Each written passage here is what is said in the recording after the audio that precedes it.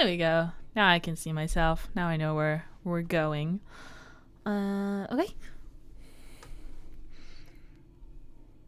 Let me just do what I did last time, which worked out really well, where I'm going to get chat up on my phone so I can actually see it and remember it exists as like a secondary screen.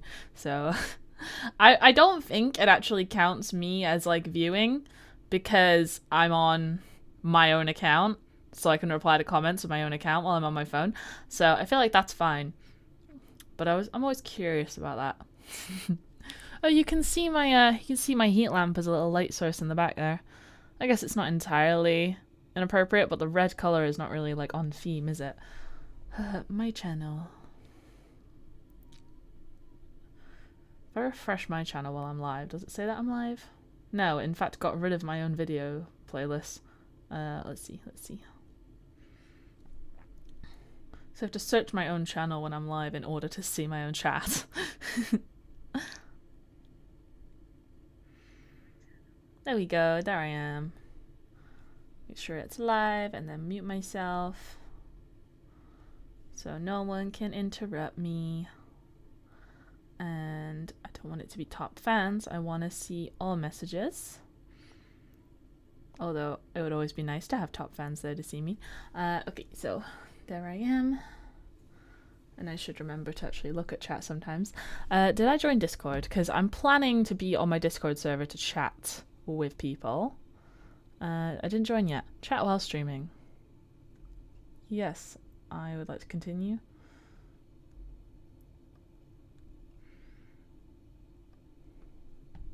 There I am. Okay. So I don't know if anyone's going to join, but if they decide to pop in and keep me company, that would be really nice. I'm just going to continue with what I did the past few days. I am feeling like not the most animated ever, which is kind of why I was really encouraging people to come join me and talk with me on stream. But I just wanted to grind this out, and it seems to work really well when I stream this, to be honest. Like, whenever you live stream for more than 3 hours, that's when like the algorithm really seems to pick it up, and then it like pushes your stuff out to people. And my one that I did when I was setting up my Elgato automation for my stream deck, that one actually was the most live viewers I've had in a stream ever. I think currently I maxed out at 6 people, which normally I have no one watching live. And then like the after the fact views have already taken it to like my 3rd most viewed live stream, and the ones that were like the higher than that, I've had them for almost 2 years now. So they were accumulating views for 2 years, and I'm already like caught up to them. So I think that's a really good sign of my progression. Yeah, so let me switch to my Final Cut Pro so you can see there. The last time I worked on this, I think, let me see. Yeah, Final Cut Pro audio. Yeah. I don't know if my Final Cut Pro audio actually lags now I think about it. I don't have reason to think it would. Let me see that.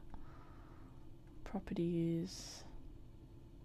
Final Cut Pro. I mean, I haven't put a delay on it, so it might be out of sync, but it's on the screen capture, which is like not out of sync, so I feel like it's fine. We'll see. We will see what happens. Yes, so if I go into here, so this is the last video I worked on, so we're going to duplicate the project as, and then let me check the next video I am due to update. I'm pretty sure it's Abandoned Cart, which has recently been getting more of an insurrection than it did when it originally went out. Let's see. Yeah, make an Abandoned Cart email with me. So we're making the Abandoned Cart short project, and then I'm going to click on it and then delete all that because that's from the previous one, and then we're gonna find my Abandoned Cart video in this big long list.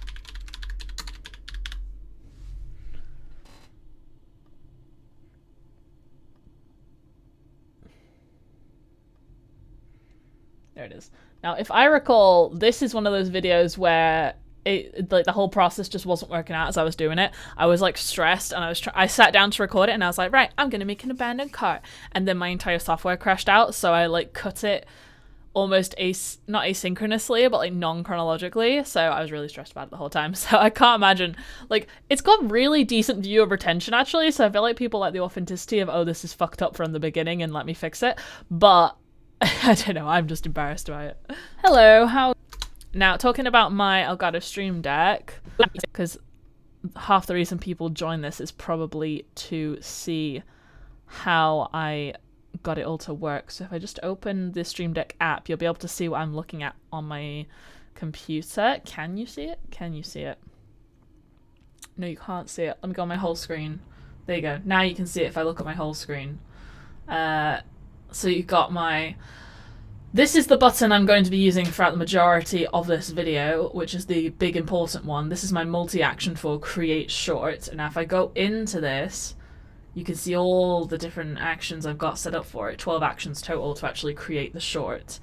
But then I've got the blade tool, which is the shortcut for the blade all. I only have one track in this instance, but when I have multiple tracks, that's when it's going to become really useful, of like just blading the whole thing, and then I can just select a small area. And then the trim start and trim end buttons, those are simultaneously blade and then delete the bit before or after it, so I don't have to press multiple things for that. So that's what that is. Now if I go back to my Final Cut Pro, once I'm like caught up on all my content repurposing, because I am like multiple months behind, but this has really sped up the process of catching up. Once I'm caught up on all my repurposing and I've freshened up my automations for my other social media platforms via Metricool, and I've done all my new blog posts, because like my blog has kind of gone dead and I'm like multiple, like maybe a year behind on updating my blog at this point. Once I've caught up on all that, then I'm going to start really digging into the Stream Deck and building out my automations more seriously. So I'm just having fun with what I got. I'm going to try and only really set up automations that solve problems I'm actively having, so then I can stop having those problems, speed up my life, and then we can get with the weird ones. So that's the plan. So if you find any of that stuff useful and you feel like you want to watch it in the future, then do please subscribe. But in the meantime, let's just hang out and enjoy this process. Okay. Hello, how are we doing? I just spent 15 minutes wondering if I was even going to have a video. I was recording, so you can just see my traumatized process as I go through making my email design like the most basic possible, because I didn't know if it was going to completely kick me out of the software. So I wanted to show you guys how to make an abandoned cart email in MailerLite and how to design it, but I got a bit distracted because when I went to load up the workflow, because I was going to show the workflow from the beginning of the process, I had the abandoned cart email open on one tab, and I've had that tab open for ages. Like I've restarted my device and it's reloaded that tab over and over again, like without having me to re-log in again. But then anytime I tried to open MailerLite on a secondary tab, it gave me this error message that I'll show you in a minute, where it was like, no, you have been... You're temporarily banned from the website because Cloudflare says you've been making too many requests. And I think the request was the fact that I had the individual email design tab open constantly. So I was there designing it, not knowing if it was gonna like temporarily ban from the... It gave me this error message that I'll show you in a minute, where it was like, no, over and over again, like without having me to re-log in again. But then anytime I tried to open MailerLite on a secondary tab, it gave me this error message that I'll show you in a minute, where it was like, no, you have been... You're temporarily banned from the website because Cloudflare says you've been making too many requests. And I think the request was the fact that I had the individual email design tab open constantly. So I was there designing it, not knowing if it was gonna like save or carry through or function or even like let me keep using it. So I didn't know if I was going to be banned from the software and have to contact MailerLite, because you can only contact their support by logging into your account and filing a ticket. They don't have like a public email address that I tried to Google, and I couldn't log in to access it, and I thought I was like banned from my whole thing. So that made me really nervous. That still might happen. We'll see if that happens. Now, with the longer videos, I'm going to try to not let myself get entirely sucked in on watching all of them so I can actually get through them, but I don't want to like waste a good shorts opportunity, so I'm going to try and watch them all through and like just not get sucked in on clipping every single instance. The shorter videos are like really concise, you can pretty much just split them all up and then you've got like enough shorts, but with this one I want to really cut out chunks. But otherwise I was about to start reaching out to MailerLite on social media like, help me please, I'm sorry, I'm just procrastinating. But yeah, I kind of designed the email a little bit. So let me show you what I've done so far. And I'll explain to you the process of how you do an abandoned cart email workflow, and it's an automation. I will show you. So first you have to make sure that you have connected your e-commerce platform of your choice. In my case, it's WooCommerce. You have to make sure that you have connected it to your MailerLite account, or else you won't have any of the e-commerce functionality. You can also use something like BigCommerce, which is really popular. I'll show you. So first you what I've done so far. And I'll explain to you the process of how you do an abandoned cart email workflow, and it's an automation. I will show you. So first you have to make sure that you have connected your e-commerce platform of your choice. In my case, it's WooCommerce. You have to make sure that you have connected it to your MailerLite account, or else you won't have any of the e-commerce functionality. You can also use something like BigCommerce, which is really popular, and then I think Shopify is one of the most popular ones ever, so they connect to Shopify as well. So this is the workflow I have so far. You can build this from scratch, but I ended up just clicking the pre-built abandoned cart. It's really popular, and then I think Shopify is one of the most popular ones ever, so they connect to Shopify as well. So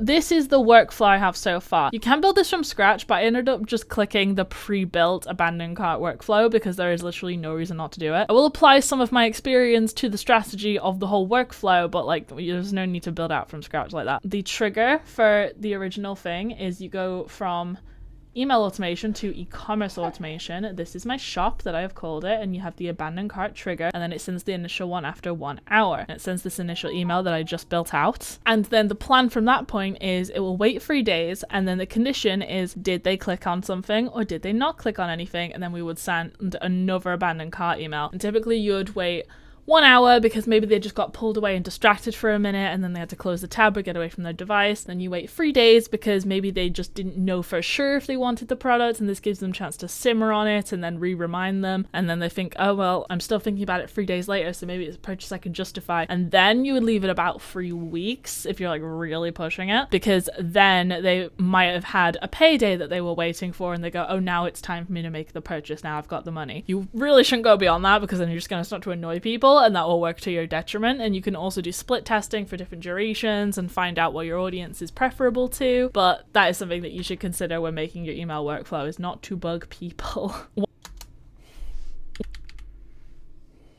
Once your emails enter the spam category in someone's mind, then it is really hard to get away from that, even if you're not actually landing in their spam box. So let me show you the email I designed. So this is the name of the email. Called it the abandoned cart email, obviously. This is just for my reference. Subject line, left something in your cart, and then I have a little shopping cart and little sparkles, because that is very much to my brand tone. Who is it from? Georgia, because it's me. It's literally me. I don't have anyone else managing this in my business. To my brand tone. This is just for my reference. Subject line, left something in your cart, and then I have a little shopping cart and little sparkles. Subject line.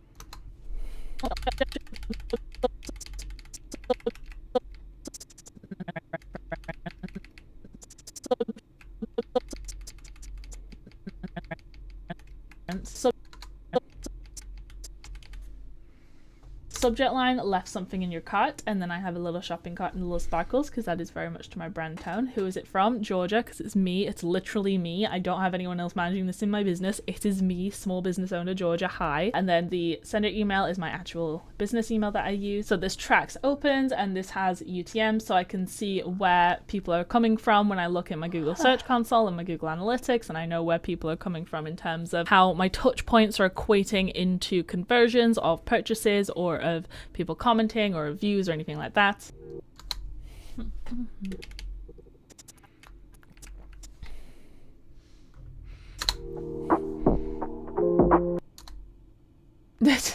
I love this. I have very few reasons to actually do like a title slate like this, so when I do it, I want to make it like as cool and edgy and on brand as possible, but it's like, but how did we get here? Flashback sequence. Okay, I might have been kicked out of MailerLite. This would be a problem if that's the case, so let's try.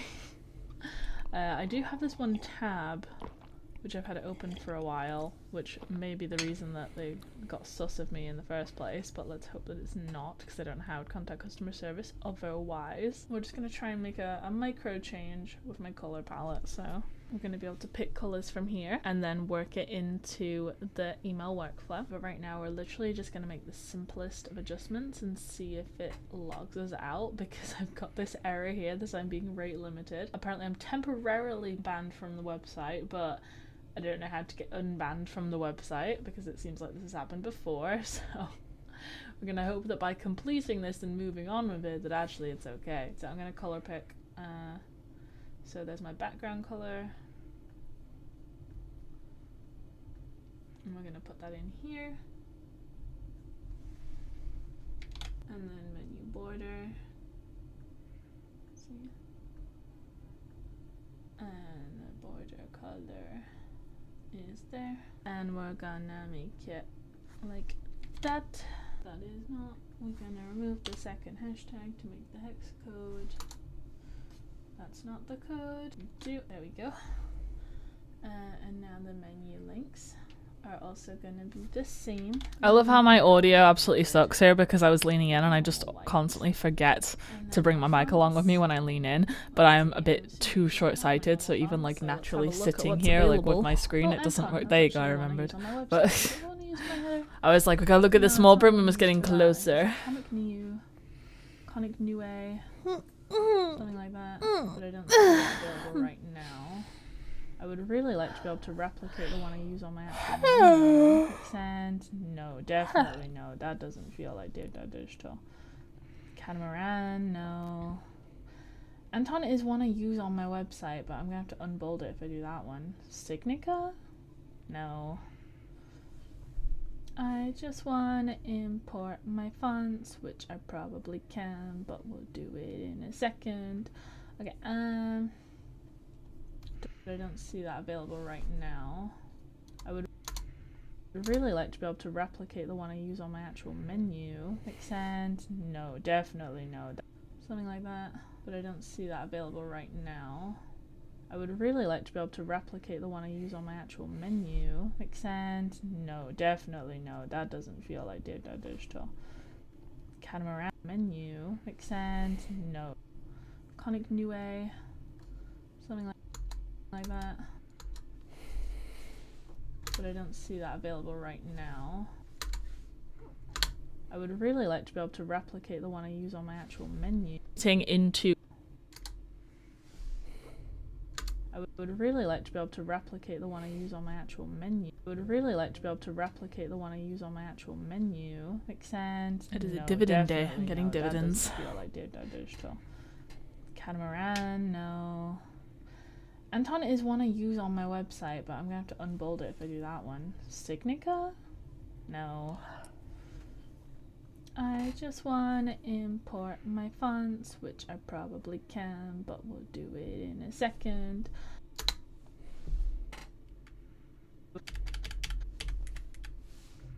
Okay,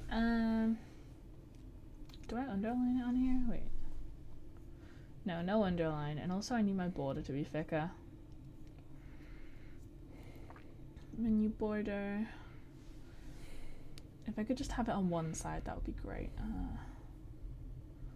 Not 1, 2, 3, 4, 5. 5's a bit too thick now. 3 works. 3 works fine. Okay. About. I need to have a link. We don't want the about. We don't want new. We don't want shop. Digital marketing services. Shop.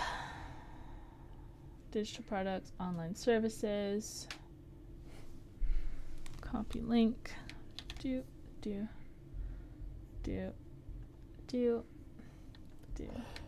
Media assets. Media assets. Choose down here the shade of purple. Okay. And the background. And I'm gonna make it white. Where are you? Background. Background there. Yes. And title. I'm gonna have just white. One at this shade. That's all white.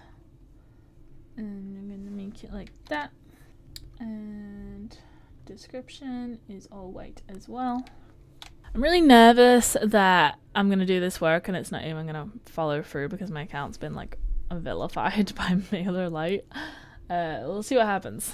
I feel like there should be a text asset of like you forget something, but we'll not do that right now. Not right now, because I don't want to waste a lot of time on this and it not actually work out. And then my no, that doesn't look good. Let's make it purple. Where is the purple from? There. Let's get it here, and we copy that. And we have them if it's only the one product. Okay, so now we're gonna save it. See, even I don't understand why this video had such a high view of retention when it did. This would be very nice if I could use this, please.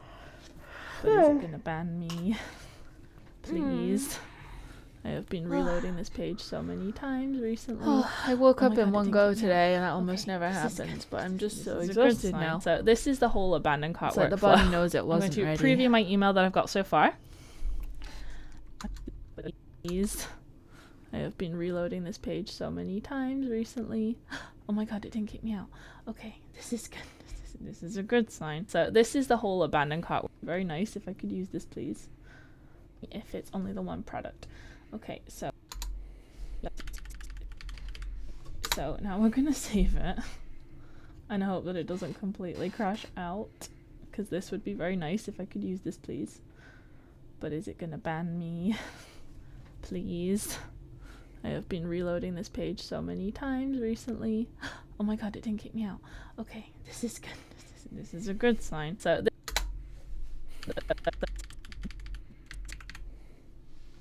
this is the whole abandoned cart workflow.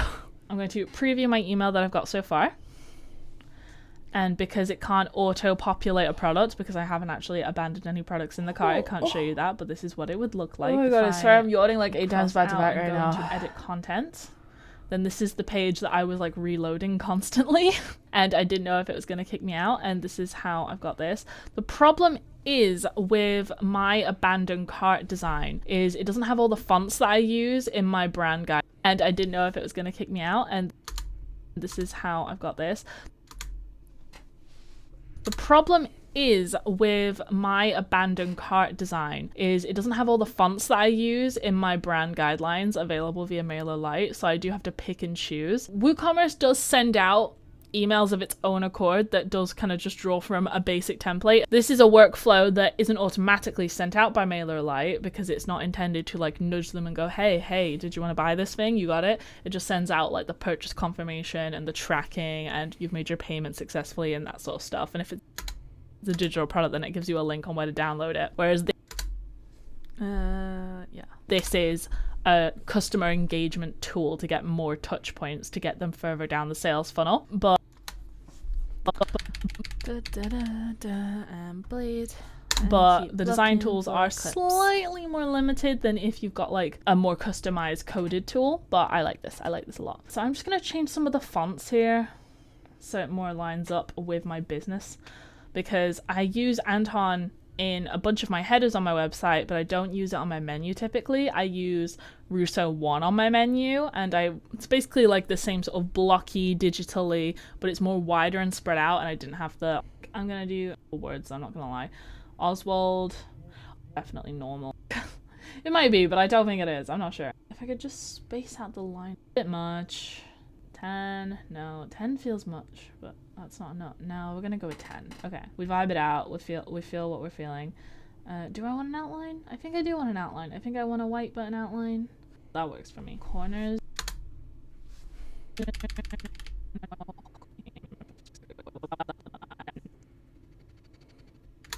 No, that works for me.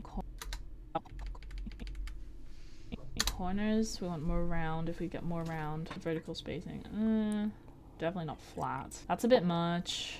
10, no, 10 feels much. That's not enough. No, we're gonna go with 10. Okay, we vibe it out. We feel what we're feeling. Vibe design works a lot better than vibe coding. Do I want an outline? I think I do want an outline. I think I want a white button outline. On my actual shop page, do I have an outline?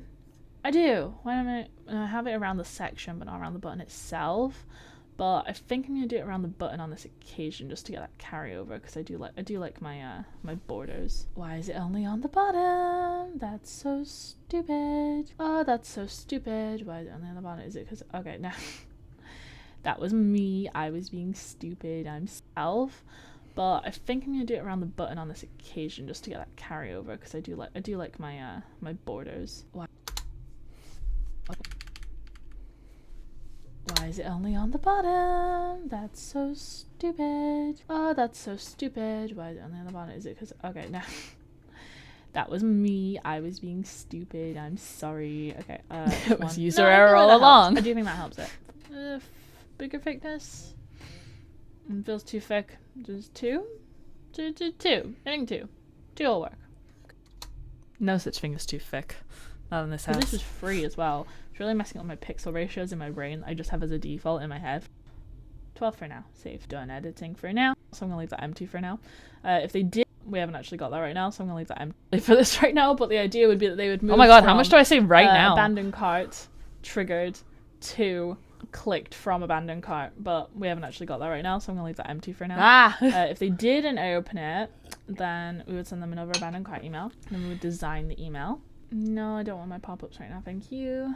I'm going to choose from the recent email, and then we're going to edit it. So we're going to choose from the something left in your cart, and then we're going to edit it slightly. So instead of saying something left in your cart, we're going to acknowledge the fact. If they did and I open it, then we would send them another abandoned cart email, and then we would abandon cart, but we haven't actually got that right now, so I'm going to leave that empty for now. If they did and I open it, I think two will work. If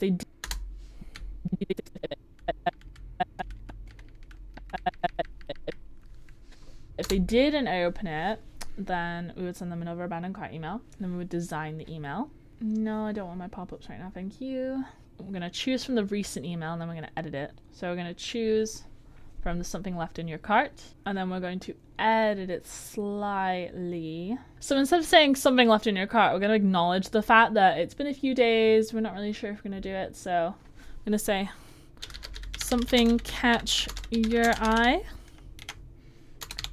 And now we're going to use some emojis again. We like my purple heart in this place, so we're going to do a purple heart, and then a little sparkle again, and then we're going to wait 3 more weeks.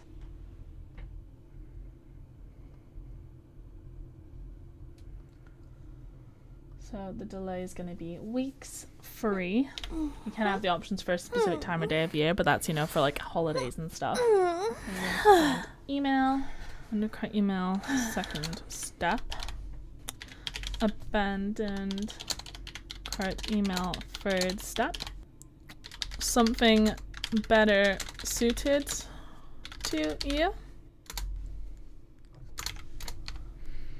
And then let's do a little computer, and then we like the sparkle again because we're gonna have some consistency here. Design the email, and we're gonna use a recent email, automations, choose that one, and then instead of the product gallery that they selected, we're gonna insert here an extra batch. This is the abandoned cart section, but if we go into e-commerce, then we can do triple layer that they selected. We're going to insert here an extra batch.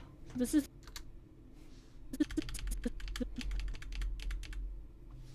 the abandoned cart section, but if we go into e-commerce, then we can do triple product highlights, add products from my store, and we're going to select some of the products that I really want to push. So we really like the All Access Hour, the YouTube thumbnail service, and the Reel editing service. I would say these are my specialist areas. And then let's get these aligned. And we're going to attempt to make this look like my single post template sidebar. So if we go to my blog page, click on any blog post, and you'll notice here I have a little shopping gallery, and we're going to attempt to make this look like my And we're going to list areas, and then let's get these aligned. And we're going to attempt to make this look like my single post template sidebar. Have a look if they've got to 3 weeks we're abandoning in their cart. And we're going to save. And done editing. So now, the day after, people just get what they were abandoning in their cart. The next 3 days, they get what was abandoned in their cart again in a slightly different call to action in the workflow. And then if they've got to 3 weeks later, then we're assuming that they don't want what we...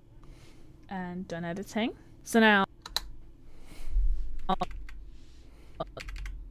the day after, people just get what they were abandoning in their cart. The next 3 days, they get what was abandoned in their cart again in a slightly different call to action in the workflow. And then if they've got to 3 weeks later, then we're assuming that they don't want what we want. It's still there at the bottom, but they could also pick from other things that we have available. Oh, it is raining outside. Like, it's been raining for a while, but like it's been raining heavy this week.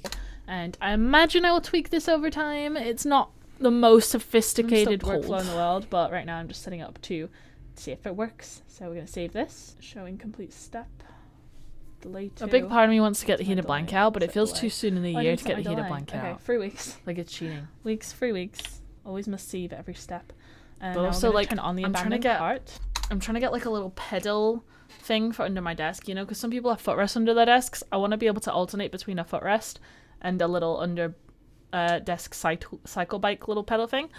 But like I don't have either of those right now, so my legs are just here like being stagnant, and it's like they're cold, there's no blood going through them, and I also have an impingement on my hip, so it's like cutting off blood flow anyway. It's like I'm cold. And see what happens, like a little old lady because when I go into my Google Analytics, go into monetization, purchase journey, then you'll see here that most people abandon weeks hated workflow in the world, but right now I'm just setting up to see if it works. So we're going to save this. Showing complete step. Delay 2. What's my delay? Set delay. Oh, I didn't set my delay. Okay, 3 weeks. 3 weeks. Always must save at every step. And now we're going to turn on the abandoned cart and see what happens, because when I go into my Google, I'm going to turn on the abandoned cart and see what happens. I'm going to turn on the abandoned cart and see what happens, because when I go into my Google Analytics, go into monetization, purchase journey, then you'll see here that most people abandon either at the very start of when anything from a shop appears on the screen, or if they go to the individual product page, then they'll abandon there.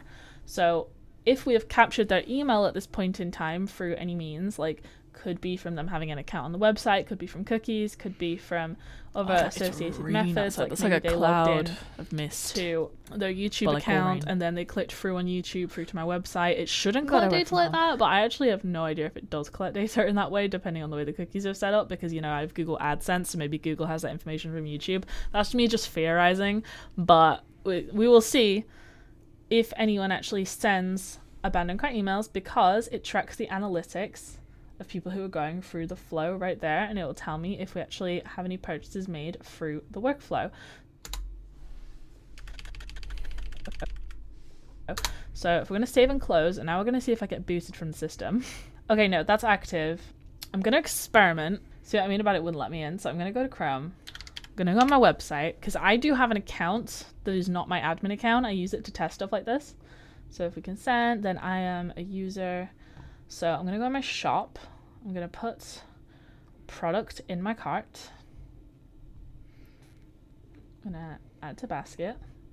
It's saved my cart information apparently. View basket, so it's definitely in the cart. Okay. Now this is here. Now my account login. Am I logged in? Let's see. I'll go to orders. Then I have the option to log in. I recently added the option to sign in with Google as well, which is useful because most people will find that to be like a click one button go through. So I'm logged in now. If I go to my cart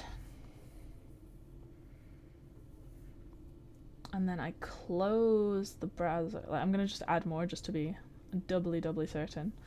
and I close my browser. I just realized that I set up an hour delay on this, so we won't know for sure until it sends it in like an hour. I will check back in with you to see if it actually works, and if it doesn't work in a future video, then I'll let you know. So I don't know if I ever check back in. I can confirm it did work, but you need to have a login. You need to have been logged in. Like that, we already need to like have your information in consent to marketing before it can trigger an abandoned basket email.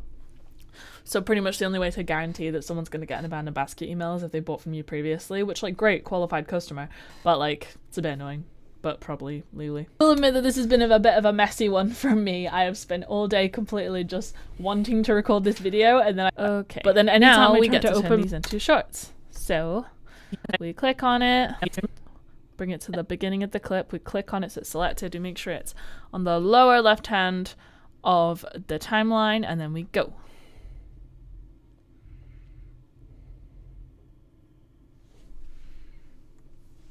Save. Oh, could I zoom in for this one a bit actually? Yeah, I think I could zoom in for a bit for this one. Let's do that. Slightly bigger. There. Then this one, slightly bigger, but then move to the side.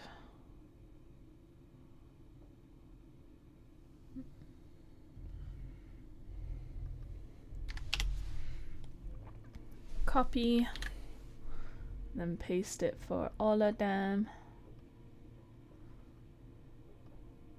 Paste attributes. Okay, and there was one that had a little sidebar action going on, so do I undo it on that one? Let's see. No, that's fine, that's fine. Okay, now we can resume. Go to the beginning, this one, select, and automate.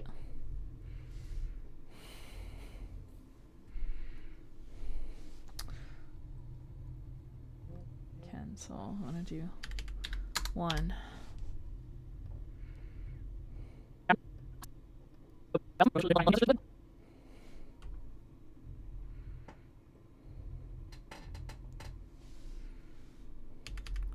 Two.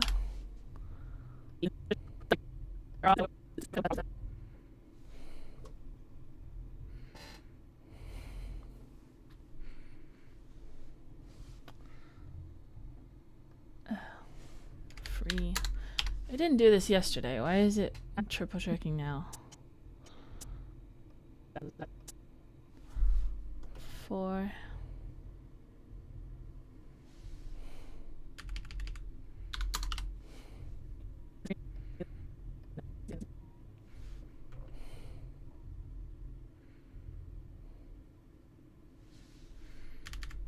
5.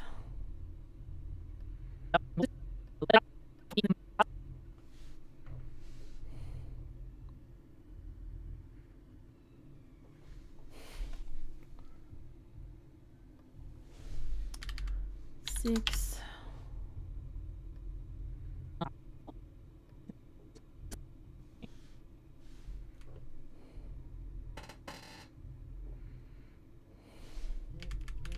7.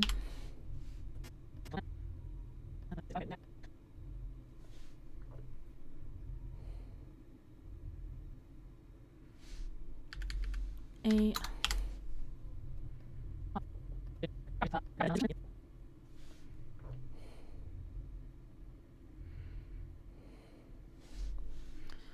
9.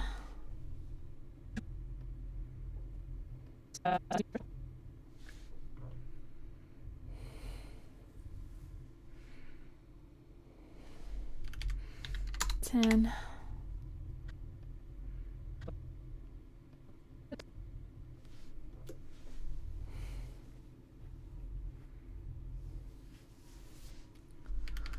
11.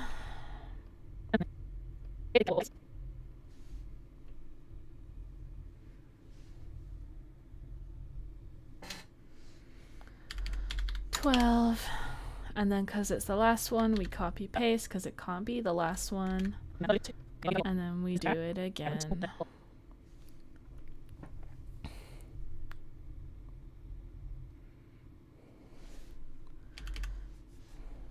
13. And then we allow those all to export while I go into YouTube and upload them into the back end of my account as a batch. Desktop. They're still exporting, so we must wait. We're getting there.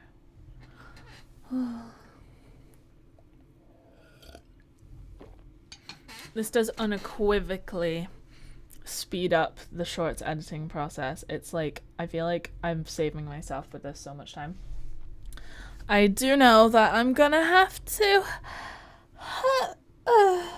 like, today's all about trying to catch up and doing all of it, even though I was sleepy.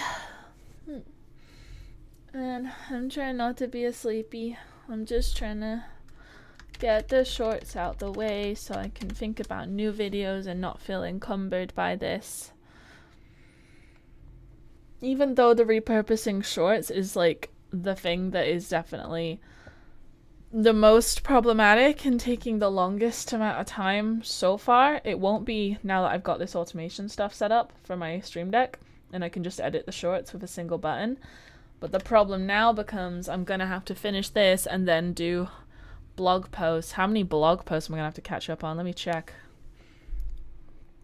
Let's see. Whole screen. There you go. So if I go onto YouTube, you can see all the videos that I'm uploading right now for my shorts. But if I just like click through here for a minute, if I just hide that. So the last blog post I made, I believe was, oh god, what was it? I believe it was my high school media teacher hated me. So let's just count how many videos I gotta write into a blog post now. So I got 1, 2, 3, 4, 5, 6, 7, 8, 9, 10, 11, 12, 13, 14, 15, 16, 17, 18, 19, 20, 21, 22, 23, 24, 25, 26, 27, 28, 29, 30, 31, 32, 33, 34, 35, 36, 37, 38, 39, 40, 41, 42. I have to do at least 42 blog posts to catch up. It's not gonna be an option. It's not gonna be sustainable. That's just to catch up. This is like I was in paralysis about like making a new video yesterday, and I feel like it's kind of okay algorithm wise because I'm balancing it out of live streams, but like I gotta do like almost 50 blog posts in order to catch up with my blog. Like that's insane. That's like over a year of content that I've not turned into a blog, which like if I can grind it all out and get it done then great, but like I don't know if there's a way to automate for that. It doesn't feel like it. I'm gonna just die. I'm gonna die right then and there. Like, I'm gonna catch up on the shorts first. We don't even have to worry about that. Sort out those automations first for my videos. But oh my god, my blog, man. Like, I'm gonna be live every day of the week trying to like get through it, grinding. We don't know. We'll see. But yeah, my shorts for that one are done. So let me get back into Final Cut. Right. So let me, those ones are copied over now, so I delete those from here.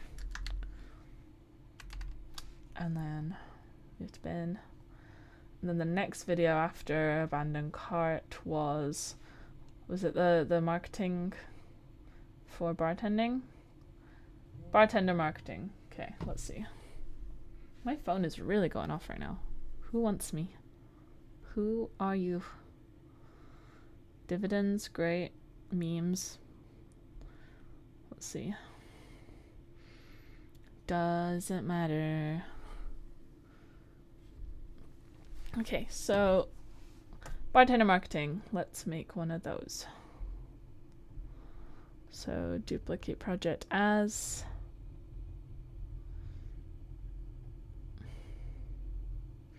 Then we call it Bartender marketing short. I really feel like I would.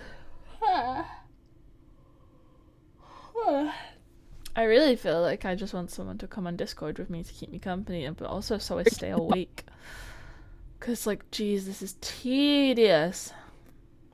My friend said that might come on after the swimming, but I don't know when that's gonna be. Bartender marketing. It's actually the person who's in this video who is the one who said that they might come.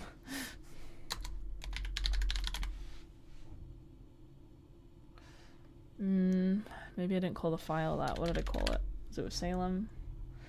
Intercrew episode? No. Boxing? No. Oh no, it might be Salem. Intercrew. Yes, actually. Because this was the, when I wanted to get through that. How long did it last? Yeah, yeah, that's the video. That's the one.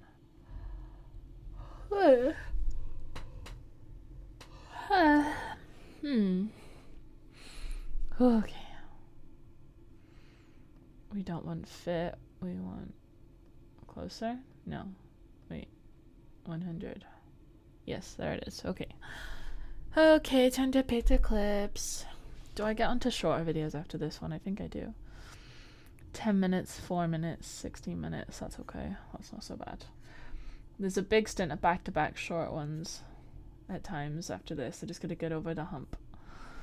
Okay. So years and years ago, when I just started my business, I recorded a pilot episode for something called Intercrew, where the idea is I basically interview people who have less common and less known roles in the media marketing type world, and I interviewed my friend Chelsea, who is a makeup artist. It performed really well. Like, none of my videos did incredible at the time, but like by comparison, it got a lot of engagement, and people said that I was a good interviewer and they thought it was really fun. And I really wanted to do more of that, and then I didn't have anyone appropriate to interview for ages. And now I have my friend Salem, who is like a semi-regular guest on this channel. You can probably tell that we're friends and we have like a beyond professional relationship, but they are also a competitive bartender, and they often, when entering competitions, have to do stuff like take images of their drinks that they're providing and then promote it, and then even like set up a promotional event. At one point they had to do, they did like a whole punk night at a venue. So there's stuff that ties into it, and I thought the content was really fascinating. But this was the last video I shot before I got my new camera, and my old one was like, it was getting close to like 10-15 years of constant oh, I forgot, this is gonna be trash quality action, and the pixels were blowing out and the settings were awful, and I had really bad lighting in the scenario I was shooting in. So if you can forgive all that, I think this is a really interesting interview, and I would like you to keep watching. So welcome to Intercrew. This is the show where I interview people with... I still feel like this is a cute cozy scene we've got, but the lighting is awful, and like my hair is just gross for this one. I don't want many clips for this one. I don't want it to appear on my feeds much. Unusual job. I do like the idea of putting the light tube like in the couch that's sitting behind us. I feel like that looks cool still. Jobs in media and marketing, and today I have Salem James guesting with me. Why, hello. Hello. Would you like to introduce yourself and let the people know what you do? Yeah, my name is Salem James, aka 3 Raccoons in a Trench Coat, and I'm a bartender, and I'm currently working at Sexy Fish Manchester. And the reason they do not work at Sexy Fish Manchester anymore. We've got Salem here is because bartenders are often in charge of marketing their own creations when they are making special mixology type drinks. Not normally the people who just pour a pint, but you know, a bit higher end. Yeah, and of course, like, so you know, you'll have your own company marketing, but then let's say if you had any competitions, or if you wanted to kind of just push yourself as a bartender, you can go down that route as well and market yourself. So do you want to talk about some experiences you've had with marketing your own drinks in the past? Yeah, so actually a really good thing was what happened a few months back, and that was with Chairman's Reserve Rum. They launched their Spice Lab competition. So what that meant was you had to make your own spiced rum with kind of a little bit of help from them, and market it, tell the world about it, get people on board, and that was pretty much it. There wasn't really many more guidelines as to what you could do. So, you know, you could have industry tastings, industry trainings, or in my case, my rum was called Punk's Not Dead, specifically because I wanted to kind of like garner that punk ideology that a lot of bartenders actually do have deep down. So what I did, instead of having like a standard industry event where I sit there and talk about myself for 2 hours, because it's not really all guidelines as to what you could do. So, you know, you could have industry tastings, industry trainings, or in my case, my run was called Punk's Not Dead, specifically because I wanted to kind of like garner that punk ideology that a lot of bartenders actually do have deep down. So what I did, instead of having like a standard industry event where I sit there and talk about myself for 2 hours, because it's not really a fun thing to do, is I decided to put on a charity punk night with live punk bands, and all the money went to a domestic violence charity in St. Lucia. So marketing that was actually a pretty fun thing to do, because I sat and shot my own content. Of course, one of the things which I needed to do was create my own signature serves. My hair is not black, my hair is brown, but my hair looks so dark in this. It's ridiculous. Because you can have the rum all you want, you can taste the rum by itself, but you know, how's it going to work in a cocktail? Ideally, for that competition, if you won, it was going to be made and sold to, you know, venues, to different panels, anything like that. So you had to come up with some stuff. So my process was basically follow me on a journey. So what I did was I started the Prototypes Not Dead account. Of course, they were called prototype rums the entire time of the competition, because they weren't real rums, not to be sold on the market yet. So Prototypes Not Dead had a bunch of different things, including me, the creator. And I also decided to talk through ingredients step by step. I created something called the flavor stats, which basically we broke down what was in original Chairman spiced rum and what made Punk's Not Dead different. It was a dark chocolate and cherry rum. And then we started to talk all the geeky little techniques that like, you know, currently when people like look at bartenders, think like, you know, your well-known internet bartenders, they tend to have two modes, don't they? They have the party bartenders, where it's, you know, people who shall not be named that make massive buckets of everything, normally with Everclear in America. And then you have your other bartenders who will talk about their classic cocktails and then go, here is my chemistry lab, here's what we do. So it's kind of finding that balance, because as much as I was promoting that rum, I also had to show myself and show that my identity was true to the competition. So you can already tell that Salem has really applied a lot of the strategies and principles that I've talked about in videos in the past. Like, you say that there are people who have either the wild party vibes or they really look at the science I'm doing. And that sort of speaks to a video I did recently about content pillars, and talks about the different types of content pillars you have. So I would say the party types there lean heavily towards entertainment-based content, but the sciencey mixologist types often seem to do educational content where they demonstrate what they're doing and how they're distilling processes, for example. Oh, absolutely. It's like, you know, if you are a bartender who's lucky enough to have access to a really cool production lab, then normally they'll show like these insane pieces of equipment. Then you talks about the different types. So you can already tell that Salem has really applied a lot of the strategies and principles that I've talked about in videos in the past. Like, you say that there are people who have either the wild party vibes or they really look at the science I'm doing, and that sort of speaks to God, I really did look awful when I recorded this.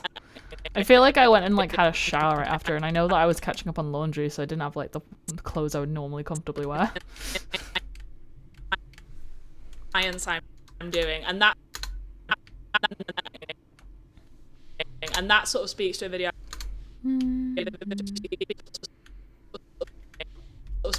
I did recently about content pillars, and talks about the different types of content pillars you have. So, and that sort of speaks to a video I did recently about content pillars, and talks about the different types of content pillars you have. Oh my god, I just need to zoom in more on this. Why can I not see the sound waves? As much as I was promoting that rum, and that sort of speaks to a video I did recently about content pillars, and that sort of speaks to a video I did recently about content pillars, and talks about the different types of and that. Can I not get it? Nah, I can't hear the nuance. There we go. And that sort of speaks to. I can normally read sound waves at this point, but like for some reason I was just like not zoomed in enough. My brain's just broken. I just need to get through this. A video I did recently about content pillars, and talks about the different types of content pillars you have. So I would say the party types there lean heavily towards entertainment-based content. Like, this is why I automated the shorts making process, because like the most tedious bit is picking the clips and finding the clips you actually want to turn into shorts. That bit, like, I refuse to automate it because the only way is through AI, and like it just can't use the human judgment on what is a good clip in my mind. The only way I could like even attempt to automate it more is if I managed to find a way to go into my YouTube analytics and it would read the like, because there's bits where it's like, oh yeah, this is the most watched clip, and then like it will show a boost in like the waveform, and that's the bit that people keep going back to over and over and over. Unless I could find a way for it to detect those bits, like the most watched clips, and turn them into shorts automatically, then I'm just gonna have to go through and like pick all the clips for the video. But oh my god, it's tedious. And then everything else I have automated. But the sciencey mixologist types often seem to do educational content where they demonstrate what they're doing and how they're distilling processes, for example. Oh, absolutely. It's like, you know, if you are a bartender who's lucky enough to have access to a really cool production lab, then normally they'll show like these insane pieces of equipment. Then you're just like, what would you use that for? You're putting tomatoes in it. What's going on here? And then it gets explained properly. So then, you know, the general public are then starting to learn the hard work that goes into a drink. It is quite literally not just alcohol in a glass anymore. Mm-hmm.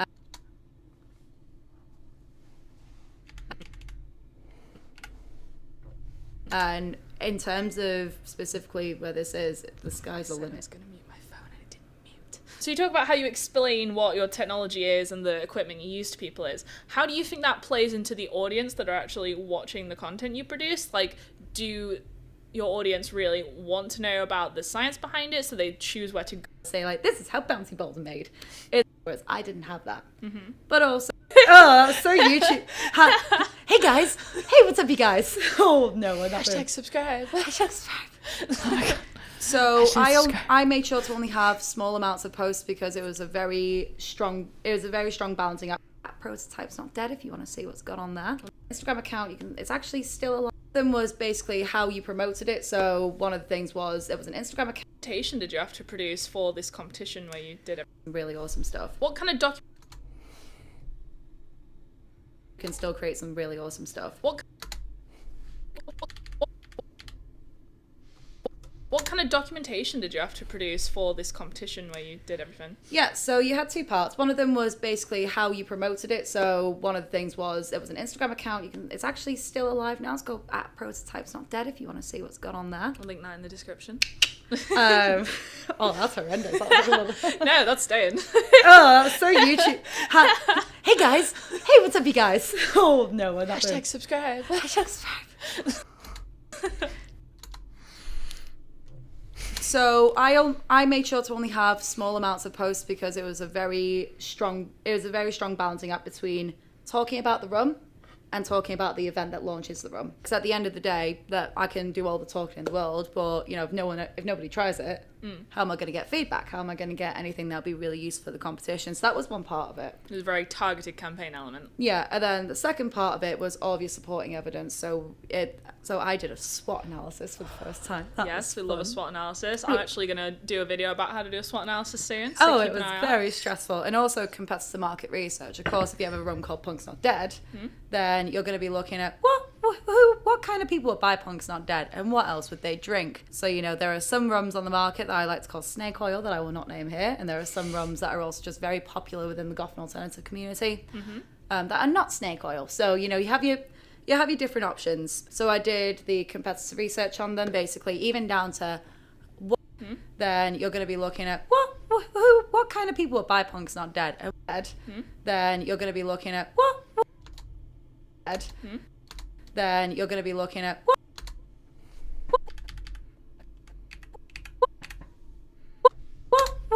what kind of people would buy Punk's Not Dead and what else would they drink? So, you know, there are some rums on the market that I like to call snake oil that I will not name here, and there are some rums that are also just very popular within the goth and alternative community that are not snake oil. So, you know, you have your different options. So I did the competitor research on them, basically, even down to what good is it for a bartender? Like there's a very well-known rum brand where the bottle itself actually has two holes at the side of the neck, and part of it's to make it look like the eyes of the animal that it's produced, so it's part of its aesthetic, but also fantastic for bartenders. They can actually pick it up with their fingers. Okay, and not have to so grab there's it by practical the neck. use for it as well. Exactly. So that was another element. It's basically competitor research, and then how do we beat the competitor, and then strategy post competition. So the whole point was, if I won, what would you do with me? Obviously, we make the rum, and then over the next few years, how would we get that rum to be sold, to be a success? You know. And how do we get it to become a household name, just like those other competitors? So my stance was you have your two sides to it. It was Bible thick. But I say this thing was Bible thick.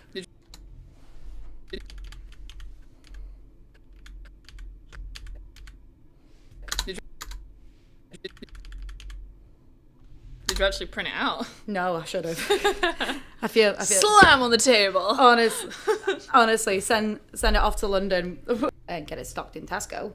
It's like, it is exactly the same as getting a bartender. Like, you know, you have Saint Benevolence, which is the upside is that, you know, I also learned a lot and I grew a lot. And on the marketing side, it's also something which I'm then going to lead on to, which was the actual event.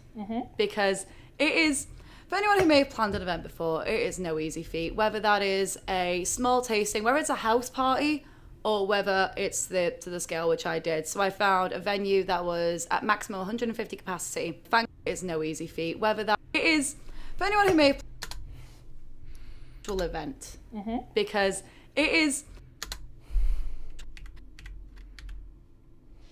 for anyone who may have planned an event, thick. When I say this thing was Bible thick.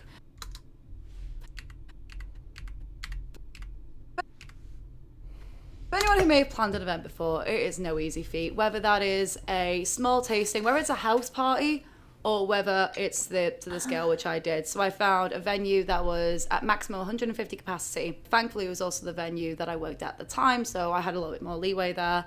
And then it was deciding on ticket sales, getting the bands involved. Thankfully, I had a lot of friends who were already in the goth and alternative community, so they came together with lots of support from that angle as well.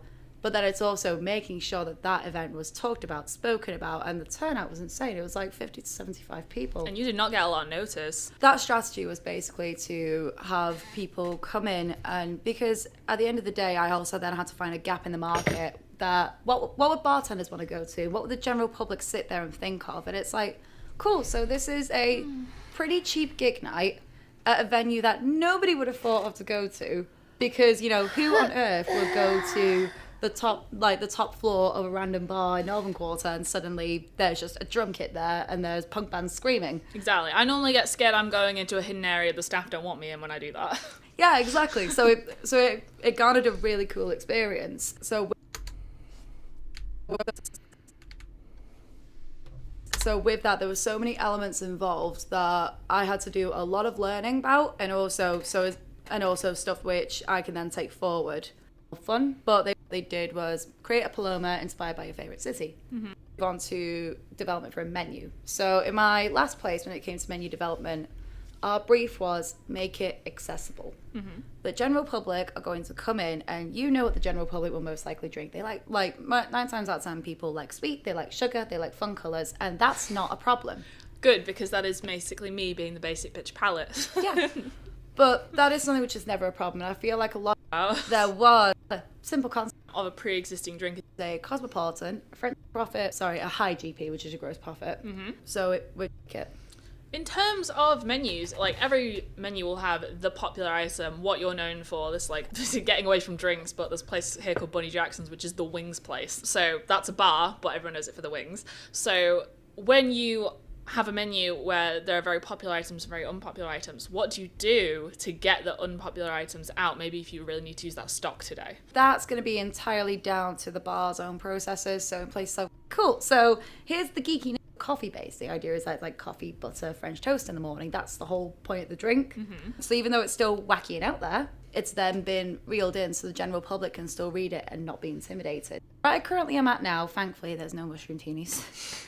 I don't have to worry about the hut. You're safe. Yeah, and the geekiest drink on the menu has its own like distillation with sourdough bread, but it's gorgeous, and it sits there and it makes my little brain happy. Liquid bread. Oh yeah, quite literally liquid bread. It's gorgeous. But even then, it still has the key components in it that will sell to people, which is liquid bread. Oh yeah, quite literally. Liquid bread. It's gorgeous. But even then, it still has the key components in it that will sell to people, which is it's still coffee based. The idea is that it's like coffee, butter, French toast in the morning. That's the whole point of the drink. So even though it's still wacky and out there, it's then been reeled in so the general public can still read it and not be intimidated. See, what you've actually described there is something that in like the world of film and whatever is called the Enigma code. So you introduce a question and for example, the customer just goes, why? How? What did you do? And then that starts the discussion to get them through the sales funnel of this is what makes the drink unique. This is why it might be worth a go, even if it's just a bit of a punt. Then that's how that sort of strategy comes into menu building. Yeah, exactly. So And so, according to the head bartender, because that's now what Sexy Fish are known for. So you're just building elements to it, and then as a flavour freaks me out. Yeah. In the cool way, but whoa.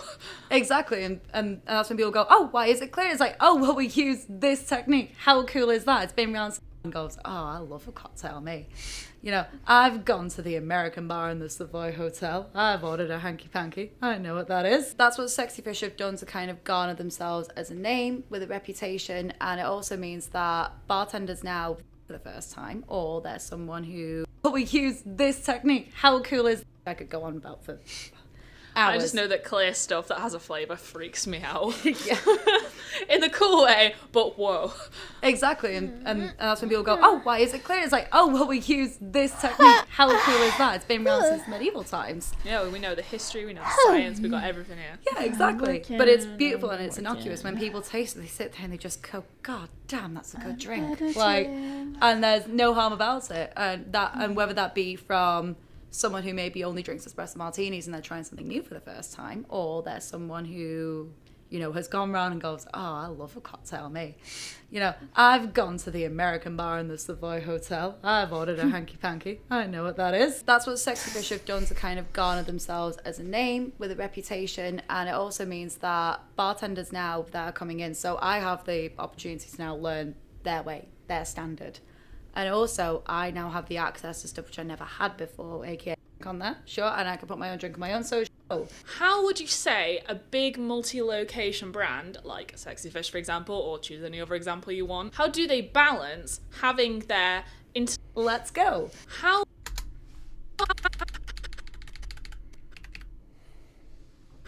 would you say... I already have more shorts for this one video than I ever wanted, because I do actually feel like it's a good video, but it just visually... I look so gross.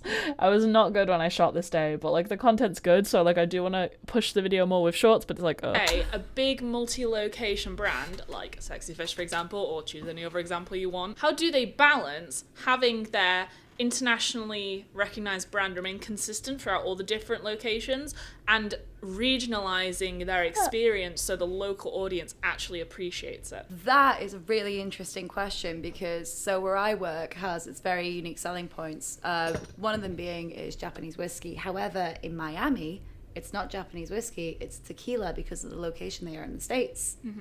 So what they've done is they basically gone, we are a heavily Japanese inspired Asian restaurant where you can come in, you can get these amazing pieces of food, but also when you look at that back bar, it's something that you might feel a bit more, maybe still intimidated by, because, you know, in Miami, they'll have rows upon rows of tequila from every single brand known to man, and from high end to low end, and you'll see that there. And it's the exact same in Manchester and London with Japanese whiskey. But what they're doing is they're sitting there and going, have the option to try, and all of it's even right down to just the design of the bartender's uniform, how they expect us to speak to a guest. And you can also see how that's applied in a place like Sexy Fish, but also have a look at TGI Fridays. Solid point. TGI Fridays, you know, it's known globally. And then UK TGI Fridays, very different to American TGI Fridays. I mean, we've seen every YouTube video under the sun where it's like UK versus US versus Australia on. Exactly. Which McDonald's is the best? That's a really good way of seeing it. So sometimes it's differences in menu or stock. Other times it's approach. So it's like back in the day when TGI Fridays was all flair bartending and like pouring from heights and stuff like that. That was their USB. And now it's kind of making sure that you get food at like a decent quality at a decent price, and it's accessible for all ages. Versus, I'll pull another one out of the hat. So Crazy Pedro's. So Crazy Pedro's, that's why party bar, skateboard, good vibes. So I think that's normally how companies tend to fine, be like, oh, all right, bud, yep. Double vodka Red Bull, yeah, let's go, no worries. Or they'll look at someone who's, and they'll call them a mixologist, and that's as soon as they pick up a cocktail shaker. Pull you a pint, be like, oh, all right. Bartending is like unskilled labor, or they'll like, because a lot of people view bartending as like unskilled labor, like, because a lot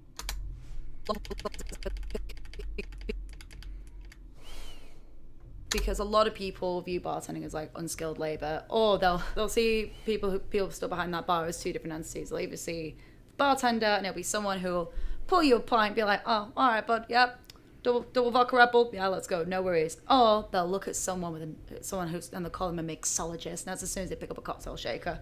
Or it's like, or they'll say, oh my God, yeah, my mixologist. It's normally like some dude with a mustache and a weird hat. It's always character archetypes. Yeah, it's always like the weird hat or the mustache or like the 3-piece white suit or something like that. It tends to circle out. It was 3-piece white suits for a bit. Now it's like the same kind of straw hats that you see in Cuba. And it's like, they'll sit down and they'll go, oh, well, let me tell you about this particular bourbon from this region. And it's going to cost you £70 for a shot. Rather not, mate, thanks. Yeah, exactly. And, they normally see bar staff as falling into those two categories. That is very quickly not becoming the case anymore. Mm-hmm. Don't get me wrong. You still get either end. Mm-hmm. But everyone, to an extent, has been either end already. And now, not only are you selling your stock, not only are you selling your brand, you're selling yourself. At the end of the day, people can come back for an amazing bev, but they're going to come back for the person as well. Because that makes the experience. It's basically, don't be a dick. Solid advice. And on that note, let's make some drinks. Hey. Please let me know what you My rum was called... Okay, now we make it into shorts. Da-na-na. Get it at the end of the clip, well, the beginning end of the clip, and then we do the automate, and then we go. Okay. Do that, and 1.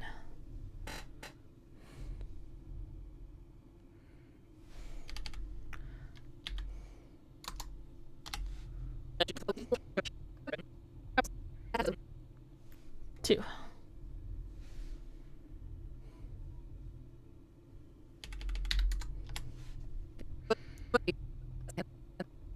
3.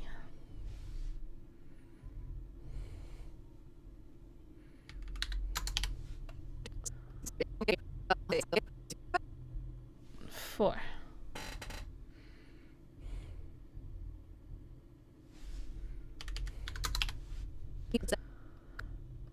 5.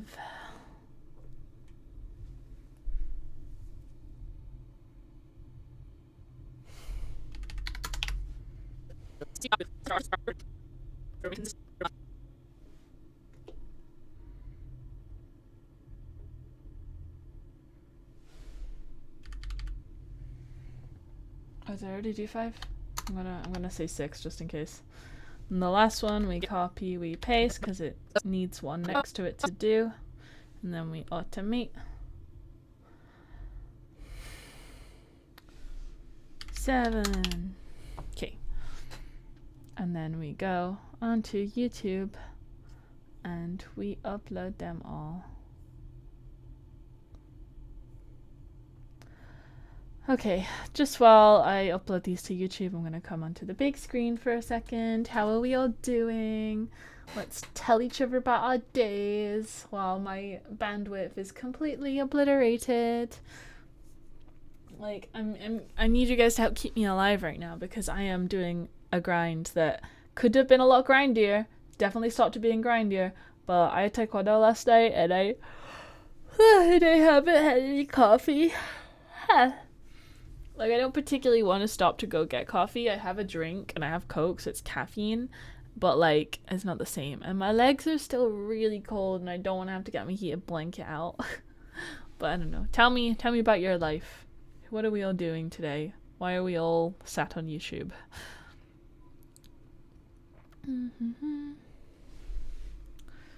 Export is still happening. If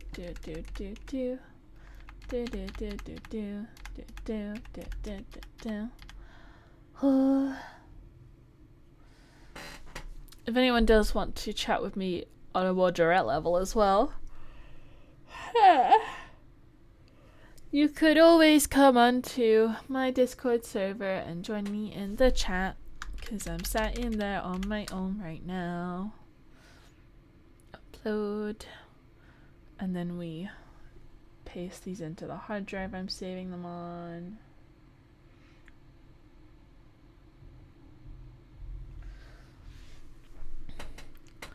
Once I actually finish the backlog of shorts I need to cut out, I should actually have enough to last me over a year at my current upload pace of every other day.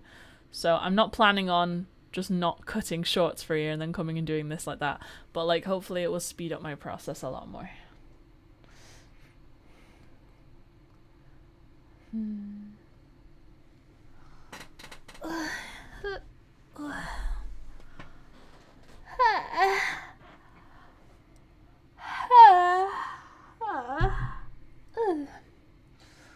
Oh my god.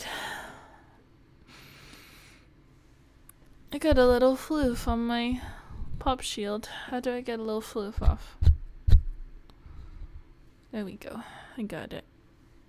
I guess it is a little dusty. If I brush it, I can kind of see like a little dust come out of the mesh, but I guess in theory that would just make it a more effective pop shield, right? Okay, are they uploaded? Not quite. Let's see. Did I post a short today? No, I don't need to today. I'm doing that tomorrow. I've literally got like 3 pages of short drafts sitting and waiting to go. It's great. By the time I'm done with this, I'm going to need to fill up a whole second auto list, like a third one maybe. Like literally maybe, definitely a third one I think. Because I recently learned that you can only put max 200 posts in an auto list, and I already maxed out my current one, and I thought it was broken because it wasn't updating, but I just hit the cap on it, so I'm going to have to do a different auto list now. So that's fun. Imagine how many I stack, it'll eventually just be pumping out content like 5 times a day endlessly. Isn't that fun? Imagine having archives that big. I wonder if anyone's ever gone through my entire archive. I would actually be astounded if that happened. Because except for when I'm doing this, I definitely haven't.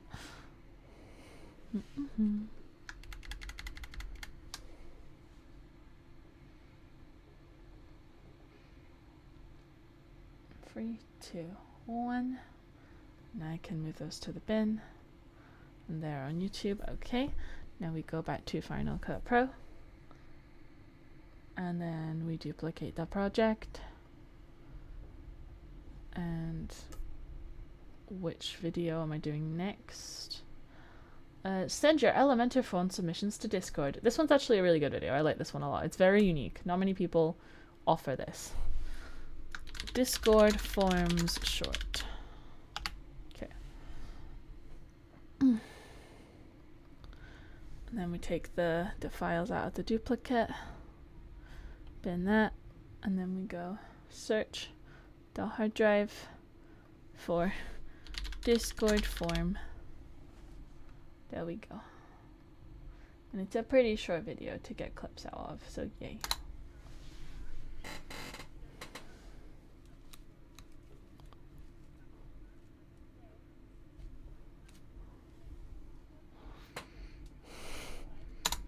I think I had forgotten to put my LUT on this day, and I didn't notice that it wasn't there until I put it back, so everything looks a little more desaturated.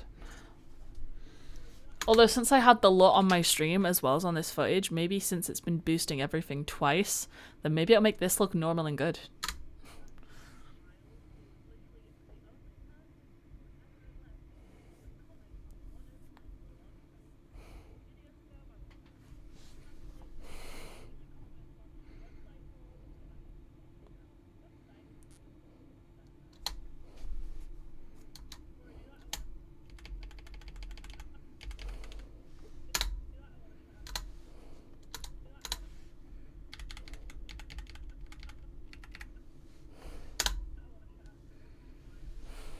Are you watching, Miles? Are you still here? I want to know. Are you commenting on anything else?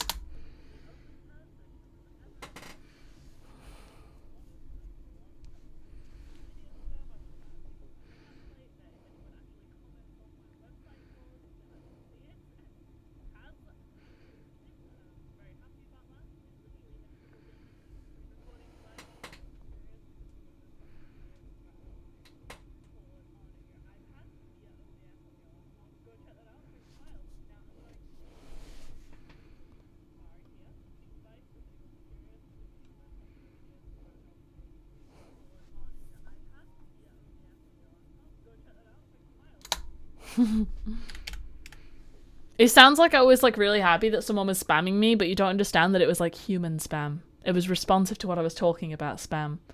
It wasn't just a bot talking about, oh my god, this piece of content is so amazing. I feel touched.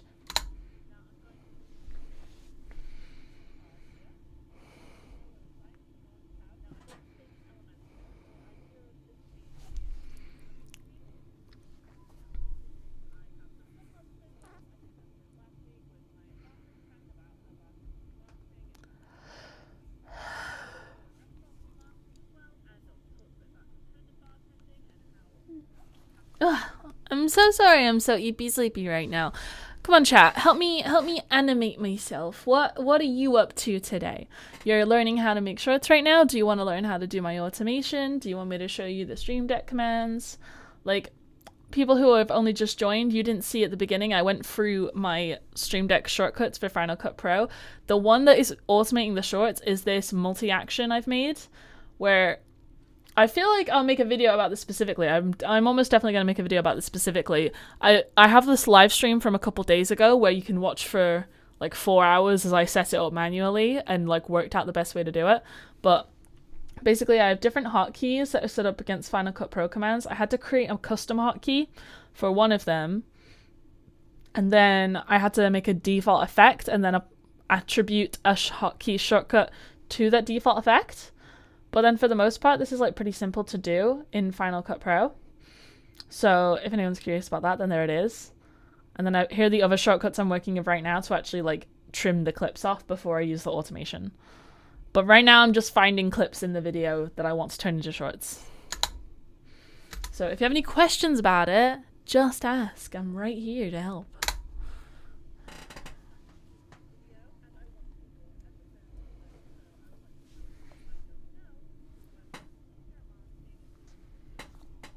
Or, you know, if you're too lazy to comment, then you can just, like, subscribe and wait for the video. Haha.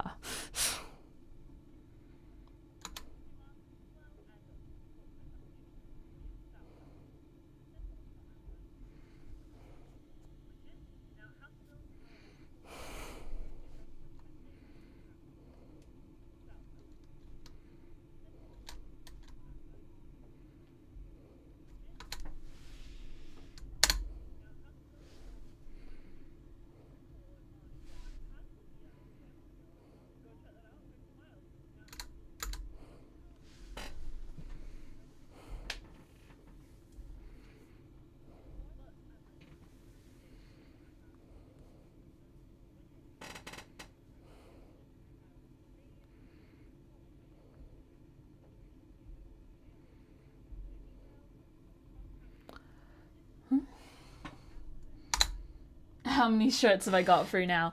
I've done the 2 long videos, and I'm not sure exactly how many I made out of that one. One had less than the other. Let me check my YouTube archives. So I did that one today, I did that one today, I did that one last night. So let's see, 1, 2, 3, 4, 5, 6, 7, 8, 9, 10, 11, 12, 13, 14, 15, 16, 17, 18, 19, 20. I've done 20 from 2 videos today. And I'm on the 3rd video now. And how many videos do I have left to cut? Let's see. Probably still pretty close to the region of like 20 to 25. There's a lot of shorter ones in this stint, but then the long ones are like in excess of half an hour. So I'm gonna be here probably all day, but I am just trying to stay awake right now because it's very tedious.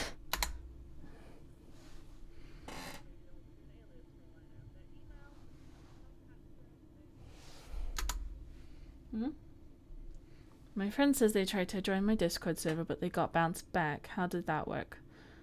They got bounced back from age verification. Wait, they got refused by age verification? Oh, wow, they got babyface worse than me. Dispute it. And it'll ask for actual ID. Oh, wow. They might join me in a minute. Who knows? We'll see. I got coffee. I do not got coffee yet. I'll get coffee in a minute. Especially if my friend's trying to get on Discord, and then we'll see if it actually works. I got a glass of Coke, which is almost gone. I'll get coffee later. Let's see.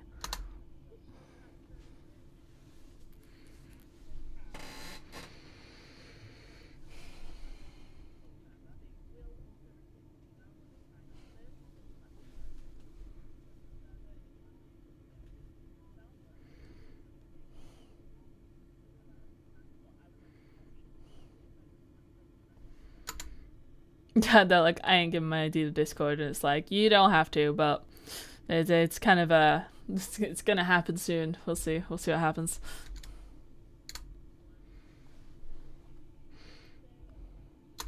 I'm kind of surprised that they even believe that I was an adult for my Face ID. I must have done it when I looked really rough, because I normally get mistaken for a teen, quite frankly.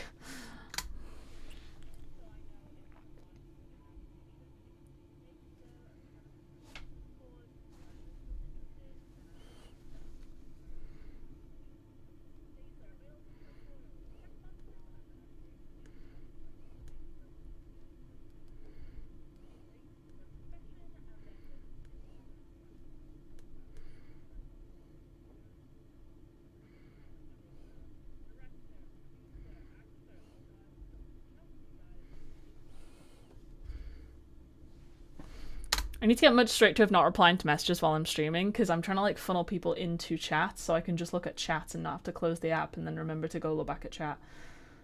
Because like I don't want people to be talking to me and like you guys aren't in on the conversation, because it feels weird, it feels rude. And it's not very entertaining to look at someone just staring at their phone.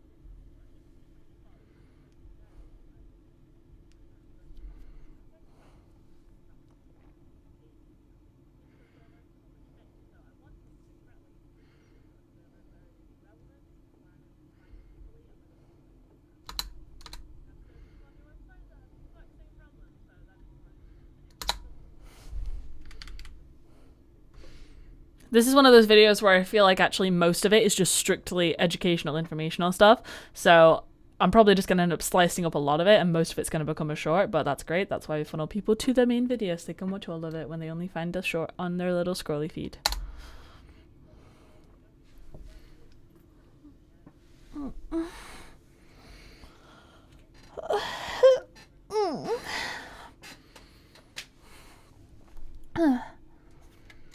Honestly, most people always tell me like, oh, I see your videos and it looks like you really know what you're talking about, but I have no idea what you're talking about. And it's like, is it because you didn't watch the whole thing?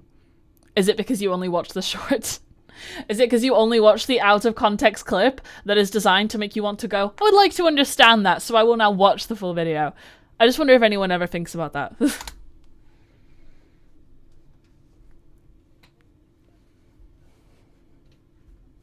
Especially when like people will be complaining to me in my life, like day to day, like a lot of times on my martial arts competitions, I'll have people being like, oh yeah, I just wish I could do XYZ. And then I'm like, actually, I have a video explaining exactly how you can do XYZ and how the software works and what it does and how it will solve your problem.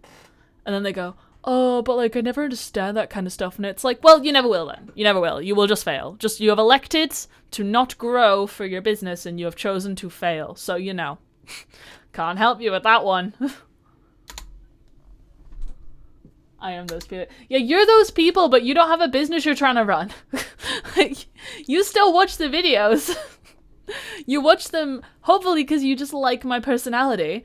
But you watched them and you asked me questions about them.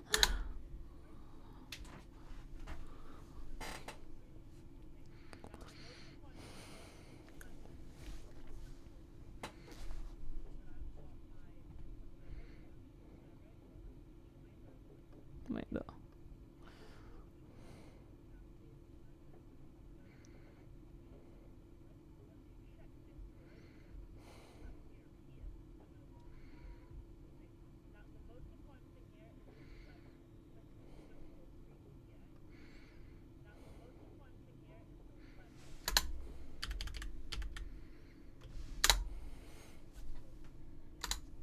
Every day's a school day. I'm gonna get you a shirt that says every day's a school day, frankly.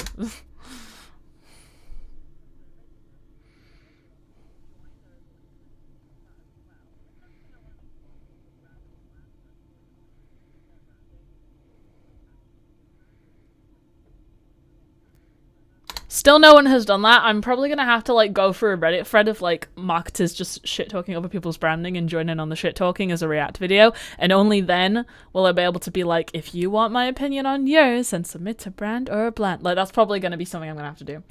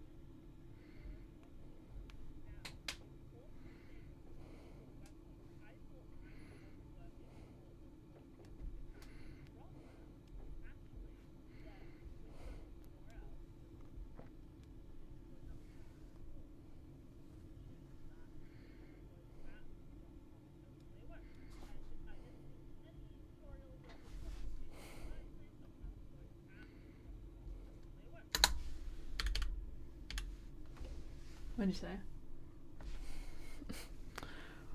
React content is like the bottom of the barrel in terms of quality, but like it's what the people want apparently. No. So React content is purely, it's like a get new audience content. It's not quality information. It's not evergreen kind of stuff.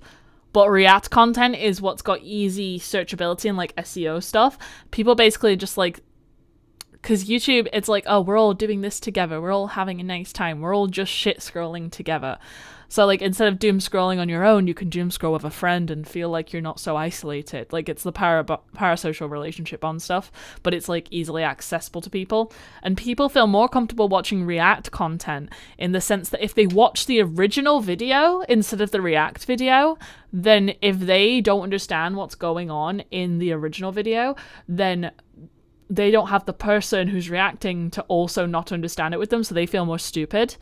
So like React content basically is like, it's a security blanket for people who don't have a high enough self-esteem to have their own opinions.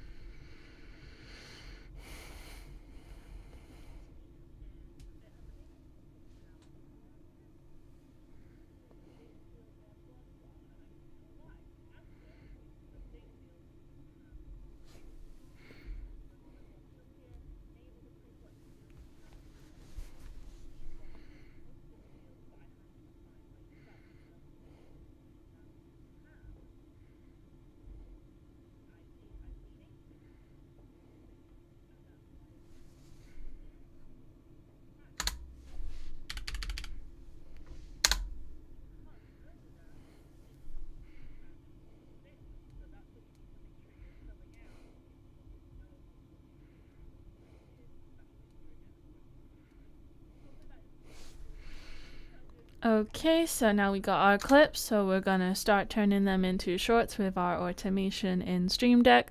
So we gotta make sure we select the clip and then put it on the lower start of the clip, and then we press the automation button. And that's our first one.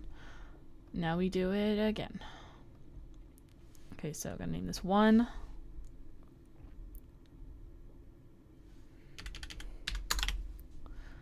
2.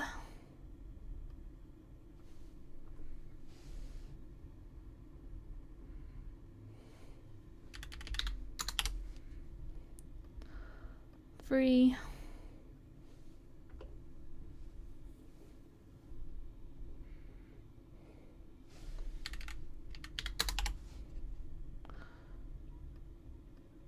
4.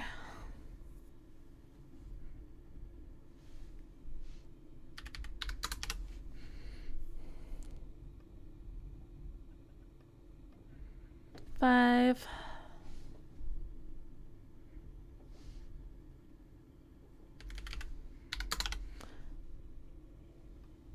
And because it needs to have a clip after it to work, we copy paste the last one, and then we just export 6.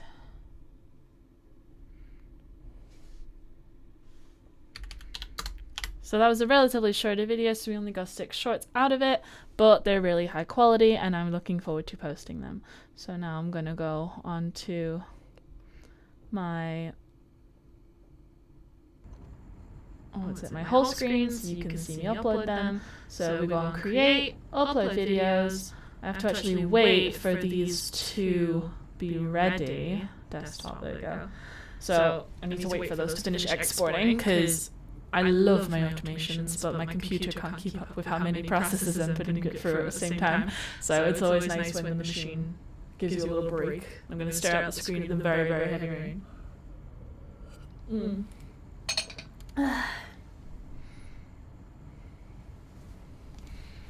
Are we done? Are we done exporting? I think we're done exporting. Okay, great. So we select those, we drag them over.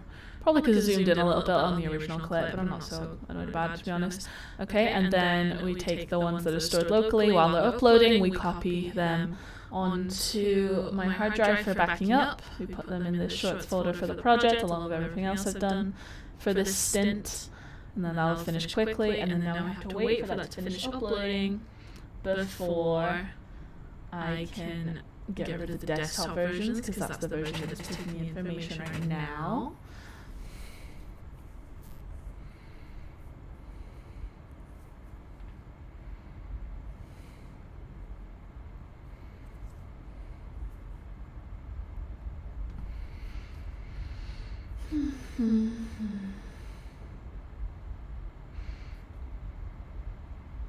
And if I'm looking down there, it's because chat is down there on my phone. I'm not being ignorant. 8 seconds. I got pages and pages and pages of shorts that are just pumping out. Let's see. So that's the one I posted today, or yesterday. So since yesterday, that's how many I made. That's pretty good. Okay, so they're finished uploading. So desktop, we delete these ones. Move to bin, and they'll go in their own time. And the next one we had from the Discord form was using display conditions in Elementor, and that is a really short one. So that makes me happy that we have a really short one to go with. Okay. Duplicate project as. Then we call it display conditions shorts. Oh, let me switch back to the Final Cut Pro one. Let's see. Final Cut Pro. There we go. And then we make sure we're in the correct project. Gonna scroll back up to the right project. Display condition shorts. Delete the duplicate clips from the last one. Go onto my hard drive and find display conditions. There it is. Now this is a really short video, so this one shouldn't take long at all. make me feel like I'm coming back to life. Hello, today I'm back with another tutorial, and I'm going to try and be trippy about this because I just recorded a bit of a rant for next week's video, and it's a bit long, which is why I'm not going to be able to edit it in time, so we're doing this instead. I wanted to show you a quick tutorial on how to implement conditional settings in your WordPress Elementor website, and I'm going to do that with an example form that I made recently. So I am on my template right now called a single product template, which basically means I have a shop has right now called a single example form that I made recently. So I am on my template right now called a single product. I am on my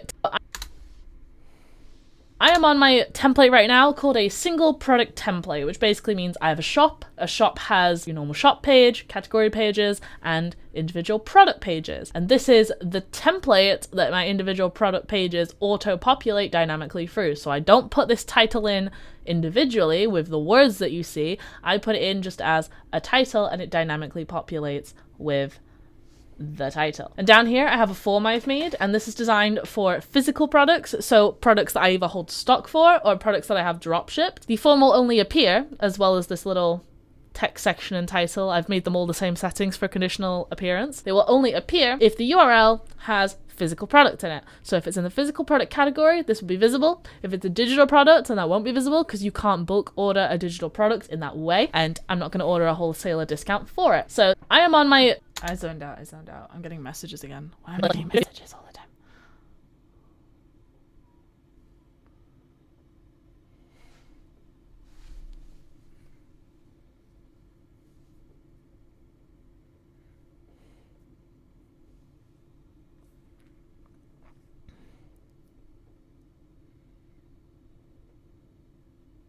Okay, right, yeah.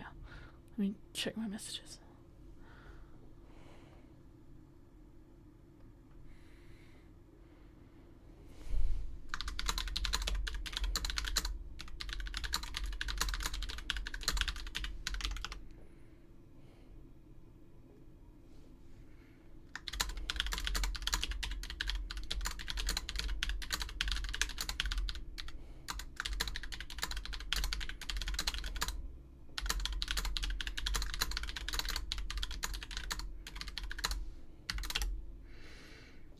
Okay, right, okay.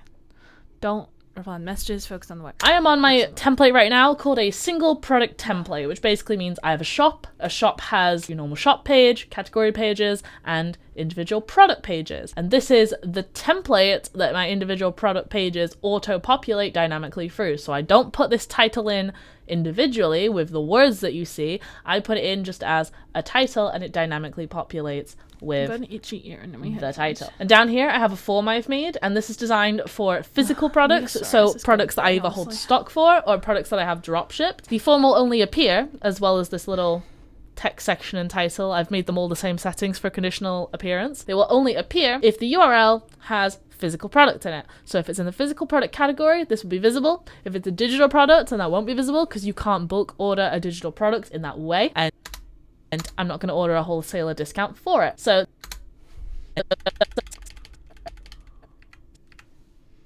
the idea is I have these keychains I've designed. I've got a few more that I'm going to be putting on my website soon, which is why I implemented this, because I want people to be able to order multiple options in bulk. But if they want to have a minimum order quantity of 20 or any higher, then they can get a 25% wholesaler discount, and that means I get more sales and I get a better profit margin, and I can offer it above that level because my manufacturer has like a discount at that level, so it makes it more viable for me to offer that discount. And you know, breed a bit of customer loyalty, never a problem with that. So what you do is you get your widget of whatever you want to be visible. In this case for me it's a form, but you can do this with literally any whatever you want to be visible. In this case you get your widget.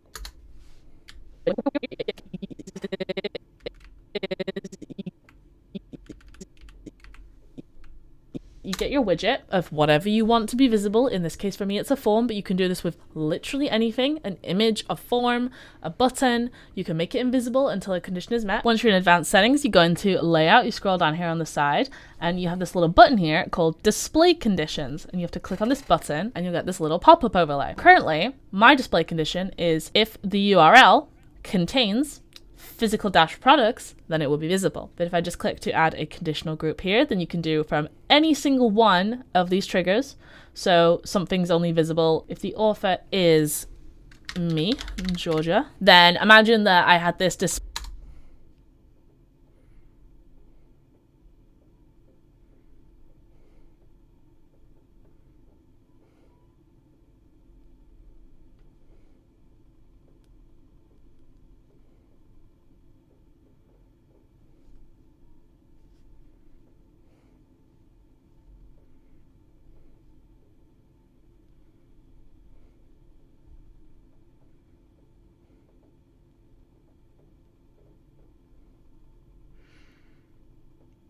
Stop distraction.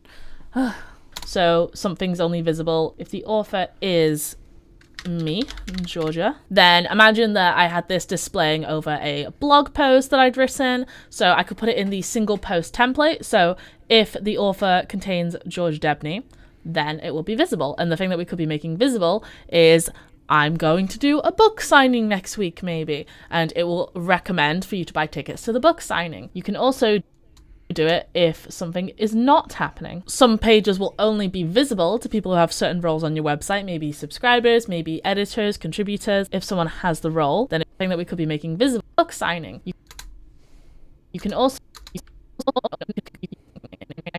signing. You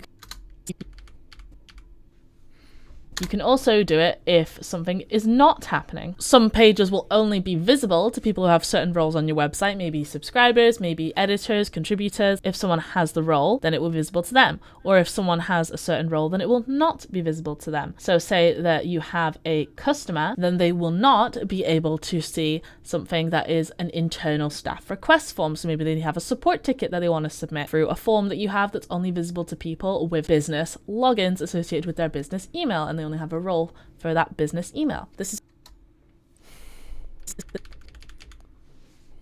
is already implemented on my website, so I don't need to publish it. So if we go onto my website and we go onto my shop, this is a digital product here, and you'll notice that the form is not visible. If we go back through the breadcrumbs, back to the shop, and if we go to this mug, which is a physical product, then you can see the form is visible down here, and I set it up in the form field, so it'll auto-populate the product name, and then email, and then the quantity that they want, and this will allow me to get an email. I set up a workflow so it triggers and tells me that someone has requested it and they have joined the wholesalers email group, and it will automatically tell me that someone has joined the email group, and I can then create a custom discount code for them for that product for the value of whatever the minimum order quantity is, and they get the discount code emailed to them. You can set this up automatically. In this instance, I have it manually because I have some dropship products that would not be eligible for the discount because of the profit margin, but I'm going to work on making that more automatic in the future, but that's just a me thing. So you can do this with literally anything in your shop. I was doing it there to display a certain form that was relevant to that certain product. You could do it for pop-ups, you could do it for images, you could do it for, honestly, anything you can me thing. So you can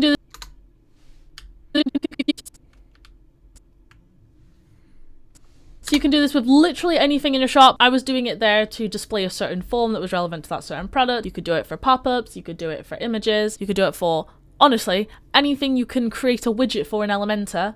It has display conditions on when something can and cannot be visible. So you just have to get creative with it, and I'm sure that the whole reason you were looking is because you already have an idea on what you want to do with it. So good luck with that. Make sure you guys subscribe. And I'm sure that the whole reason you were looking is because you already have an idea on what you want to do with it. So okay, clip it. We're making them into shorts now. There's only a few because it's a tiny video, and we're gonna do it now.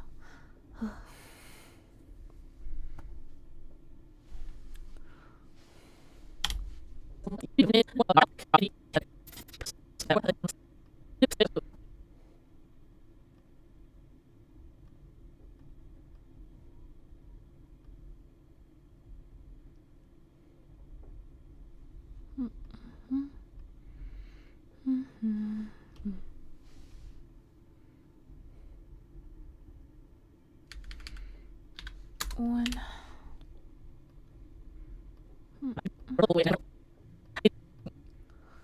Two.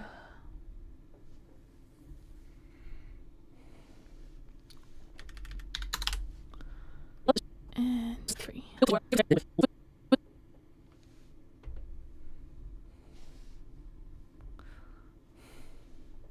Oh wait, undo. I forgot.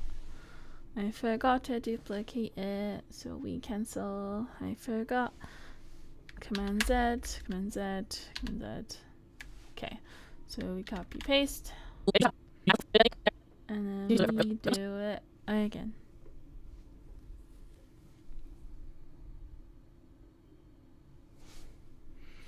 Okay.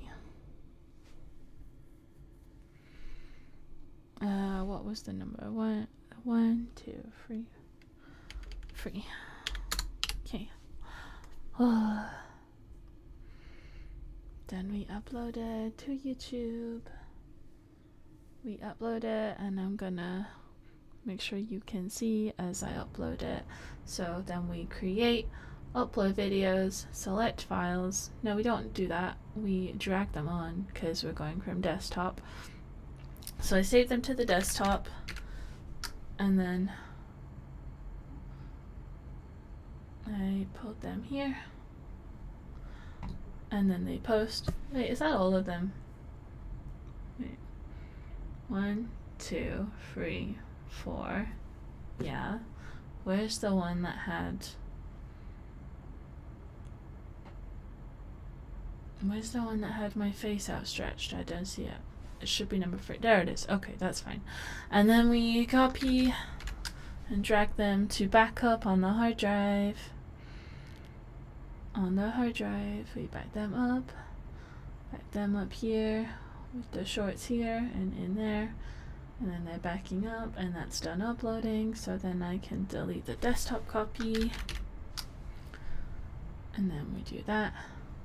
And then the next video on the list is I Promise You Don't Need a Developer, which was very controversial in the moment, but was actually a very fun video to record. Duplicate project as. Don't need developer short. And then we go to the project, click on it, and then delete the duplicated clips because that's from a different video. And then we go to the hard drive and we find the video. Developer. I Promise You Don't Need a Developer. There's the video. We put it on the timeline. Now I'm going to change back to Final Cut Pro mode. There we go. And that's how we set up the project for it. And now I'm going to find the clips. But first I'm going to respond to this message. But I'm just going to leave the video playing for you in the interim. Okay, this video might be a little less structured than normal because it's not like a tutorial style. I don't have a destined endpoint. I just really need to get some thoughts out of my brain because I'm kind of getting infuriated and a little broken about this. I am a full-stack digital marketer with content marketing specialism, but I basically say I've at least dabbled in all the fields of digital marketing. I'm competent and I believe my ability to work in like all the different areas, but I'm not a developer. I'm a marketer, so I can do web design. You've seen me do videos on web design. I don't do development because I'm not a coder. I don't understand coding languages. I can play about with a bit of HTML. I can follow tutorials that require you to copy paste snippets of code in certain places, but I can't read it and I can't write them myself. So that's where my skill set sort of intersects. And I promise you that you do not need a developer for the majority of the stuff you're hiring a developer for. I'm actually a strong believer in not doing anything that requires a developer until you can keep one on staff and you can afford to have one as an employee full time. If you work with an agency, great. Like I'm not, there are reasons to hire development agencies, but I feel like if you're building a website that has such custom requirements that you have to get a developer in, then you need to calm down and your business isn't ready for that yet. Because if you're going to be operating the back end of a website with systems that you don't understand and you have to pay out billable hours or maybe even increase projects. Right, I have replied to my message and I need that person to stop messaging me because if they're not going to be in the chat, then I don't want them to message me. Okay, make the videos. Okay, this video might be a little less structured than normal because it's not like a tutorial style. I don't have a destined endpoint. I just really need to get some thoughts out of my brain because I'm kind of getting infuriated and a little broken about this. I am a full-stack digital marketer with content marketing specialism, but I basically say I've at least dabbled in all the fields of digital marketing. I'm competent and I believe my ability to work with this. I am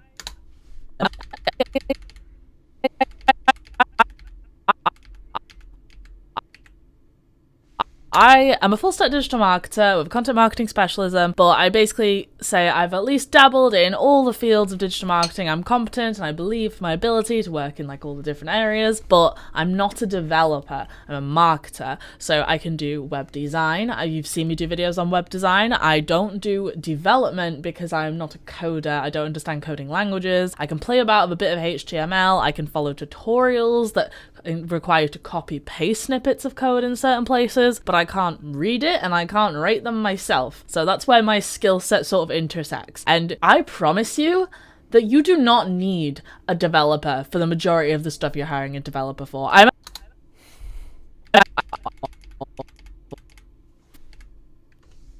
actually a strong believer in not doing anything that requires a developer until I'm actually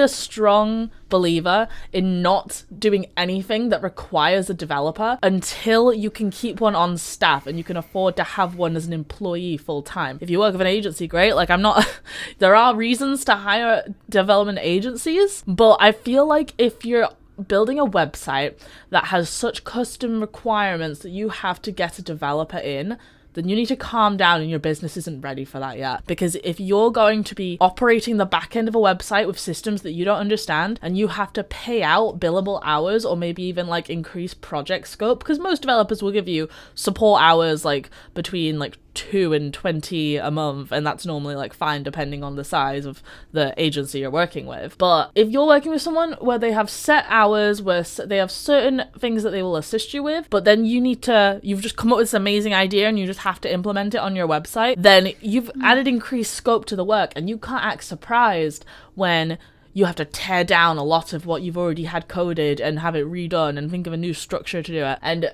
people seem really shocked by that. I think the fundamental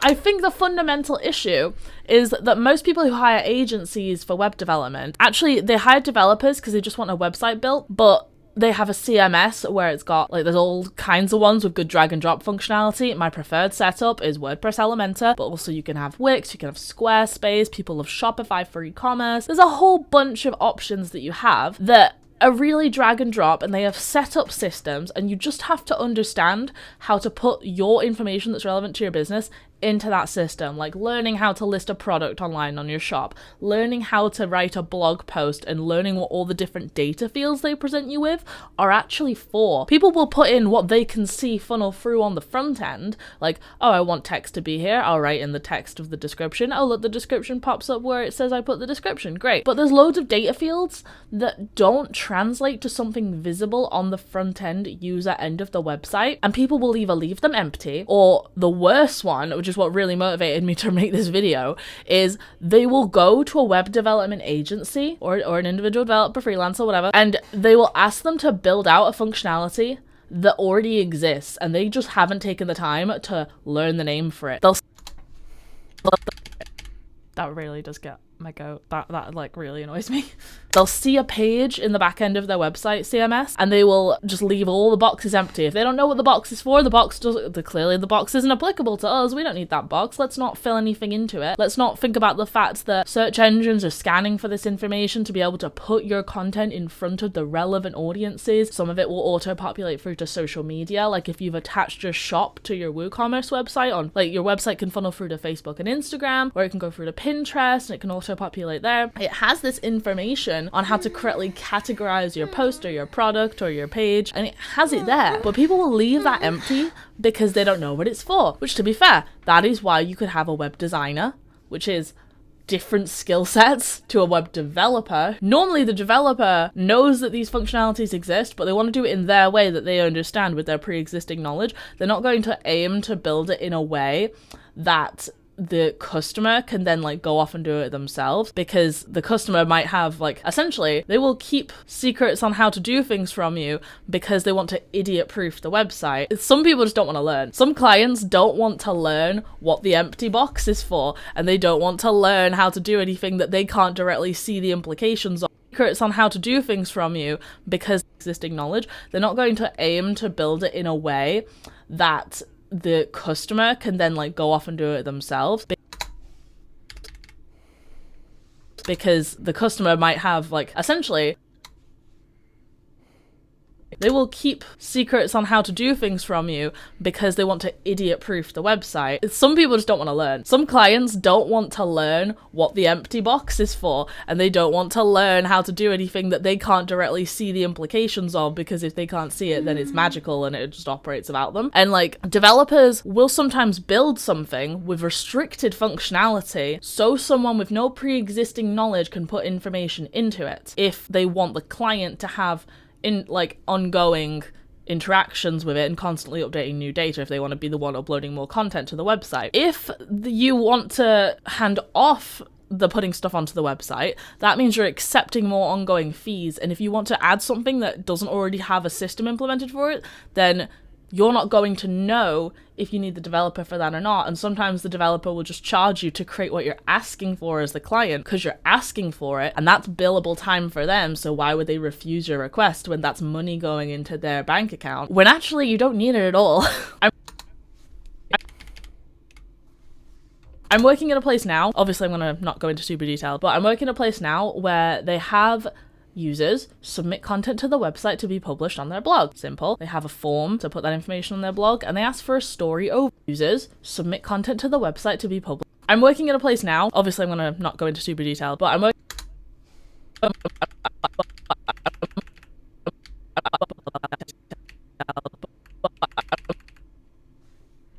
working at a place now where they have users submit content to the website to be published on their blog. Simple. They have a form to put that information on their blog, and they ask for a story overview, and that's what they called it. And people like will take that, and it's like a summary of the blog post and what it's about, like a little tiny short intro paragraph that people can understand if they want to read it or not. And the problem is that already exists as a thing called an excerpt, and they're filling in the story overview on this form, and because the form needs to translate to what they put into the post editor for the blog, they then got the developers to create a custom data field with a plugin that they had to configure, but until I got there, no one knew how that worked. They had to create a custom data field called story overview when excerpt is already there, and they were leaving excerpt empty.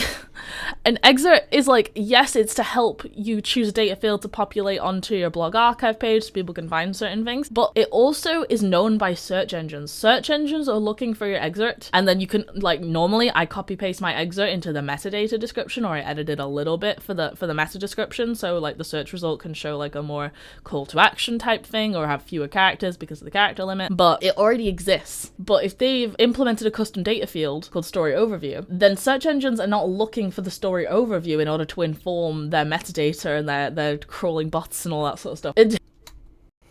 The developers did that because it was requested of them, but it doesn't actually have any real benefit in terms of getting the content seen and getting more engagement on the website. It just made the people who were taking the form, reading the form, and then putting it into the post editor, it made them feel better, but it had no benefits outside of the people who were copy pasting that information into what they thought was the relevant place was actually not the relevant place at all.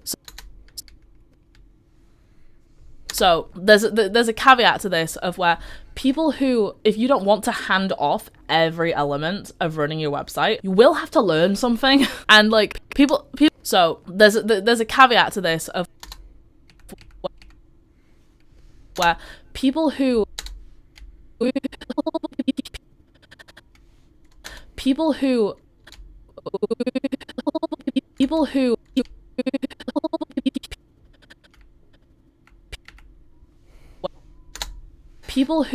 you don't want to hand off every element of running your website, you will have to learn something. And like people talk about like people who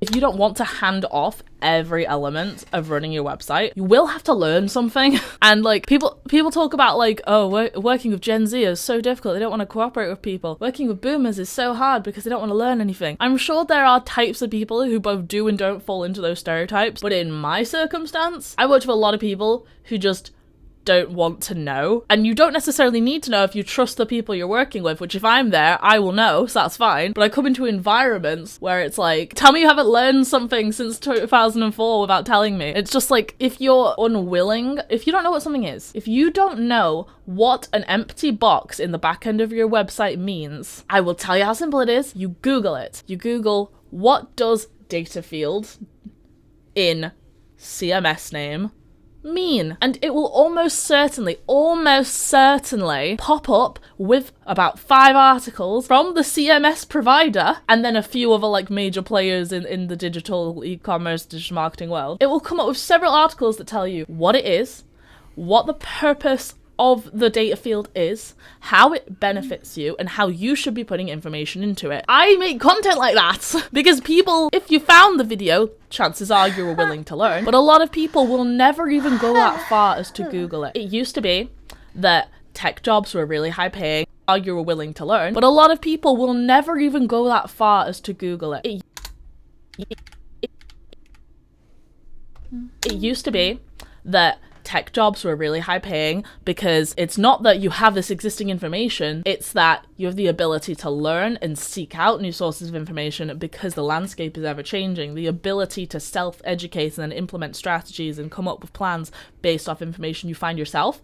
That used to be why technology was such a lucrative field. Not only is technology not as lucrative anymore because it's oversaturated, people trying to get into it, but it's I don't think it's necessarily a special skill to Google something and learn what it means anymore. It used to be a time like, oh, the internet's so magical. How can people even interpret it? It's so unusual. But like, it's not unusual anymore. If you're at the point where you are not constantly keeping up with technology, you're actively choosing to ignore the world around you, and I can't deal with that willful ignorance anymore. Yes, working with uneducated clients is part of the course and telling them why you need to do certain things and what the benefits to them will be and why it's worth paying someone to deal with it. That's always going to be part of it. If you want to hire me to do it, you don't need to learn. But these situations where people will hire for a single project and then just want to hop in at the tail end of it and be able to like play about on the keyboard and put in some fancy text with colors, it's never that simple. If you don't want to follow the exact structure that is in place, because websites are all built off structures, they are existing systems of input and output and they're predetermined. If you don't want to learn about that, then that is a you problem. That is why it's not working. That is why you're not getting results. You can either outsource it continuously and expect that expense to be there, or you can educate yourself. You can't just expect to grow your business. You can educate yourself. You can't just expect to grow your, you can't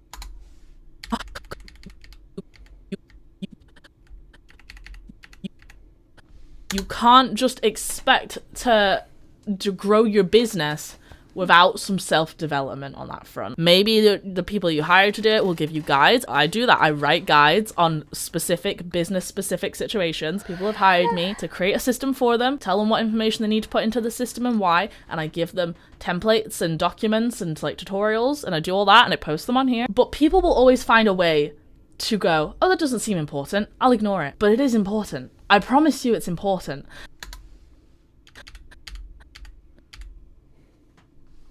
And if you don't think it's important enough to understand why you need to do it, then I don't think you actually care enough about your business and you just want to press the magic button and green arrow goes up, we got more views, yay. You don't understand that it's work and you don't respect that it's work. But it's work that you either need to hire out for continuously or you need to do the work yourself. It's unavoidable. I've worked with e-commerce people before where or you need to do the work yourself. It's unavoidable. I've worked with e-commerce people before where they wanted to update their website to have all their products on. They had a lot of customizable products, but out of the customized options, there were also like pre-configured recommendations for people who don't want to spend the time building their own options. I asked, what are all the products that we have? I need all the products. I need the options. There were also like pre-configured recommendations for people who don't want to spend the time building their own options. I asked, what are all the products that we have? I need all the products. I need the information about them. I need the dimensions. I need the weight. I need the size. I need how much they cost. I need to know all of these things. I I need to know the purpose behind it, the recommended target audience, who am I trying to grab the attention when I write the description. I need that information. If you don't give me the information, then I'm just freewheeling. And then people would always say, oh, well, look on the website, that's the source for everything. And I go, no, it's not. Because I'm updating the source for it. And I asked about 20 times, I need this information, and if you don't give me it, I'm gonna have to do my best guess. And then they wouldn't give me it for 2 weeks, and they get pissy and ask in meetings, oh, why haven't you done it yet? I need the information. And then they go, oh, just do your best with it then. And I come back and I go, this is what I've got. This is what I'm working with. Is anything incorrect? And they go, oh, looks fine. Yeah, looks good, no problem. And then we come back 2 months later where I've done all this work, where I tried to plan and I tried to get the information, and no one gave it to me because they didn't care and it wasn't their job to care. And then it comes back to me and they go, why isn't this on the website? Well, you didn't tell me it existed. But it does exist, we've been selling it for years. What do you mean it doesn't exist? And I went, I asked you, and it wasn't on the list, and you never introduced it to me. I've never seen this thing before. And that's like, as a marketer, I can't create the thing for you. You have to have the thing and have your objective and have your target audience and have what you want to achieve for it and your call to action. And then I will do the work to get it seen and make sure people understand your intention, understand the benefit to them, understand your goals. I will translate it to the human psyche. I always say that IT is computer work that happens to involve people, and marketing is people work that happens to involve computers. People will ignore you, and people don't want to learn, and that's fine if you don't want to, but you have to understand that you may not get the result you're expecting if you don't engage in the process. Even at the end of this whole thing that we went through of like the back and forth of I don't have the product data, so I can't create the information on the website for you for the shop. Even after all that, they eventually went, oh, it's obviously too overwhelming. We'll get another agency involved. And we did. The agency we worked with were brilliant, not even disputing that. They were great at their jobs. But it was the fact that they were like, oh, we have this proprietary AI tool that can write product descriptions for you, and it's so fast and it's great. We just need to give it this certain information. And it was the same information I was asking for. It was supposed to be like, oh, because it's AI, it's faster and it'll do it in bigger batches and it'll make them all like sync up with each other. We were actually writing better ones on the products where I was given the information. They just didn't want to give me like the dimensions or the weight or the thickness of certain things, and they didn't want to give that to the agency either to input into their AI tool, which was actually unnecessary all along because they just weren't cooperative. I don't have the product data. I've not been in the warehouse. I'm not the one making it. I don't know. You have to communicate it to me. And if you don't, you have to communicate it to me. And if you don't want to do that, you're not going to get the result you're asking for. To this day, I don't. And if you don't want to do that, you're not going to get the result you're asking for. To this day, I don't think that ever worked out. I actually left before they resolved that one. I feel like it never happened.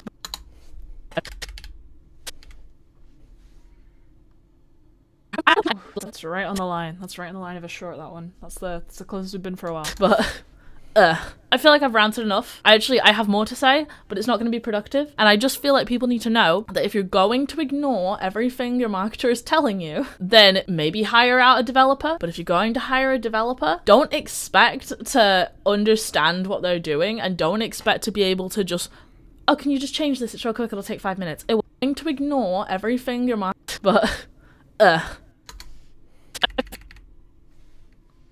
feel like I've ranted enough. I have more to say, but it's not going to be productive. And I just feel like people need to know that if you're going to, I feel like I've ranted enough. I have more to say, but it's not going to be productive. And I just feel like people need to know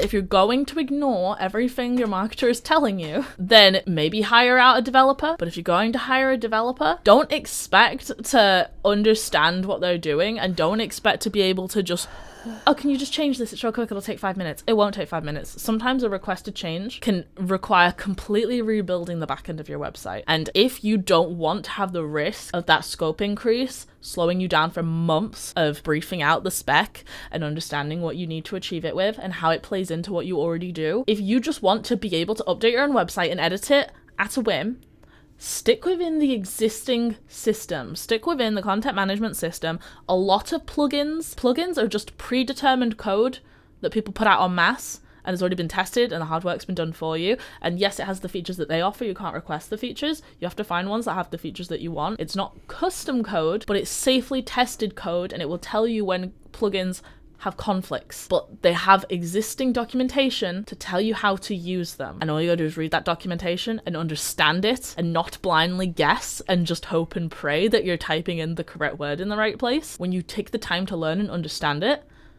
then stick within the existing systems. But if you don't want to do that, hire someone, but know that you will need them perpetually because business is unpredictable and systems that you don't understand can throw hurdles that you don't know how to solve. Okay, now we turn them into clips. Get the one. Okay. This is a really good video. This is a video I'm really excited for when these shorts actually get to publication. It's gonna take a while at this point, but the long form video is still available and up. Okay. I'm just clipping these and turning them into shorts.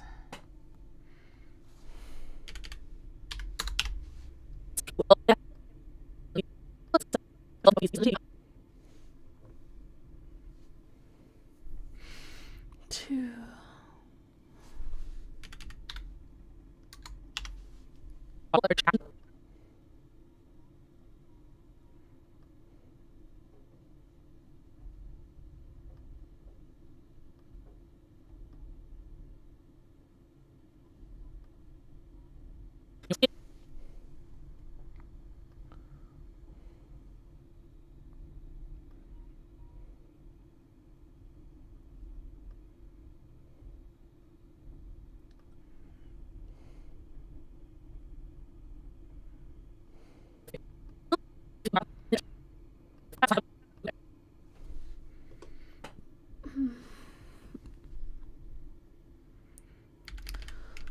Three.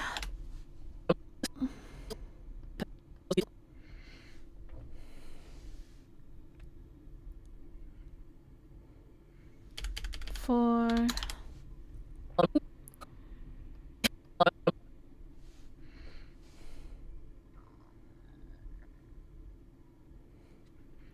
Five. With this hotkey automation, I can literally completely edit and export a short faster than it took me to just change the dimensions of that one initial clip.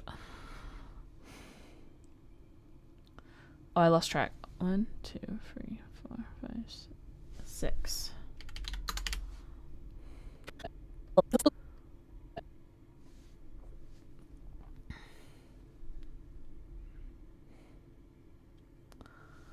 Seven.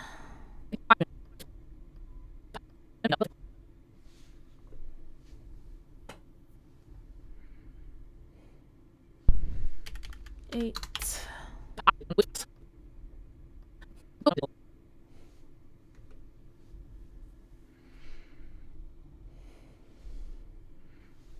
Nine. And then with the last one, it needs a clip after it, so we duplicate it. And then 10.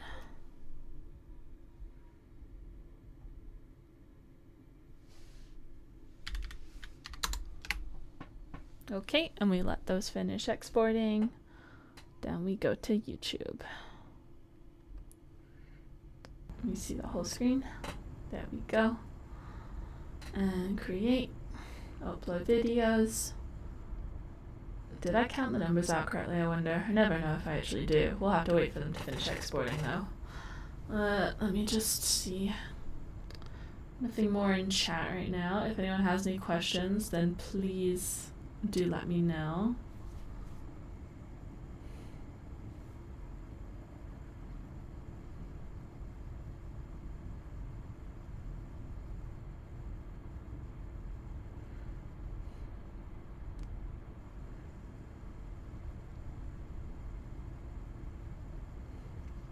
My friend sent me a photo.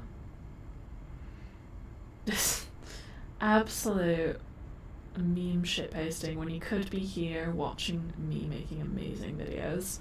What a pleb. Okay, are you done exporting yet? Are you nearly done exporting? I feel like it's nearly done exporting. But it went up to 10, didn't it? So it's still going. Ugh, I'm so stiff.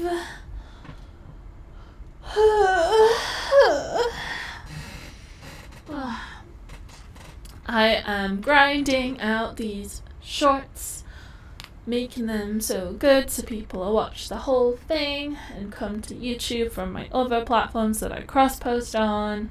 This is a very good content strategy and you should all do it too. But also, just tell me how your day's been because I would like to know. Like, I would really, really like to know. So I don't feel like I'm just here on my own. And I know someone's watching, but like, you're very quiet, so what's up? How you doing? How's your day? How's your day been?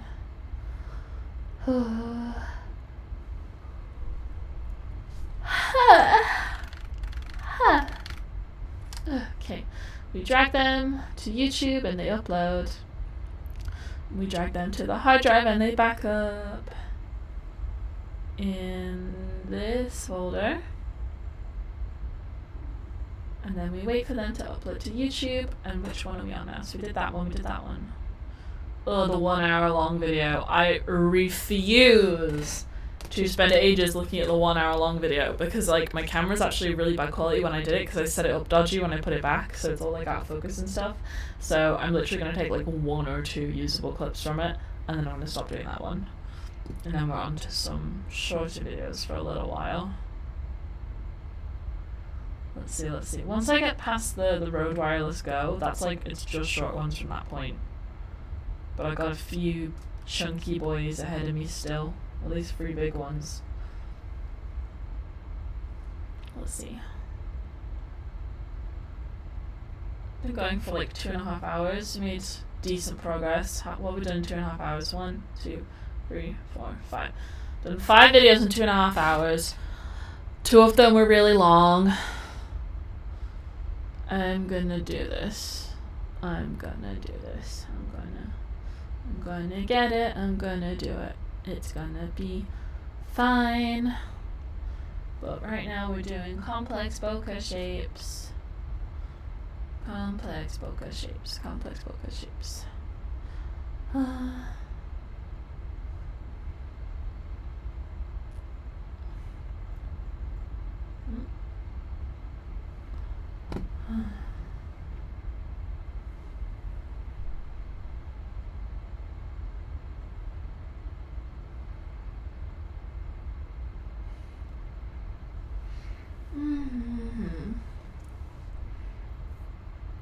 I am tired.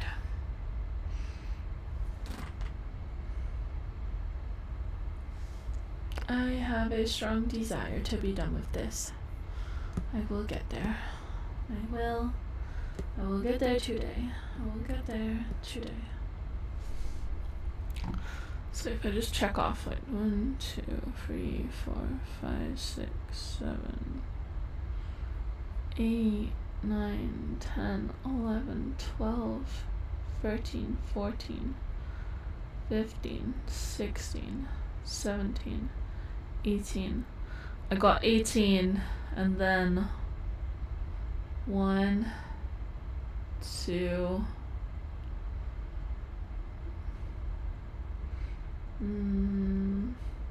3, 4. I got 4 that are over 20 minutes and then 14 that are under 20 minutes. I will do this today. I just wish someone would come on chat with me. I wish.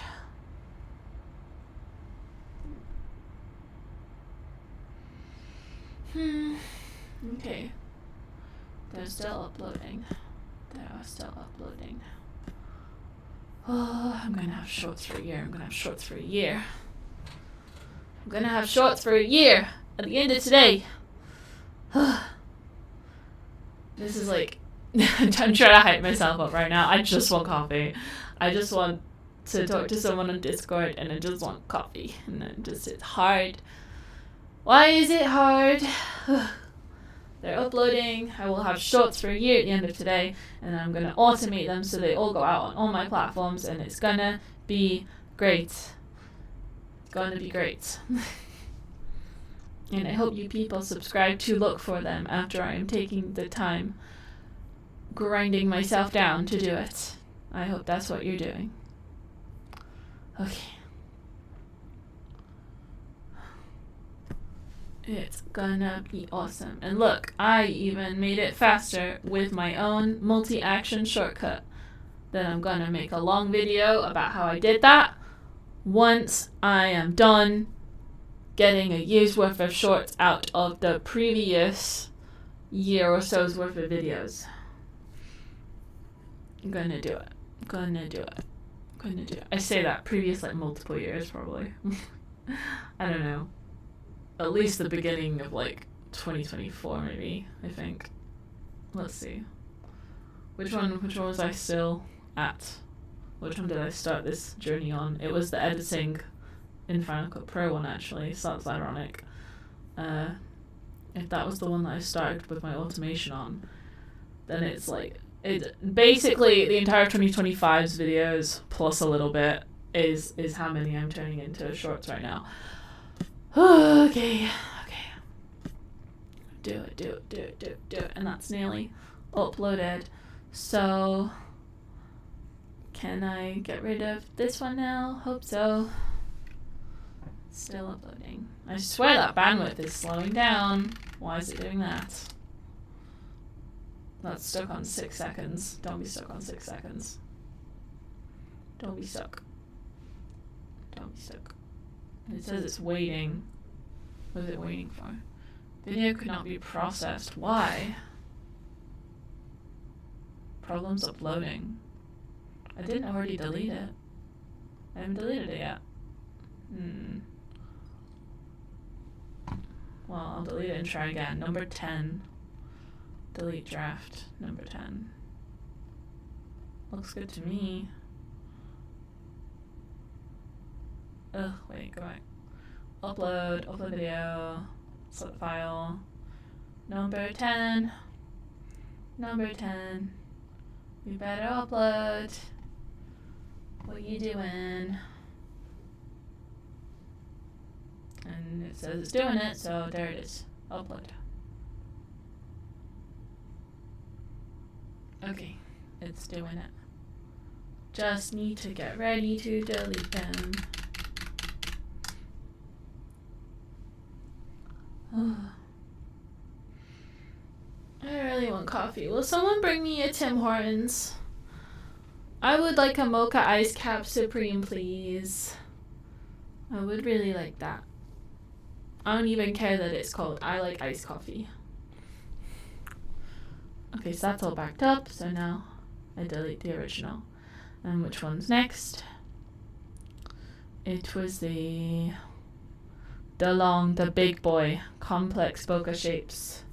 Okay.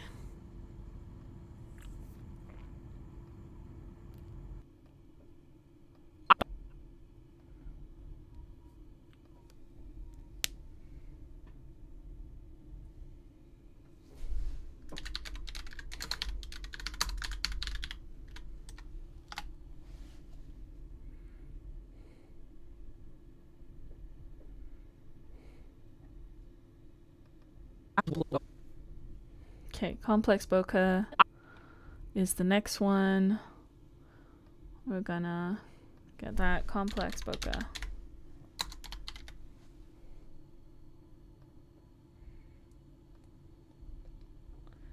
Yeah, this was the day that like I had my LUT, but like I'd accidentally been recording in SDR or something, so all my colors look kind of strange.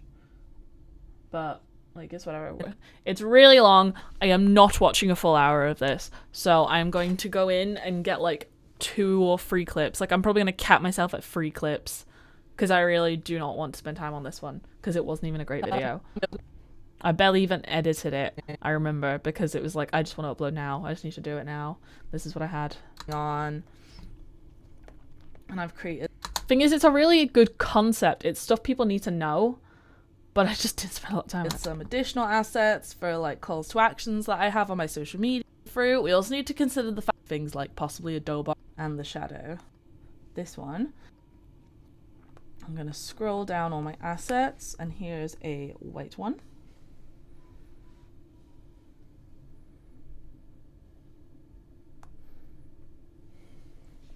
make it 1.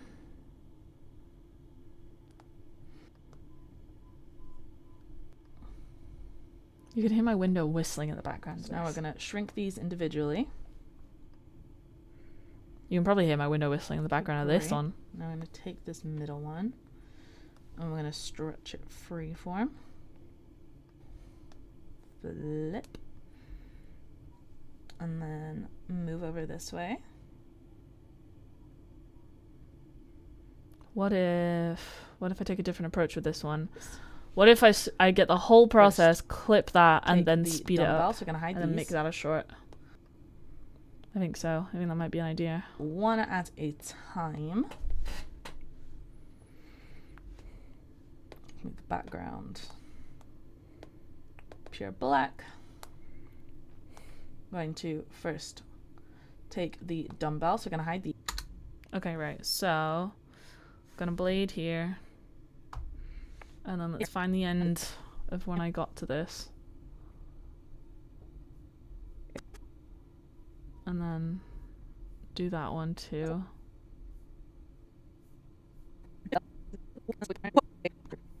No, wait, I'm gonna do the dumbbell. Dumbbell. Dumbbell. Dumbbell, dumbbell, dumbbell. Okay, dumbbell was done. Okay, so blade that. And wait until... Oh, the dough buck was really hard, but the trophy was the worst one because I was determined to get the lines inside the trophy. And then after I finished, like, finicking on, like, the most micro level of getting the trophy, I was like, actually, that doesn't even look good. I'm just gonna fill in the handles. Like, I did that, like, another day, and I changed it entirely. Okay, right. Where am I at? Okay, right. So then you had them ready, and then blade that. Okay. And then this is how I turn them into bokeh. And then I kept, like, tweaking these loads afterwards, but, you know, we deal with it.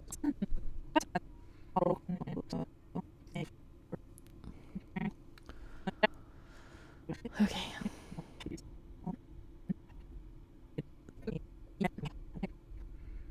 And then deal with those settings. And then I was there. Blade of uniformity.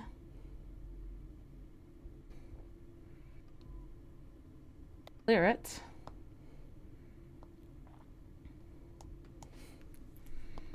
And then I had an example. Where's my example? Thing. Usable. Let's pick a color. Usable. Okay.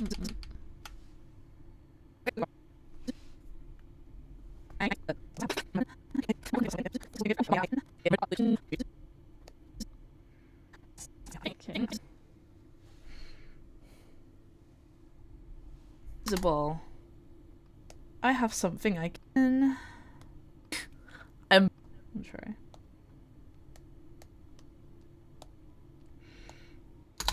Okay, blades. And then that looks awful. Right. Okay, right. So, getting all these, and we're going to retime them fast. Probably end up going 20 times, but how long is it if I do it 20 times? That's 1 minute. Okay, that's acceptable, isn't it? Let's just see the speed of it. Let's see if timesing it by 20 makes it still interpretable, so it fits within a minute. If we need it to be a little slower so people can actually understand what's going on, then I will speed it back up, but I feel like a minute is acceptable. Considering the original was a 1 hour video, and it, like, just did not work out at all. And then, like, this bit of it is, like, not even good because my camera crapped out. Like, this was just bad. I set up my camera badly for this one, and it went terribly for the entire time. So the fact that I'm able to condense a 1 hour video into a 1 minute short and still basically communicate the same information, I feel like that's good. So I'm gonna make this a compound clip. Fly, get away from me. Compound clip. Yes. And then I'm going to take the compound clip and I'm going to change the dimensions so I can crop out the useless stuff while still seeing what we're meant to be looking at. Do I need that? I feel like I don't really need that. But if you can't see the buttons on Procreate, then it gets a bit weird. 125. Let's see. 130.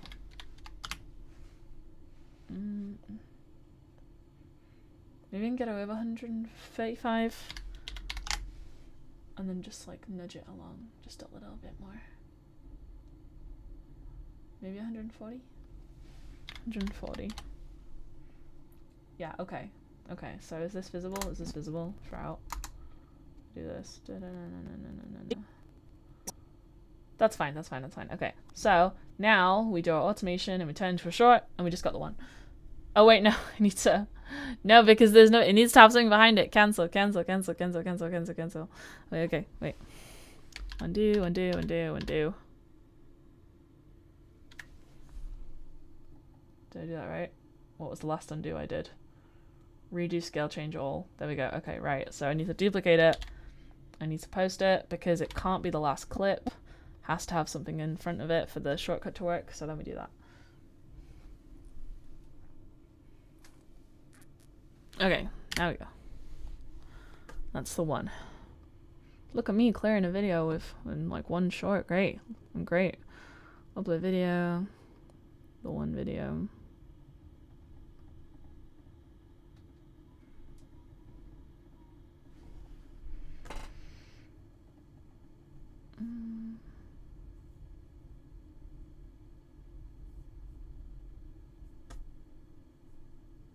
Not done. Please hurry up.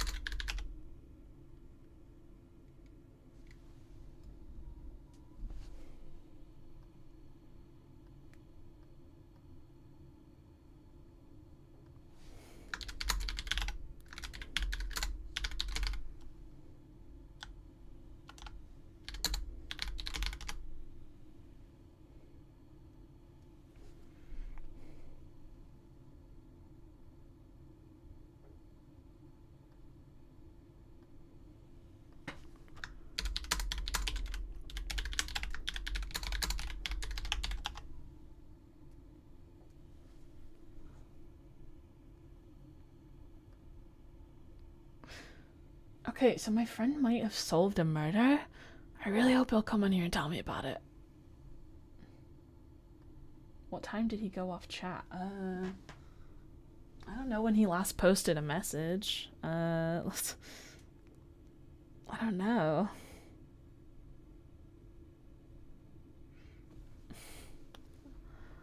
I don't know, but he can scrub back. Let's see. I don't know if he needs, like, to tell the police where he was at a certain time. Let me see.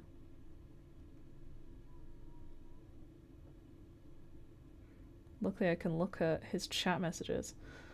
Okay, about an hour and a half ago.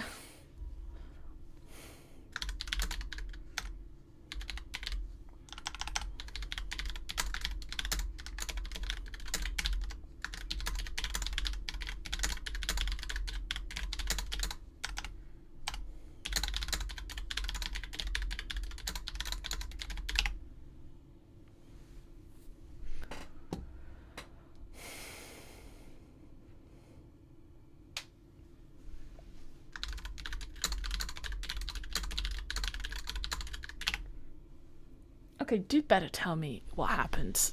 You better. That's wild. That's kind of crazy. Okay, right. What was I doing? I was uploading my video. Did I upload my video yet? Did I do it?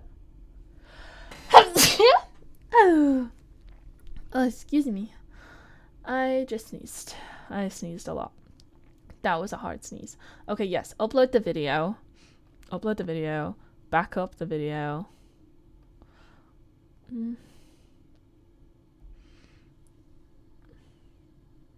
11:09. Back up the video in the shorts thing. Make that bigger. Desktop. And then delete the video. Okay. Done that one. What's the next one? Is export a clip from your timeline with Final Cut Pro. Okay. Okay. Close the window. Right. Duplicate project as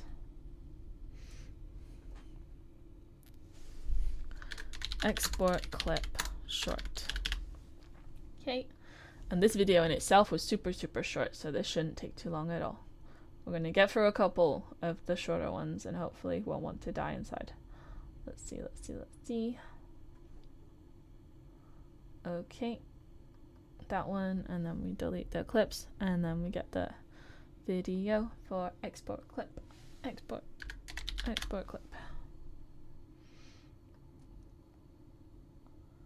Export shorts faster Final Cut Pro. Is that it? Is that the one? I think that's the one. Let's see.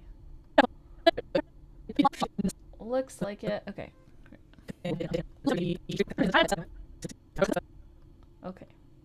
It's weird, like, the more I go for these previous clips, like, I see my own subscriber count going up and, like, going up to where I have it now. I've almost broke 200, which, like, it's not the most I've ever had. I have a previous channel which had 256. I think it maxed out at 258 or something, but, like, that's the most I ever had, and that was when it was, like, a lot easier to get subscribers on YouTube because there was, like, a lot less oversaturation. So I feel like I'm almost more proud of the ones I have now, but I'd like to get monetized, please, so please subscribe.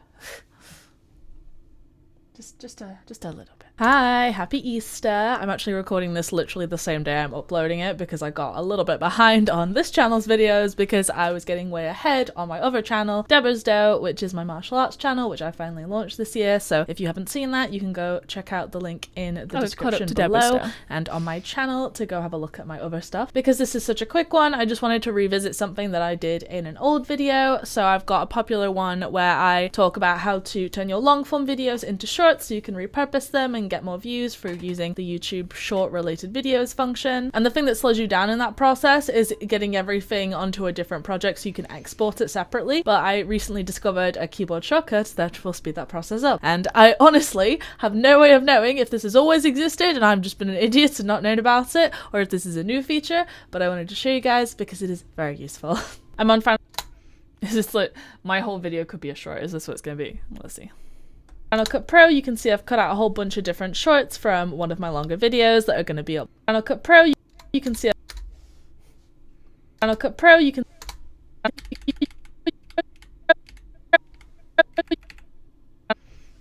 I love how I have like multiple videos, which is just my entire chronology of me getting more and more efficient at making shorts for myself.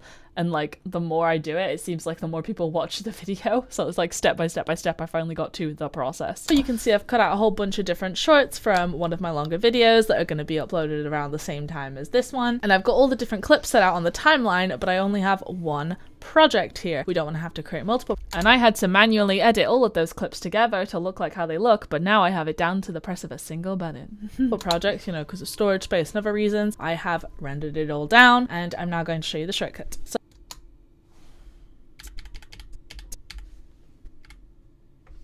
So it's literally just as simple as on your keyboard press R. So it's literally just as simple as on your keyboard press R, and this is the range tool. Now you can either drag and you have like a little section that you want to export, or you can just click a clip and it selects the whole clip. It will export everything that is in the timeline over the section of this clip. So not just the clip that I have selected, but the below blurred out background version of it. So simple as, if you want to be really quick, you've got the R, select, click your clip, and then you go into File, Share, Export File, Short, pick all your settings, and then export. And we're going to put it into my download section, because why not? You'll see the little wheel go for a second.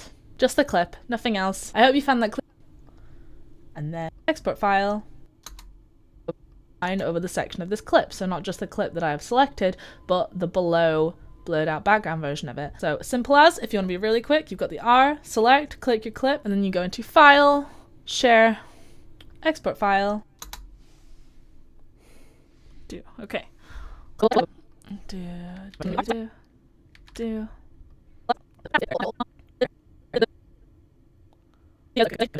Let's see. Done. Make it just a little bigger. Just a little bigger.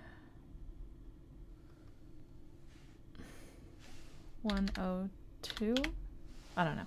Whatever. This is minutia. Do.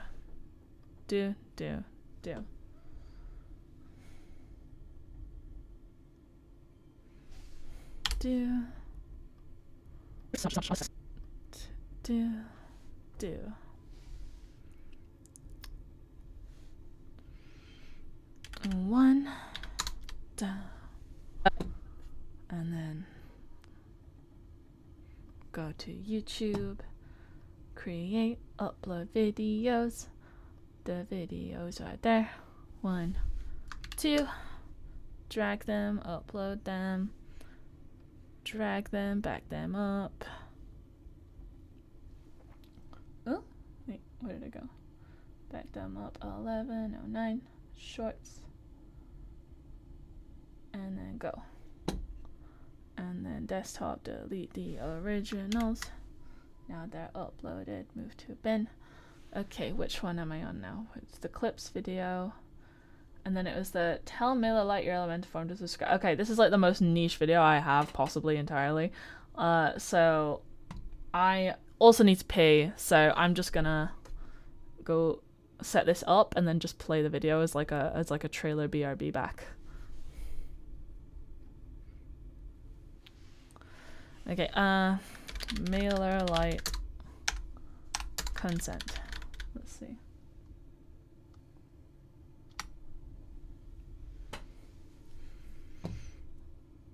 MailerLite consent short. Wait. MailerLite consent short. Done. Okay, and then we delete the duplicates. And we get the video. And we put MailerLite marketing. There we go. That's the video. Put it there. And I am just gonna set this to play while I go and back. Wait, let me just put it in chat.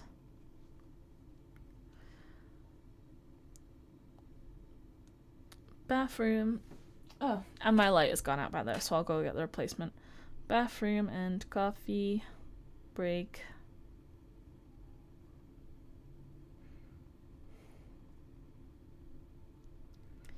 Be back soon. Do. And now I'm just gonna leave this playing and gonna mute my mic. Hello, welcome. So for those of you who don't know, my name's Georgia. I am a full stack digital marketer from Manchester, and I talk about stuff to do with all things digital marketing and content creation. And today I'm gonna talk about something really niche. So I hope it's useful to you, because I spent hours looking for this information and it wasn't there. And I literally worked it out myself before an entire Facebook group of specialized email marketers answered my question. So now I feel confident that I know more than those people. So essentially, when you do email marketing, it's a direct marketing format. So people need to consent to have you sending emails to their inbox. With GDPR, people get a bit confused about what is and isn't allowed, but there are situations where the systems you have in place in your email marketing software doesn't inherently follow a process that allows you to act on the information you have that you know they're consenting to be contacted. So the certain example I have, you can see here on my website. So I have recently launched a new line of crystal effect keychains. People can buy them individually, or they can buy a bunch of them. And I decided that if anyone wants to order more than 20, then they can qualify for a wholesaler discount. This was mainly based off the fact that I have 2 martial arts sparring glove keychains in red and blue, and I know a lot of martial artists who are club owners who have little shops for merch for their club, but there's not a lot of novelty items. It's normally just like a t-shirt printed with their logo, and I wanted some cooler stuff out in the world for martial artists to sort of show off what they like. So I made those keychains, and for anyone who is a club owner, I've already had a couple friends order them. They can sign themselves up as a wholesaler. So if they want to order more than 20 of any individual items, they can fill out this form here. I set it so it auto-populates with the name of the item that's on the page, but this lock one is just an example that it auto-pulls. And then they give their email and then their desired item quantity. And then they send that form off, they're added to a group of wholesalers, and then I can send them a discount code for that item, which only works for quantities above 20. So people can't get the discount and then just buy one for themselves. Now that sounds really simple, doesn't it? Except it's not really, because in terms of like web design, you don't want to have a really cluttered form that asks for a lot of information for people to sign up. This form only appears when I'm on certain pages. This is my single product template, so I don't want this to show up on digital products. So I have another video about conditional displaying where I show you that it only shows up in certain situations where the category is physical products. But you don't want to make this too messy even when it's appearing on the appropriate page, because then people aren't going to want to keep scrolling to find out all the information about the additional description and the reviews, and there's just a whole lot of stuff that could mess up the flow of a page and make the user experience clunky, so they're not actually going to complete the sale, which is what you want in the end. Now, my e-commerce platform is based on WooCommerce, and that means that anyone who purchases through my shop in WooCommerce can feed through automatically to my email software MailerLite, and they are registered as a customer. They've purchased from me before. That's evidence of legitimate interest in buying my products. Therefore, you're allowed to send them marketing information. When you go on your email marketing software, every subscriber has a bunch of different data fields that the software can pull from and decides if they're applicable to be sent certain emails in certain situations. And one of those fields is called accepts marketing. So this is one of my other email addresses, so I'm not doxing anyone, but if you go down here, you'll see that I have set this up so I accept marketing. And this field has a 1 in it. So this works on a binary system. So 0 means they do not accept marketing emails, and 1 means they do accept marketing emails. We go through to my form and we'll find out that my form fields don't have a box to check to accept marketing, because we're assuming that if they are signing up to be a wholesaler, then they have intention of being a customer in the future. They're getting a discount code to be able to purchase more stuff from me. And then if they want to purchase some of my other products in the future, I want to be able to email them to alert them that there's more products coming that they will be able to make profit from themselves in the future, because wholesalers, they buy the stuff at a slightly discounted rate and sell it off at anywhere between the recommended retail price and however little profit they want to make. They could sell it at cost to them if they wanted to. Or, they could try and sell it for more, but people are rarely going to buy something from the more expensive person if they know where it originally came from. So that depends if they know who I am. So we can safely assume that this person accepts being marketed to, because it would benefit them to find out about new products coming out in this line of a similar nature. But there is no obvious way for me to alert MailerLite that this person signed up to marketing, because they haven't yet made a purchase from me. They're preparing to make a purchase from me because they need the discount code before they're going to make their first wholesaler purchase, probably. Now, this isn't a tutorial on telling you how to set up an email form with Elementor, so I'm going to assume that you have a basic understanding of how to do it. So you go to the Actions after Submit tab. We have connected MailerLite to my website, so we have MailerLite. I go into my MailerLite tab, and the person is automatically added to the wholesale customers group. Then you would think that you could add a checkbox to be able to trigger when someone sends off this form, they have checked, yes, I would like to be marketed to, and then they can receive marketing emails in the future. Now, because it works off a binary system, the only field for accepts marketing is actually a value-based field. You have to type into a number for it, and the only number field I have is the desired item quantity, which starts at 20. It's not going to be a 1 or a 0, so how do we tell MailerLite that we want them to be in the wholesale customers group that accepts marketing? Now, think about how many times you've been asked to fill in an online form. You want as few fields as possible that are required to fill out, and have you ever once seen someone type into a box a 1 to confirm that they want to be contacted for email stuff. They would normally just check something, they would accept it. So you could have an acceptance box, or you could have them added to a group where it's automatically assumed that they will be wanting email marketing communications in the future by sheer act of them filling out the form. And to avoid this clunky user experience where they're going to be asked to put a number into a box that they won't understand why, then you can add them to the wholesaler group, and then you can go into MailerLite and create an automation. Now, when I was early to email marketing, I didn't know that you could actually make automations for stuff that doesn't include actually sending emails, but this is where the secret lies. I have a simple workflow here where when a customer joins the wholesale customers group, then they are automatically accepting marketing, and I will provide it with a value of 1 on their subscriber account. So the workflow is as simple as you create a trigger.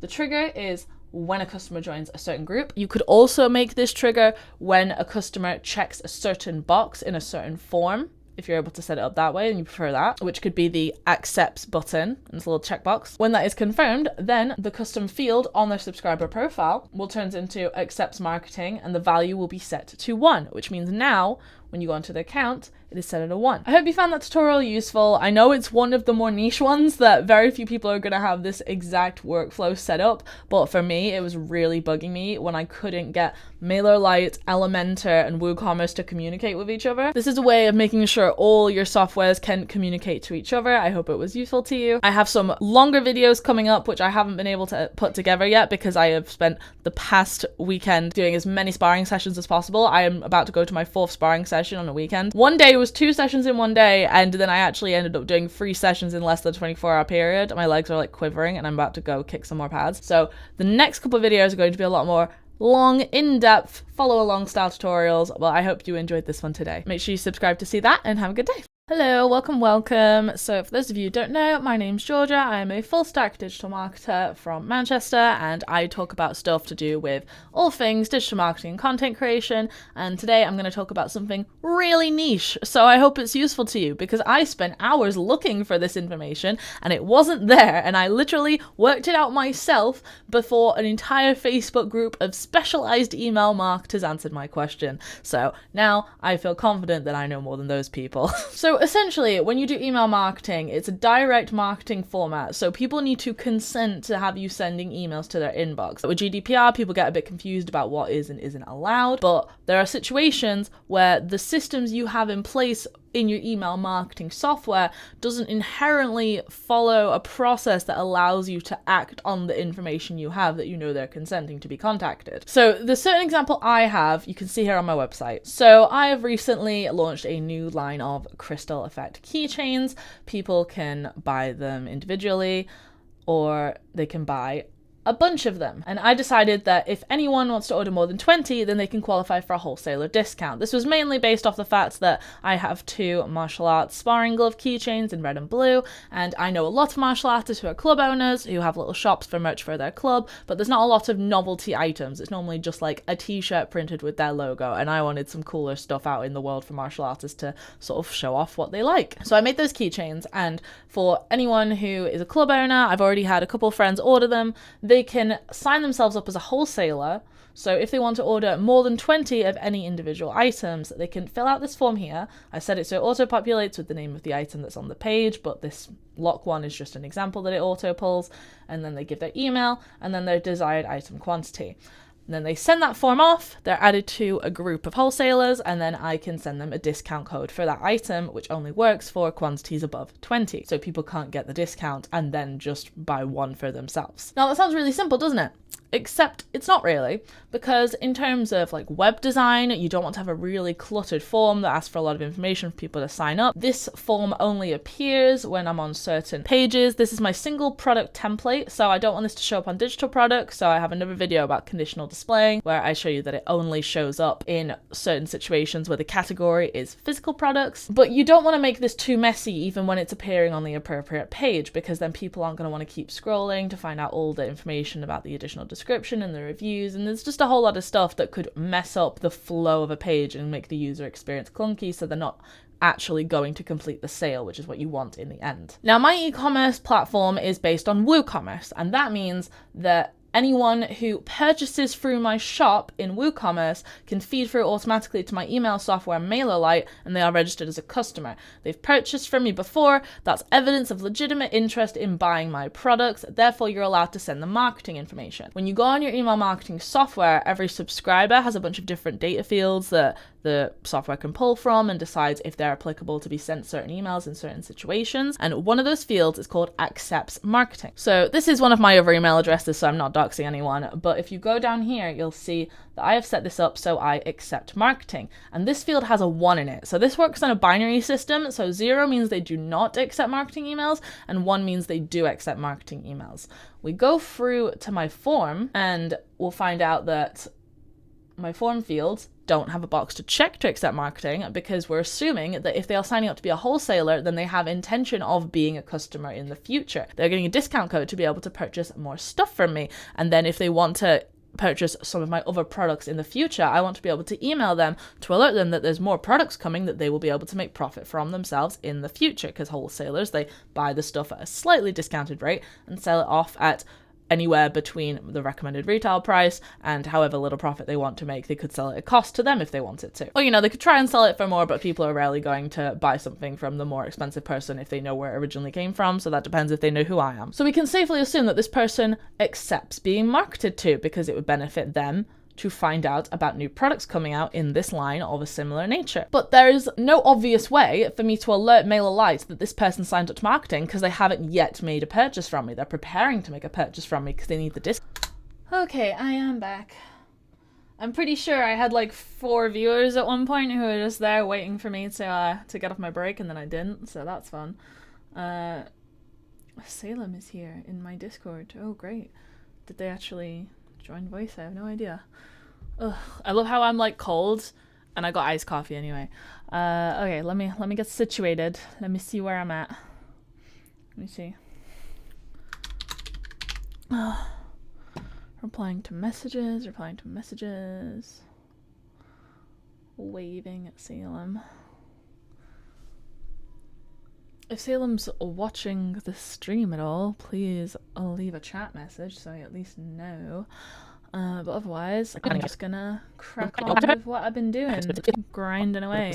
So, for anyone who doesn't actually know, what's going on, so I am going through all my old videos and I am turning them into shorts that I can then post on YouTube, but then also as reels on Facebook and Instagram, and then also as TikToks, and also on LinkedIn videos, which they don't have a special name for their shorts, really. I guess they call them reels too. Did I just approve them? I didn't, but I waved.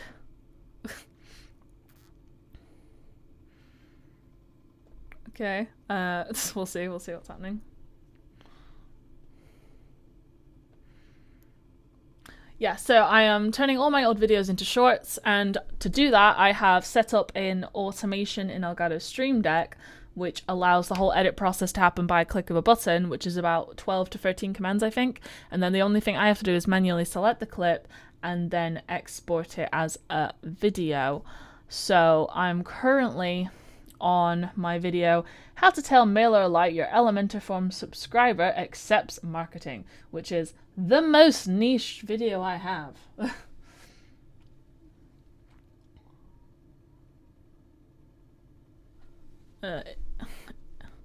AI does that. Want to join voice? I need to set up a hotkey button to insta reply to whoever messages me I am currently live. I cannot respond to you. But yeah, so I am on this video from April and I am making my way up the list, and I know I can do this today if my brain doesn't completely short circuit from the monotony, which is why I'm trying to get people to join chat with me. So we'll see. We will see. I'm gonna keep editing, and I'm gonna sip my coffee because it's got ice in it and it's only just getting cold. Let's see.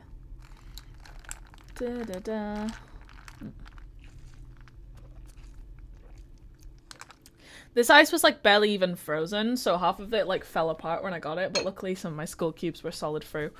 Yeah, so we're going to pick some clips to turn into shorts, and then we're going to do a batch. Hello, welcome. So for those of you who don't know, my name's Georgia. I am a full stack digital marketer from Manchester, and I talk about stuff to do with all things digital marketing and content creation. And today I'm going to talk about something really niche. So I hope it's useful to you, because I spent hours looking for this information and it wasn't there. And I literally worked it out myself before an entire Facebook group of specialized email marketers answered my question. So now I feel confident that I know more than those people. So essentially, when you do email marketing, it's a direct marketing format, so people need to consent to have you. So now I feel confident that I know more than those people. So essentially, when you do email marketing, it's a direct marketing format, so people need to consent to have you sending emails to their inbox. With GDPR, people get a bit confused about what is and isn't allowed, but there are situations where the systems you have in place in your email marketing software doesn't inherently follow a process that allows you to act on the information you have that you know they're consenting to be contacted. So the certain example I have, you can see here on my website. So I have recently launched a new line of crystal effect keychains. People can buy them individually, or they can buy a bunch of them. And I decided that if anyone wants to order more than 20, then they can qualify for a wholesaler discount. This was mainly based off the fact that I have 2 martial arts sparring glove keychains in red and blue, and I know a lot of martial artists who are club owners who have little shops for merch for their club, but there's not a lot of novelty items. It's normally just like a t-shirt printed with their logo, and I wanted some cooler stuff out in the world for martial artists to sort of show off what they like. So I made those keychains, and for anyone who is a club owner, I've already had a couple friends order them. They can sign themselves up as a wholesaler. So if they want to order more than 20 of any individual items, they can fill out this form here. I set it so it auto-populates with the name of the item that's on the page, but this lock one is just an example that it auto-pulls. And then they give their email and then their desired item quantity. And then they send that form off, they're added to a group of wholesalers, and then I can send them a discount code for that item, which only works for quantities above 20. So people can't get the discount and then just buy one for themselves. Now that sounds really simple, doesn't it? Except it's not really, because in terms of like web design, you don't want to have a really cluttered form that asks for a lot of information for people to sign up. This form only appears when I'm on certain pages. This is my single product template, so I don't want this to show up on digital products. So I have another video about conditional displaying where I show you that it only shows up in certain situations where the category is physical products. But you don't want to make this too messy even when it's appearing on the appropriate page, because then people aren't going to want to keep scrolling to find out all the information about the additional description and the reviews, and there's just a whole lot of stuff that could mess up the flow of a page and make the user experience clunky, so they're not actually going to complete the sale, which is what you want in the end. Now, my e-commerce platform is based on WooCommerce, and that means that anyone who purchases... I know a lot of martial artists... This is too long. This is rambly. How do I cut this down at a clean point? And cooler stuff out in the world for martial artists to sort of show off what they like. So I made those keychains, and for anyone who is a club owner, I've already had a couple friends order them. They can sign themselves up as a wholesaler. So if they want to order more than 20 of any individual items, they can fill out this form here. I set it so it auto-populates with the name of the item that's on the page, but this lock one is just an example that it auto-pulls. And then they give their email and then their desired item quantity. Okay, putting it there. That'll work. It shows up in certain situations where the category is physical products, but you don't want to make this too messy even when it's appearing on the appropriate page, because then people aren't going to want to keep scrolling to find out all the information about the additional description and the reviews, and there's just a whole lot of stuff that could mess up the flow of a page and make the user experience clunky, so they're not actually going to complete the sale, which is what you want in the end.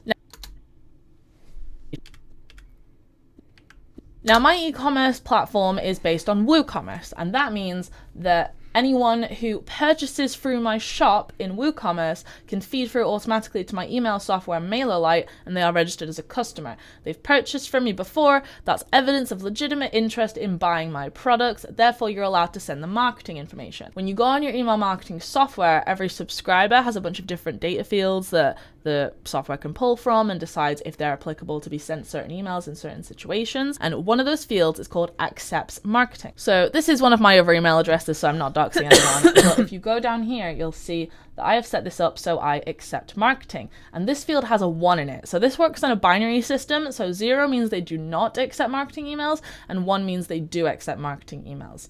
We go through to my form, and we'll find out that my form fields don't have a box to check to accept marketing, because we're assuming that if they are signing up to be a wholesaler, then they have intention of being a customer in the future. They're getting a discount code to be able to purchase more stuff from me. And then if they want to purchase some of my other products in the future, I want to be able to email them to alert them that there's more products coming that they will be able to make profit from themselves in the future, because wholesalers, they buy the stuff at a slightly discounted rate and sell it off at anywhere between the recommended retail price and however little profit they want to make. They could sell it at cost to them if they wanted to. Or, you know, they could try and sell it for more, but people are rarely going to buy something from the more expensive person if they know where it originally came from. So that depends if they know who I am. So we can safely assume that this person accepts being marketed to, because it would benefit them to find out about new products coming out in this line of a similar nature. But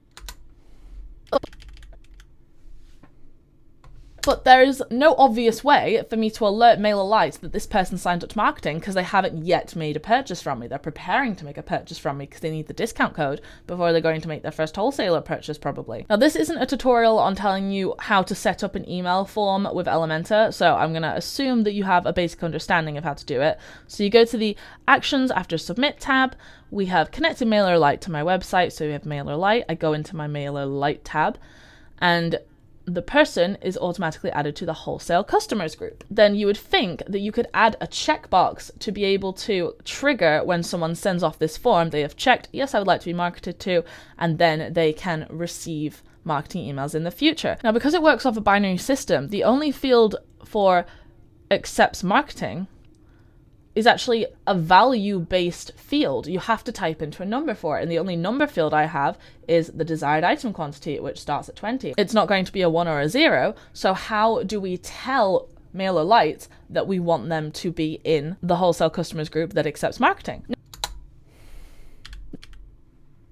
Now think about how many times you've been asked to fill in an online form. You want as few fields as possible that are required to fill out, and have you ever once seen someone type into a box a 1 to confirm that they want to be contacted for email stuff? They would normally just check something, they would accept it. So you could have an acceptance box, or you could have them added to a group where it's automatically assumed that they will be wanting email marketing communications in the future by sheer act of them filling out the form. And to avoid this clunky user experience where they're going to be asked to put a number into a box that they won't understand why, then you can add them to the wholesaler group, and then you can go into MailerLite and create an automation. Now, when I was early to email marketing, I didn't know that you could actually make automations for. Then you can add them to the wholesaler group, and then you can go into MailerLite and create an automation.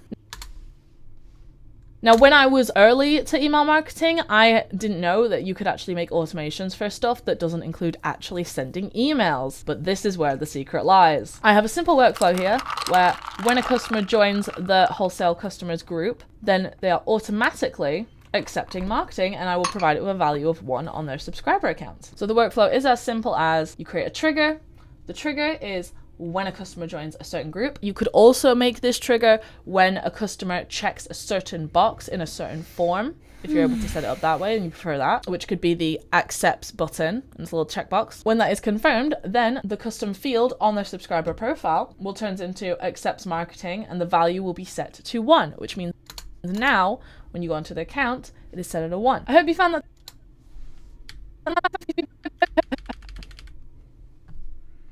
Okay. Go and we do the list. Down 1.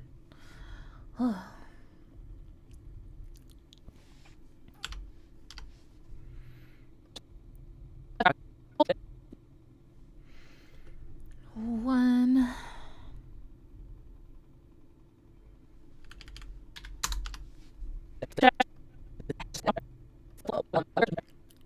2.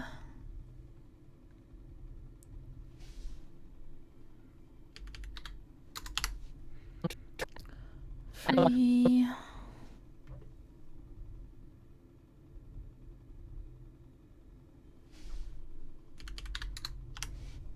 4. Copy paste the last one. 4.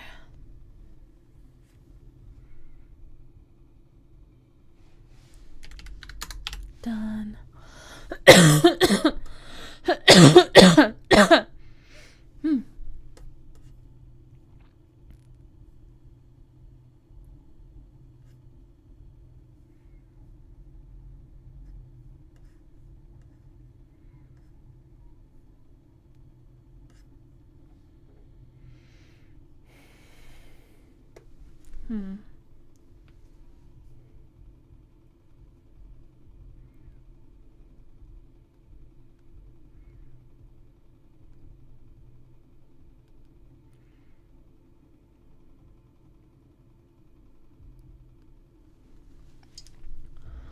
Okay.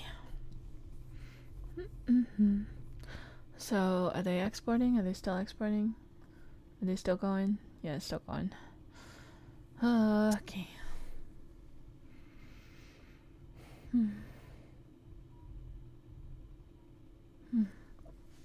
That done.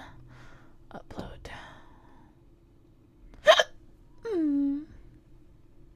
Have I got hiccups now? I think I got hiccups.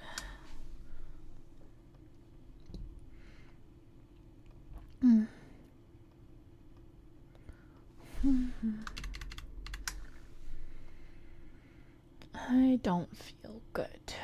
I am tired. And I would like to not be sat bored on my own doing monotony. I am waiting for people to come be my friend.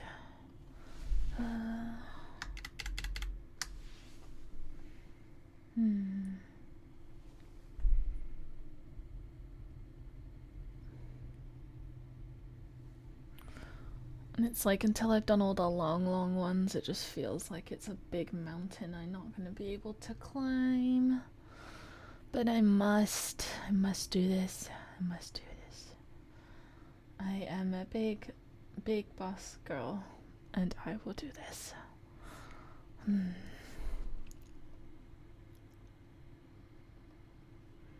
Okay. What's the next one? I know that this is actually kind of a good visually video, but it's a 22-minute video. This is the third longest video I have left. Okay. Yeah, I saw product photography. Go. Right.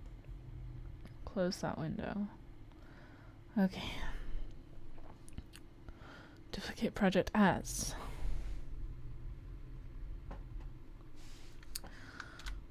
Product photography shorts. And then we delete the duplicates. And then we get the video. Okay. Product photography. Oh, I mistyped. Product photography shorts. Okay.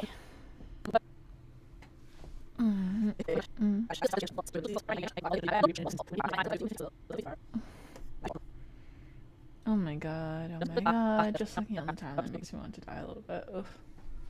Okay.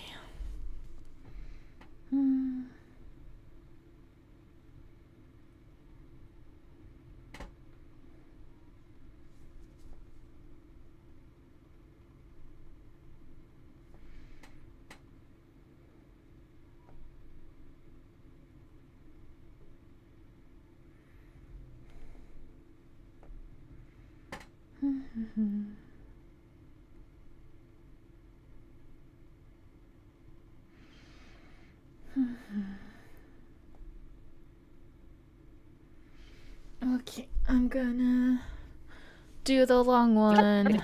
We're gonna do the long one. We're gonna get clips.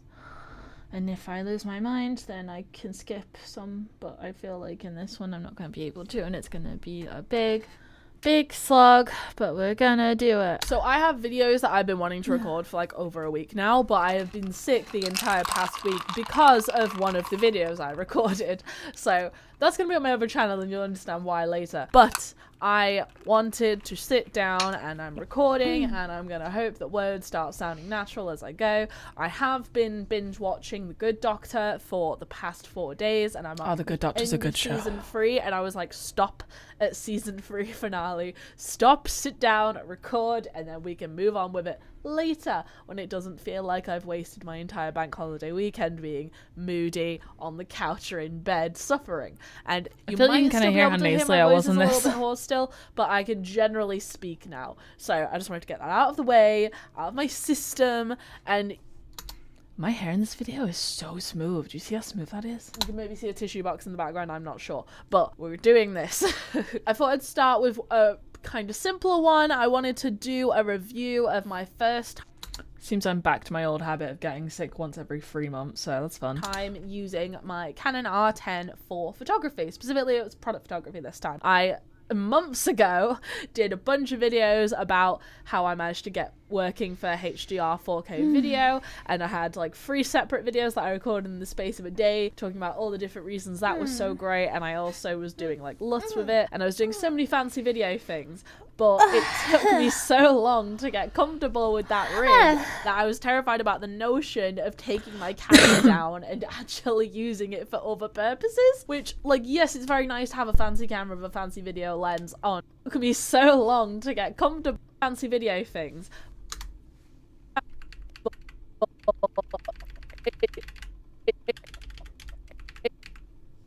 It took me so long to get comfortable with that rig that I was terrified about the notion of taking my camera down and actually using it for other purposes. Which, like, yes, it's very nice to have a fancy camera with a fancy video lens on your talking head setup, and it's nice to have a consistent thing, but I spent about $4,000 on this camera alone, so I would really like to use it for other things, you know, dismounting it from the same place in my desk the whole time, because maybe sometime I'll take it outside to vlog. I know, shocking notion, or maybe even to a client, who knows. But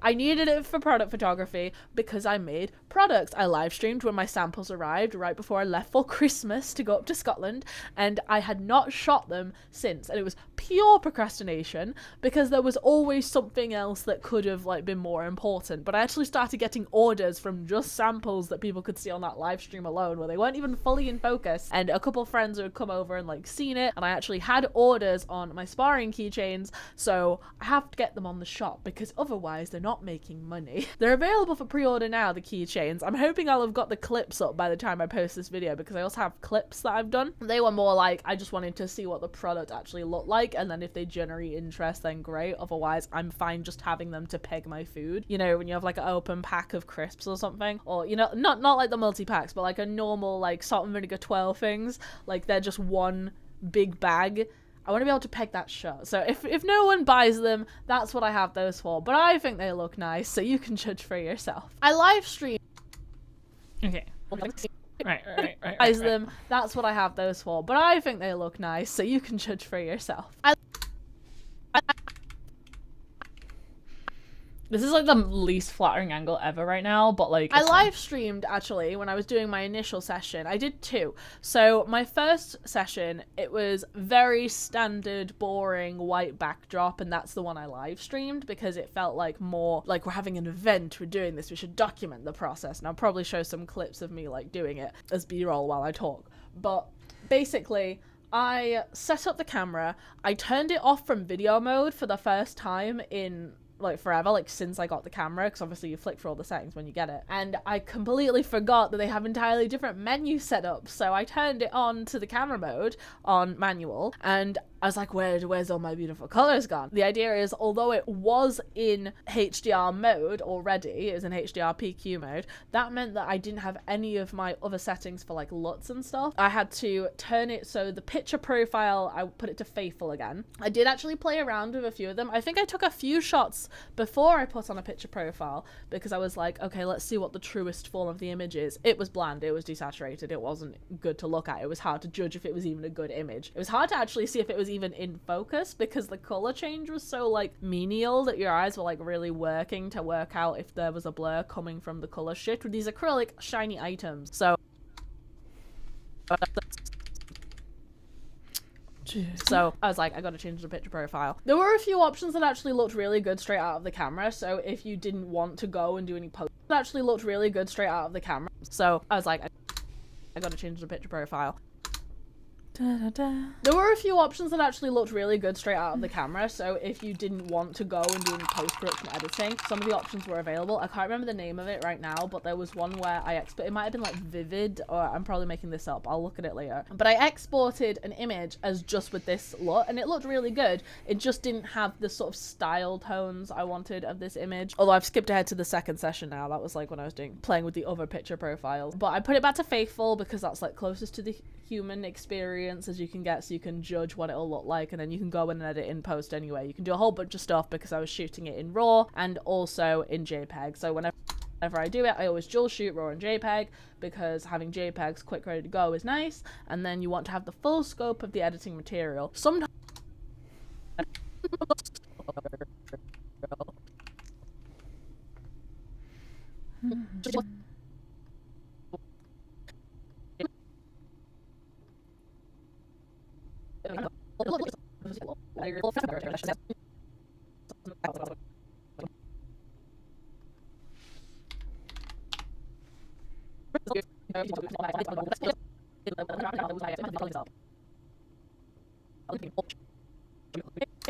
but also it's like annoying when you're previewing because like whenever you're clicking through on your computer and it's a raw file, it takes forever to load the preview and it doesn't look as like realistic as what it should look like when you don't have a set software that can actually interpret the raw files. So it was a whole thing. I shot in JPEG and RAW. Lens, I didn't tell you what lens I did. I had my 85mm originally because I really like how that looks, but then I ended up 5mm originally. Lens, I didn't tell you what lens I did.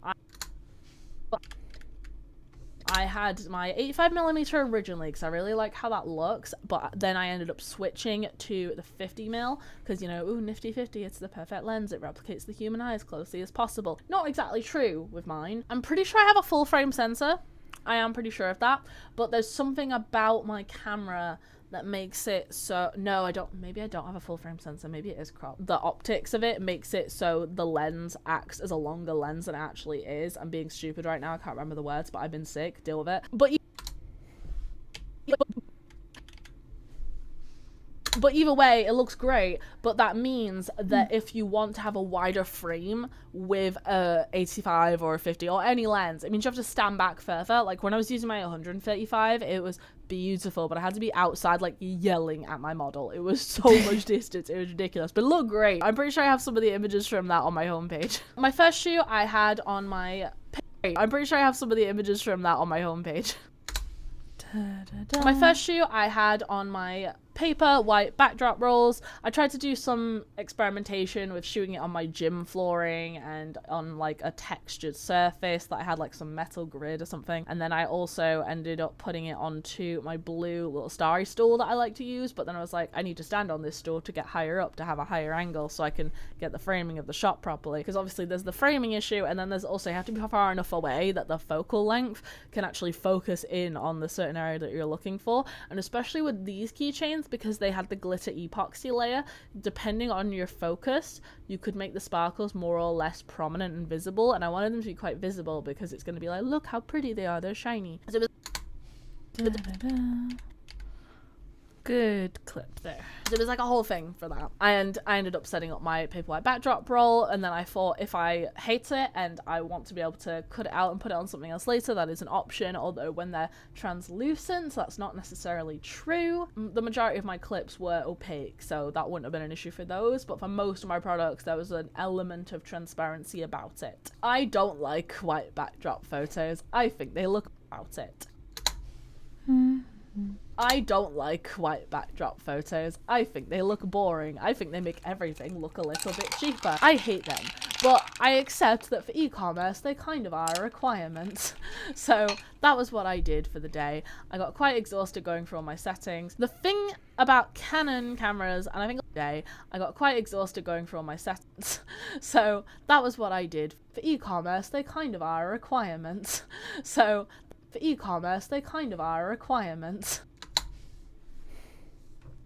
So that was what I did for the day. I got quite exhausted going through all my settings. The thing about Canon cameras, and I think a lot of cameras have this, but I work with Canon cameras, but when you have an external flash on a Canon camera, you can't have your screen on. You'll have to look through the viewfinder, and I'm exhausted going through all my settings. The thing about today, I got quite exhausted going through all my settings. The thing about Canon cameras, and I think a lot of cameras have this, but I work with Canon cameras, but when you have an external flash on a Canon camera, you can't have your screen on. You'll have to look through the viewfinder, and I can't judge focus through the viewfinder. Not only is that really awkward in a small space, but it's also darker, and like the pre light boosting when you half press the shutter, that doesn't really do it for me. But also my eyes suck, so I like to be able to have my screen, but that just results in me like holding my position very carefully and flicking through and looking at the previews and then judging, yes, that's the distance I want, and then I will stay there until my framing's done.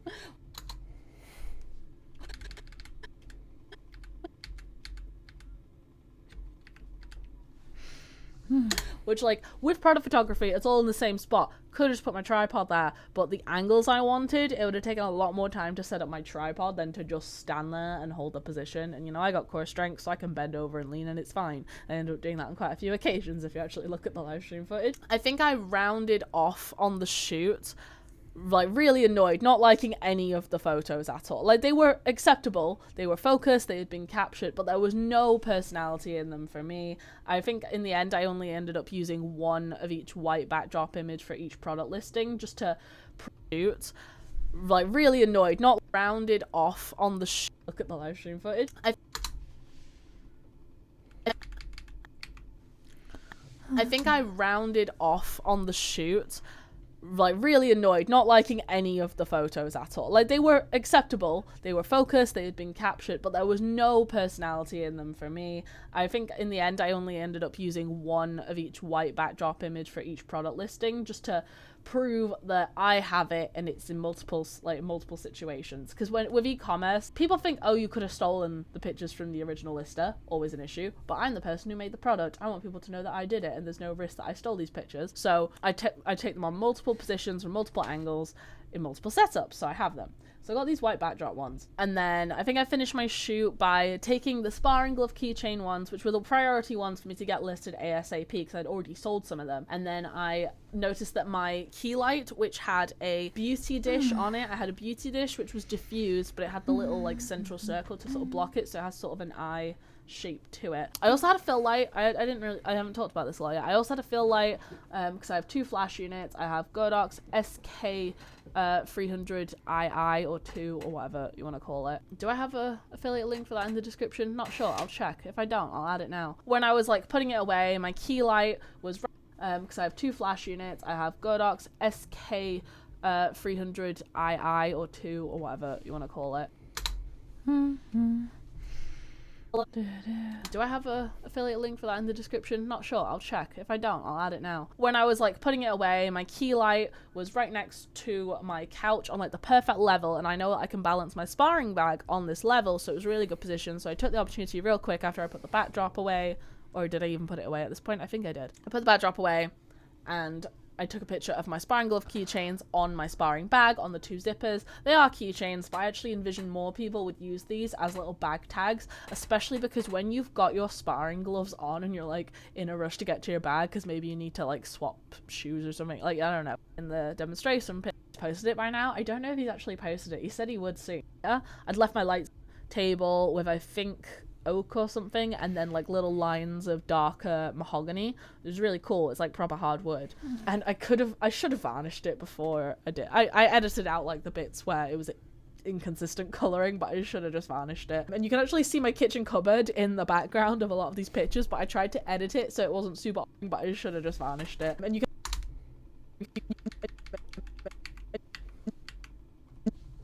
can actually see my kitchen cupboard in the background of a lot of these pictures, but I tried to edit it so it wasn't super obvious that it was my kitchen in the background for like the little slivers where it was visible, because it's mainly top down. But I wanted it on like a more lifestyle setup, more natural colors, doesn't feel so sterile. The products have a consistent theme throughout. The keychains are like a crystal glowing illusion effect. The products have natural colors, doesn't feel so sterile.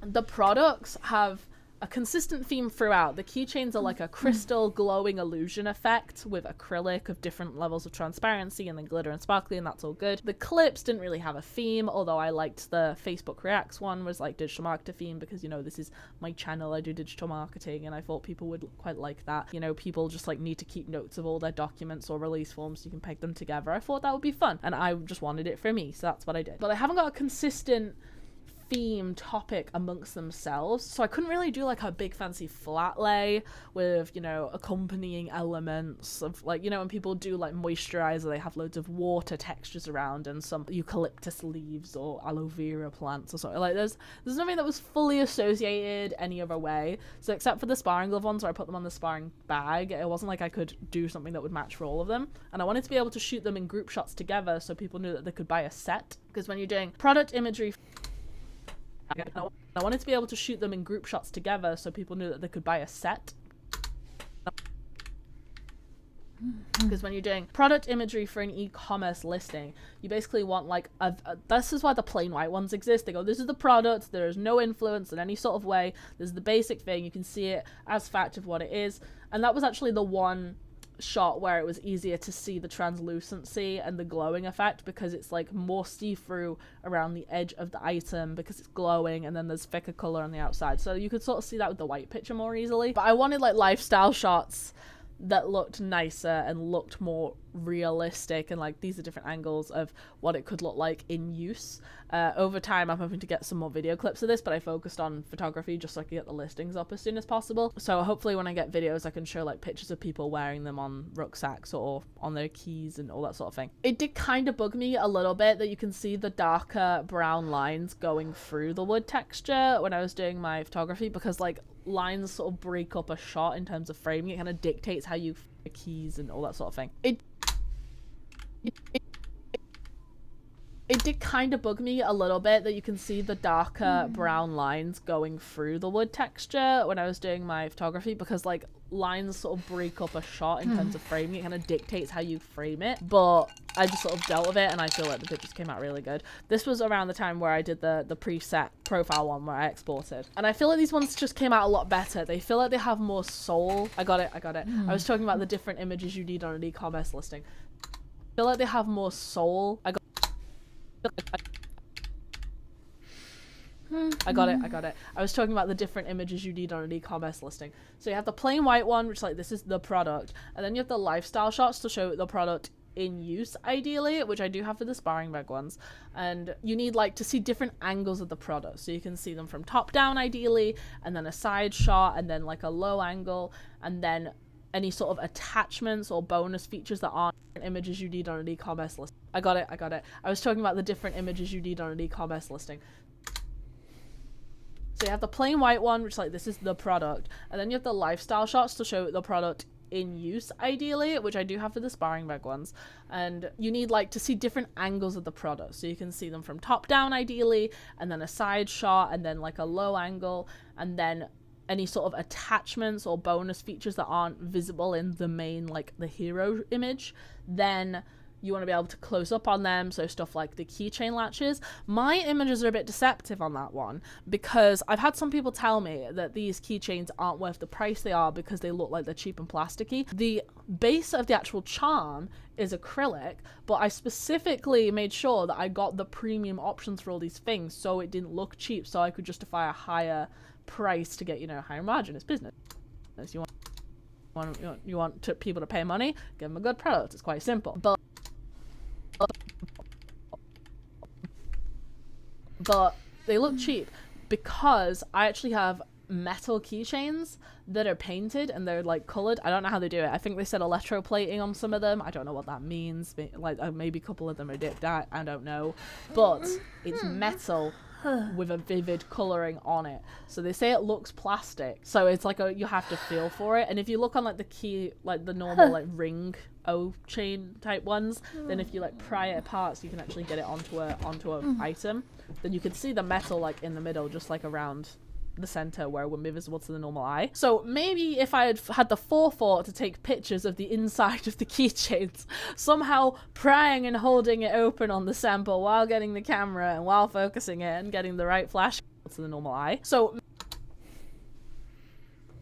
maybe if I had had the forethought to take pictures of the inside of the keychains, somehow prying and holding it open on the sample while getting the camera and while focusing it and getting the right flash conditions, maybe people wouldn't be questioning that. My compromise on that is I'm going to go back into the product listing sometime shortly before the pre-order is over, and then I'm going to like add, yes, it's metal, because like you have materials on it, but you focus on the charm. I didn't really focus on the keychain itself, but it is metal. So it's good, it's durable, it's going to last. I had to make sure for that because I knew they were going to get bashed about in the uses. I got a keychain that was a gift. It was from my friend Jen, and it was like an Anya from Spy Family, and it was her while she was in like her gym clothes and she was punching. We're Taekwondo friends. It was great. We had matching ones. I was actually obsessed with it. Thing came off my bag in about 2 days. I was devastated. I was actually really sad. I have a picture of it, but I'm actually really sad because if I can buy it again for myself, I actually will, because it was such a cute thought that we matched and for Taekwondo buddies, but no.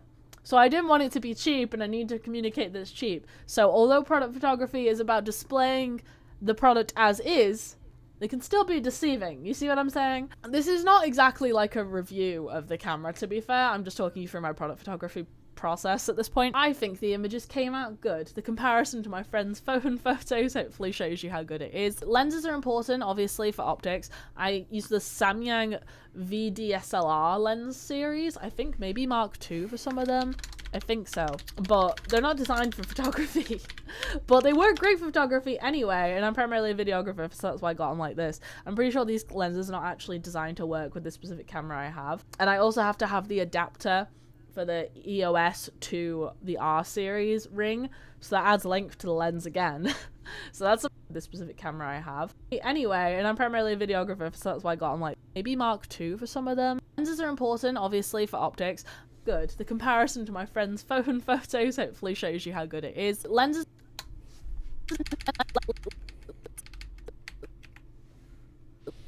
are important, obviously, for optics. I use the Samyang VDSLR lens series. I think maybe Mark II for some of them. I think so. But they're not designed for photography. But they work great for photography anyway, and I'm primarily a videographer, so that's why I got them like this. I'm pretty sure these lenses are not actually designed to work with this specific camera I have. And I also have to have the adapter for the EOS to the R series ring, so that adds length to the lens again. So that's something to consider. I have to be like really far away from pretty much all my subjects when I'm doing photography because of this, but I'm like about an arm's length away from my camera lens right now. So this maybe gives you an idea of the framing I had. I couldn't do a full body shot in here, obviously, unless I stand way back in the far end of the room. But I think it came out good. For editing, I think it came out good. For editing, I used Capture One. What version am I on now? I'm not sure. I have version 21 saved on my computer. I was kind of resentful of the fact that I have a version that doesn't recognize my new camera's raw files, because my camera produces, my R10 produces CR3 raw images, and before this I had a Canon 600D which produced CR2 raw images, and my, I think it's Capture One 21 version. 21 saved on the far end of the room, all my subjects when I'm doing photography because of this, but I'm like about an arm's length away from my camera lens. For editing, I used Capture One. What version am I on now? I'm not sure. I have version 21 saved on my computer. I was kind of resentful of the fact that I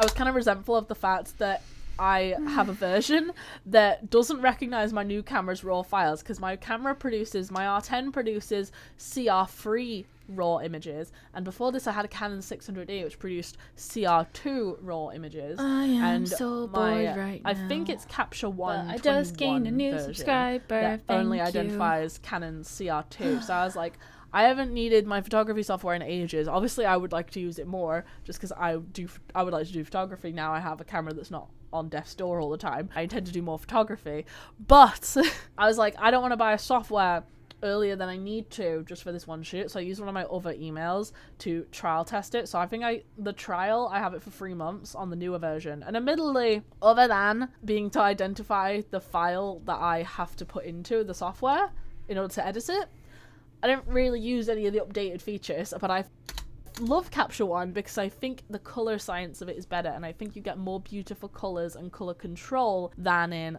Lightroom, and I don't need to do a great degree of photo manipulation like in Photoshop, and I also don't pay money to Adobe on principle because I hate subscription services for my softwares.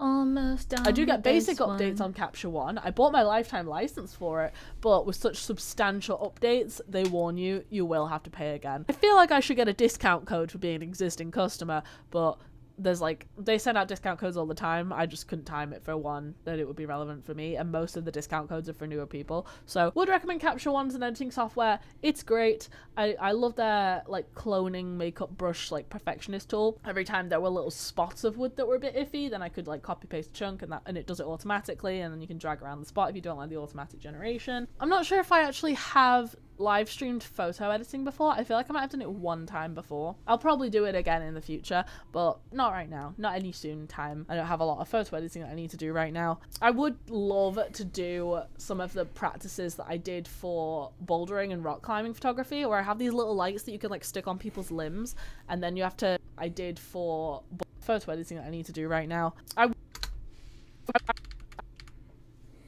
I would love to do some of the practices that I did for bouldering and rock climbing photography, where I have these little lights that you can like stick on people's limbs, and then you have to take them into a dark room, and then you can have the long continuous lights on. It's a common thing I do of mixing continuous and flash lighting, but the idea is like you do light trails, and then you do the flash, and then you only have one solid image of seeing the person, and the rest of it, it's like the light is following them. Would love to do that with my martial arts friends. I would need to get someone who owns their own dojang instead of renting a hall, because we would need to do it when it's not class time, because you need to be in the darkness and it requires a lot of planning, and you need to be able to redo things to make sure it works out properly. So we'll see if I can get any of my friends to do that, and then if I can get that to happen, then I will edit the photos on a video for you. How's that? So my plan is that I've been putting loads of samples throughout this whole video, but if I haven't, I can literally like feel movement happening through my desk, and I don't know if it's because my hard drive is like chugging away, spinning the disk because it's getting kind of warm now as well, or if like it's the garage door underneath me. But like I'm literally feeling myself fall asleep, and then I just felt like a big clang, and I was like, ugh, ah.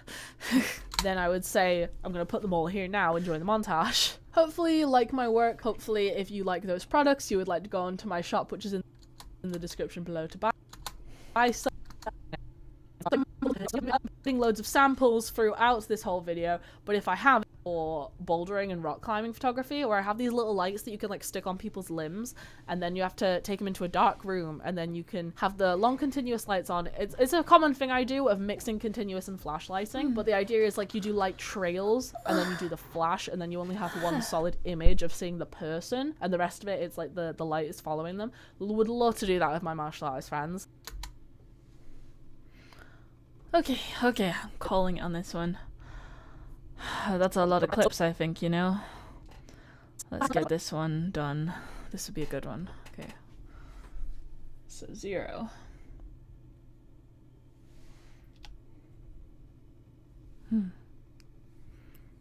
Okay. Let's get this. So 1.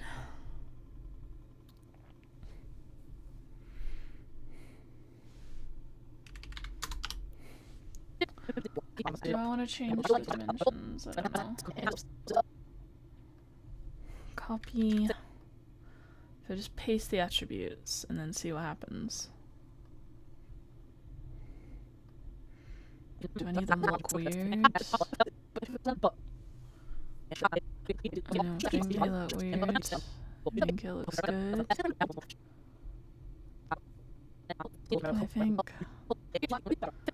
think it seems good. Yeah. Yeah? Yeah. Yeah? Yeah, it looks good. It looks good. Okay, so 0, 1, 2. Free.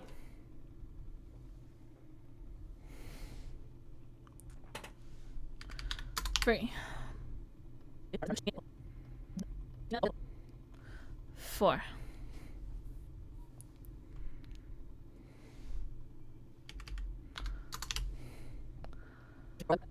5.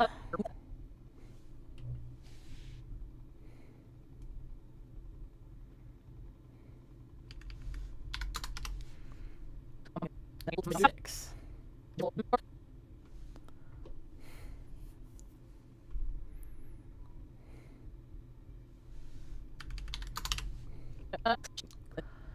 7, 7, 7, 7, 7, 7, 7, 7, 7, 7. What is it? 7 product photography short. 8.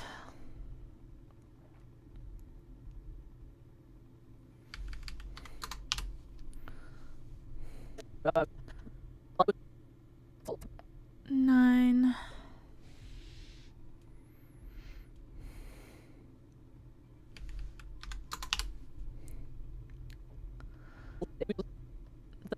10.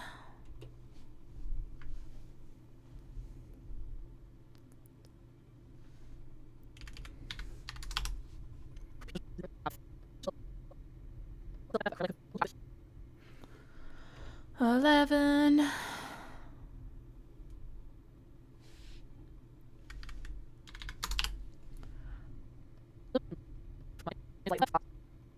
12.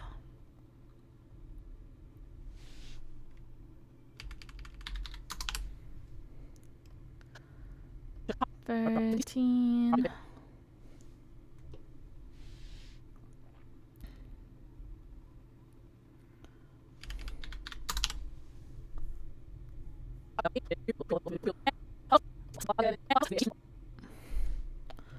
14.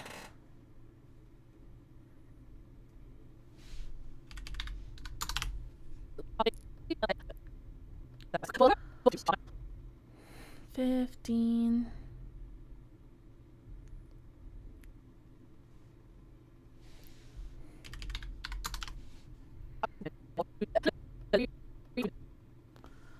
16.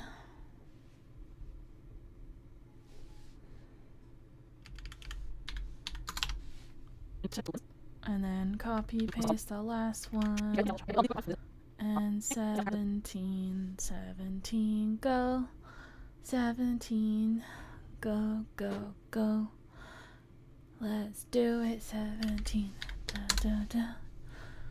Let's grind this. Okay. And they're all exporting now. So, I'm gonna go to my main screen for a minute. How are we all doing? I feel like my head is gonna explode, but I just did a big long video, so I only have 2 long ones left. One of those being the next one. I only have 2 long ones left. I think I still have like 10 videos total to do. And the housemate prospect just messaged me. What's he saying? Sorry for the late response. Had races in Chester and working all weekend.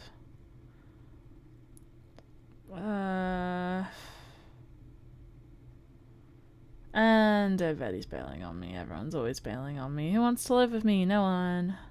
Great. Okay, it's just... Oh well, right. Yeah. What was I saying? Yeah, I think I've got about 10 videos left, maybe Unless I counted a lot less recently, I'm not so sure. My brain's kind of broken, to be honest. Okay. Let me count. Okay, I think it's done exporting them. Let me share my whole screen. Let's go to YouTube. And we're gonna upload them. Upload the videos. Desktop, okay. Upload. And then same again. Back them up to the hard drive. To the hard drive. Down, there. And there. And they're copying. Oh, I can only upload 15 at once, I forgot, okay. Okay, so 15 takes us to actually number 16.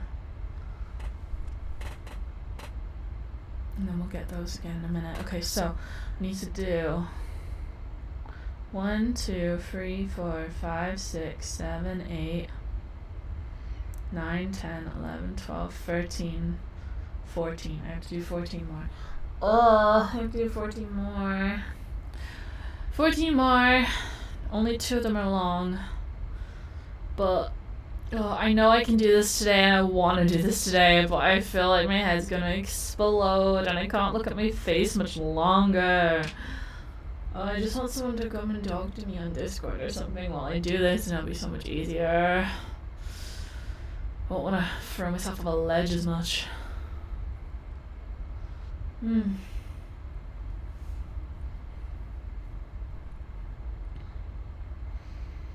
Okay, can I upload the rest of them while they do, or does it have to wait?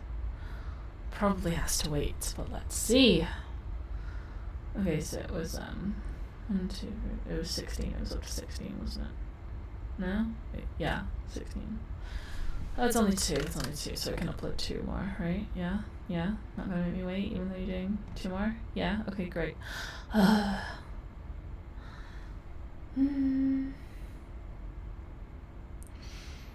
Here's what my analytics look like right now while I'm actively streaming.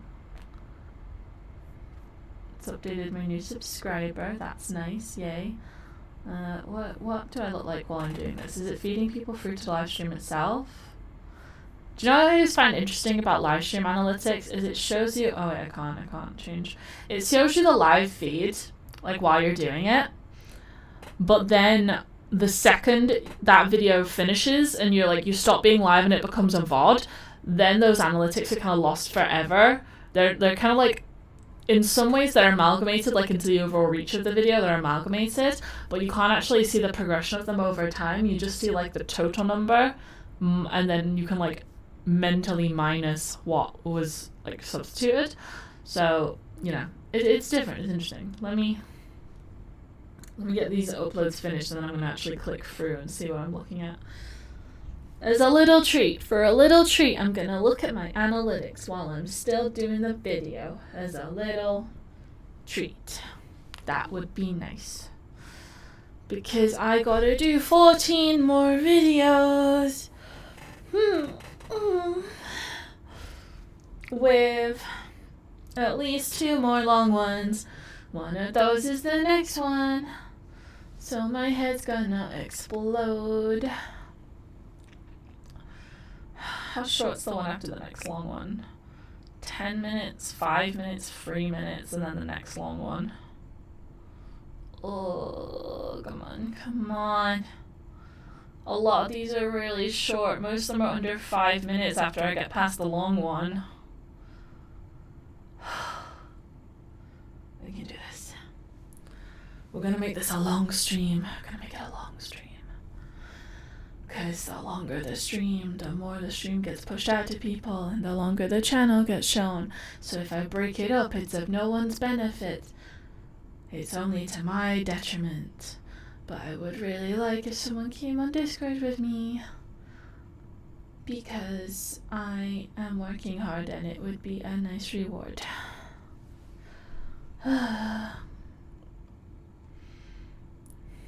Is it nearly done uploading?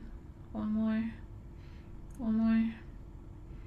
Off you go. One more. Go, go, go, go. Okay, it's done that. So now I can see what the analytics are saying. Yes, leave this page. Let me see. 4.5 hours of watch time. That's actually pretty good, guys. That's not so bad. That's not bad at all. Not showing me the impressions, but it will show me that later because it takes longer to process it.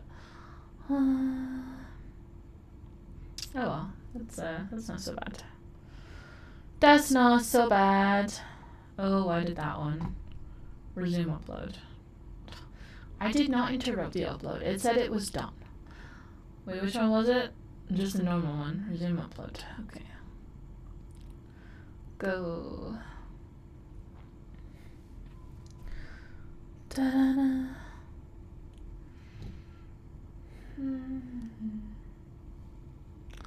Okay, let's see. Main screen. Hello, it's me again. Do you like my hair today? I made it into pigtails. I think it looks good. I think it looks very nice. It's a little shorter than I like it because I got a haircut, and it's nice and neat now, and the ends are tidy. So that's what I got for now, and then it'll grow back to the length I want. But I like having high pigtails, so it looks even shorter than it actually is, but actually they're like planted up here when normally it would start down here, so really it goes to about here. So who knows. Okay, Final Cut Pro. Oh wait, I need to bin the OGs. Dun, dun, dun, dun. Move to bin. Let's see.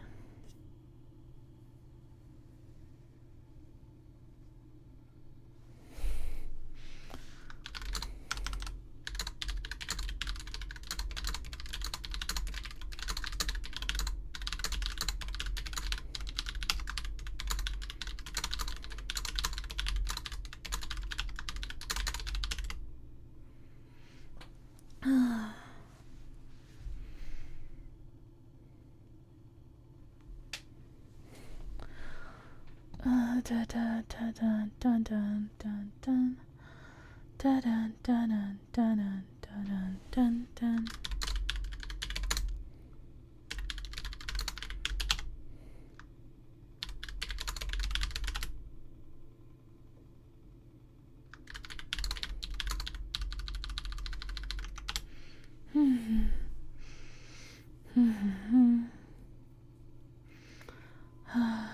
Right. Gear myself up for the next big one. Doing the big one. Setting up the biggie. Setting it up. Okay, so we are duplicating the project. And we're gonna call it Monetize Discord Shorts. Okay. And then we're gonna go in and we're gonna delete the duplicate clips. And we're gonna do that. And done. And then find the video of the long one. Monetize Discord Mauve. I feel like I recorded this on the same day as I recorded the last one. That's a big, heavy recording day for me. I feel like I remember it now that I'm saying that out loud. But yeah, so make it big. How long is this one? This one is 28 minutes. I don't wanna. I could do what I did with the last long one and just like decide to not make as many.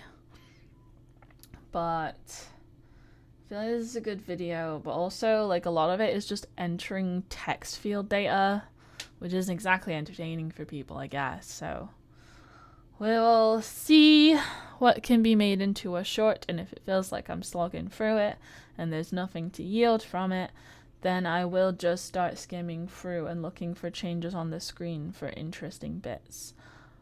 I know there's one little text chunk I need to get in about, like, don't use the word donate or something. I'll remember. Hello. So, my voice. Hello. Hello. I'm finally not on my own. Yay. Yeah, I have news. Tell me the news. So, you know how the police had closed off my street? Yeah. So originally, the newspapers were reporting that somebody got attacked like 10 minutes away. Yeah. And then they'd closed off this area because I don't know if maybe like the person was found down here or whatever. Mm-hmm. Turns out it was the other way around. Okay. Someone got attacked outside my house last night. Like outside, like your front gate? Like directly outside my back garden. Ooh. On the other side of my big wall. Oh. So a police guy came in and was like asking if we'd heard anything, you know, like just looking for a statement.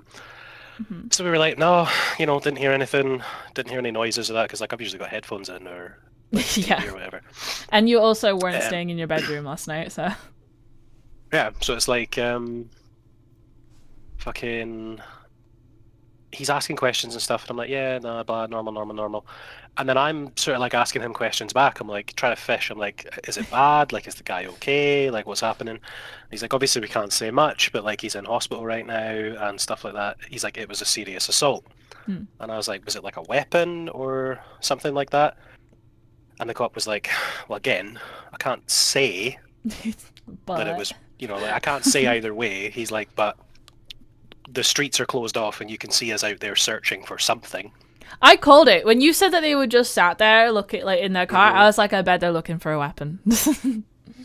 Yeah. And I'm like, and you said it was right outside. He's like, yeah. So I was like, did they chuck a knife in your hot tub? Oh, fucking almost. I was like, I haven't been in the back garden. I was like, if it was the other side of that wall, would it not be worth checking to see if they've chucked it in there? And the guy, the thought hadn't even occurred to him. He was like, oh yeah, no, that's actually a really good shout. That genius. Is it okay? He's like, is it okay if we just go out there and have a look? I was like, yeah, fire on. So we went outside, and he sort of like we went around like the back of the pool and stuff by where the wall is, and then we sort of looked down, and I have like a little bucket that I was using for like building supply stuff, you know, like for like mixing water and stuff. That's just been sitting behind the pool for ages. I forgot to throw it away. Yeah. There was a fucking knife in it. Oh my god! I so got it! Oh my god. There was a knife in it, and the guy's like, oh, yeah, there's a knife in there. And I was like, fuck, all right. And it was not like my knife. It was sitting in some water because it's pissing rain. And he's like, is that, like, I was like, that knife did not come from this house. Like, it's clearly not one of our knives. It's completely different. Do not accuse me of harboring this knife. Yeah, but just because he's obviously like, we need to make sure that it's definitely not one of yours before we treat it as like that's possibly an interest. Because if it was just like, oh fuck, yeah, I left that out there last week. Then like show and tell with your knife collection. Yeah, it's like a no big deal type situation. But he's like, so it's definitely not one of yours. And I'm like, nah, man, we've got like completely different style of knives and whatever. And he's like, oh, okay, we got to call this in. So for the last like 2.5 hours, I've had the police in my house waiting. So you solved an attempted murder. Legitimately, because he would not have found that. That knife would have been sitting in that bucket for months because it's like tucked in behind the pool, just where the wall is. And you'd have gone, where the fuck did that knife come from? Yeah, I would have just been like, that's not one of mine. What the fuck? Like 3 months from now when I'm clearing out the back of the pool or something. And if it was sat in stagnant water just getting rust, then all that evidence is gone. Well, this is what the policeman at the start was saying. He's like, I mean, it's been in the water, so it's probably not any use, but like we can obviously still tie like the cut patterns if it's the right knife and all that to forensics. But then the forensics guy came and he's like, oh no, don't worry about that. He's like, I pulled a knife out of a river recently and we managed to get DNA evidence on it. I mean, that's a pretty badass statement just on its own. And I was like, oh, this guy knows what he's doing. We like, my fellow scientist, how do you do? and then so after all this, so this guy was basically just waiting and like chatting to us for a couple of hours while we waited for like people to come up and like collect it. And then the forensic fucking people turned up, and you know, like the show Cops. I've not seen it, but go on. Yeah, you know, like the camera crew follows around the police. There's one of them that's been going on like in our area. Oh, well, now you have to show me when it comes out. Well, no, because we're not on it. Because I was like, you will not be filming inside my house. Because the guy just walked in with his camera. That would like, be didn't so ask cool, to come in. Though. Didn't ask permission. I'm in my fucking pajamas, man. It's my day off. I look like shit. I'm like, I don't want to be on TV right now. You could have said to them, you can shoot in the house, but I'm not signing a release form for my face. Well, the thing is, because we don't know the circumstances of the attack. Like, if it's something kind of drug related, and then it's like, hey, these people found the knife that caused this guy to go to jail or something. Yeah. Here's the footage from inside their house where their kids live. Like, damn responsibilities. But the guy just walked in with the camera, didn't ask permission to come in or anything, just followed the policeman in. And I was like, what's with the camera? Like, the guy was like, oh, he's just wanting to get some footage of just, you know, where the knife is and stuff like that, and, you know, whatever. And I'm like, he's like, is that okay? Is that okay? And I'm like, well, oh, that's not a release form.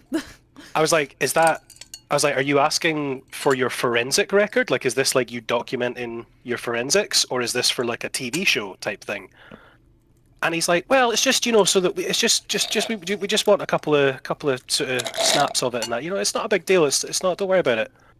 And it was the policeman that had been in taking statements earlier, because he'd said before, because we were joking about this TV show, and he was like, oh, you wouldn't catch me on that. He's like, no way. He's like, I don't want my 15 minutes of fame that badly. Oh, that's really shady TV practices, though. That's always reality TV, the scummy bastards. So it was him that batted in, and he was like, no, like, this is for that show that they're making. Like, he's asking to film for that show.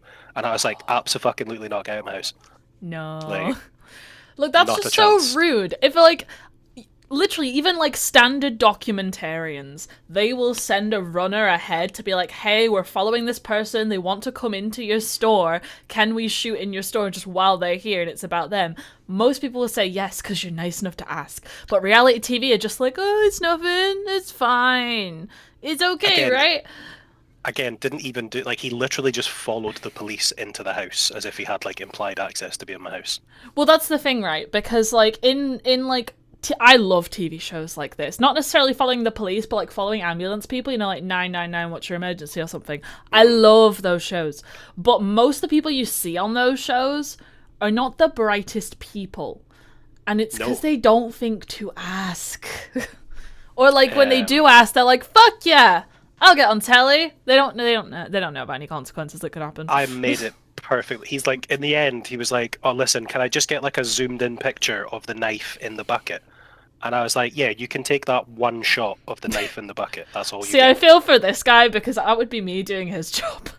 But he was the dickhead that wasn't answering, like, when I was asking, is this for TV? Is this for whatever? And he's like, just like, oh, and then like waiting for the police to answer for him.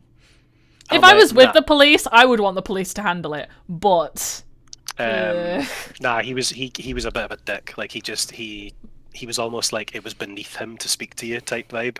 Oh, people don't film for these shows because they have actual credentials. They film for these shows because they know how to press the button, but they couldn't get onto anything proper. I made it very clear that if any of the insides of my property end up on this fucking show, that I will be taking him to court, because I do not give him consent to be in my house with a camera. Did you record yourself saying that? Body cam, police. Yes, there you go. Fine. As long as you can prove it, then you're fine. Lawsuit money, get it. Absolutely not. 100%.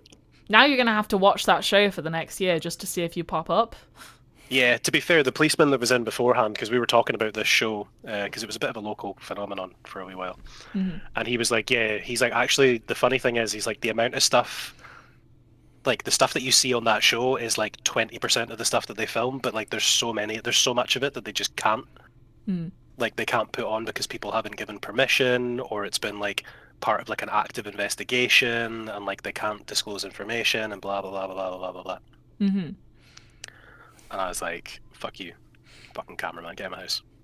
So was anyone in the house with you at the time, other than, like, you know, everyone who lives there? Yeah. Was your nan excited about the show? No, but if she was on her own, because they were directing it at her, because I was talking to the other policeman, and they're like, is it okay if we just come through? As if it's her house! Like, and she's like, wait, what, sorry, what? Like, oh, and if, like, she was by herself, they would have absolutely just, like, barrel rolled over her. Barrel rolled over her to be like, it's fine, don't worry about it, pet, it's alright. We're just coming through, you just sit, it'd be fine, don't worry. And like, the whole inside of the house would have been fucking plastered on TV.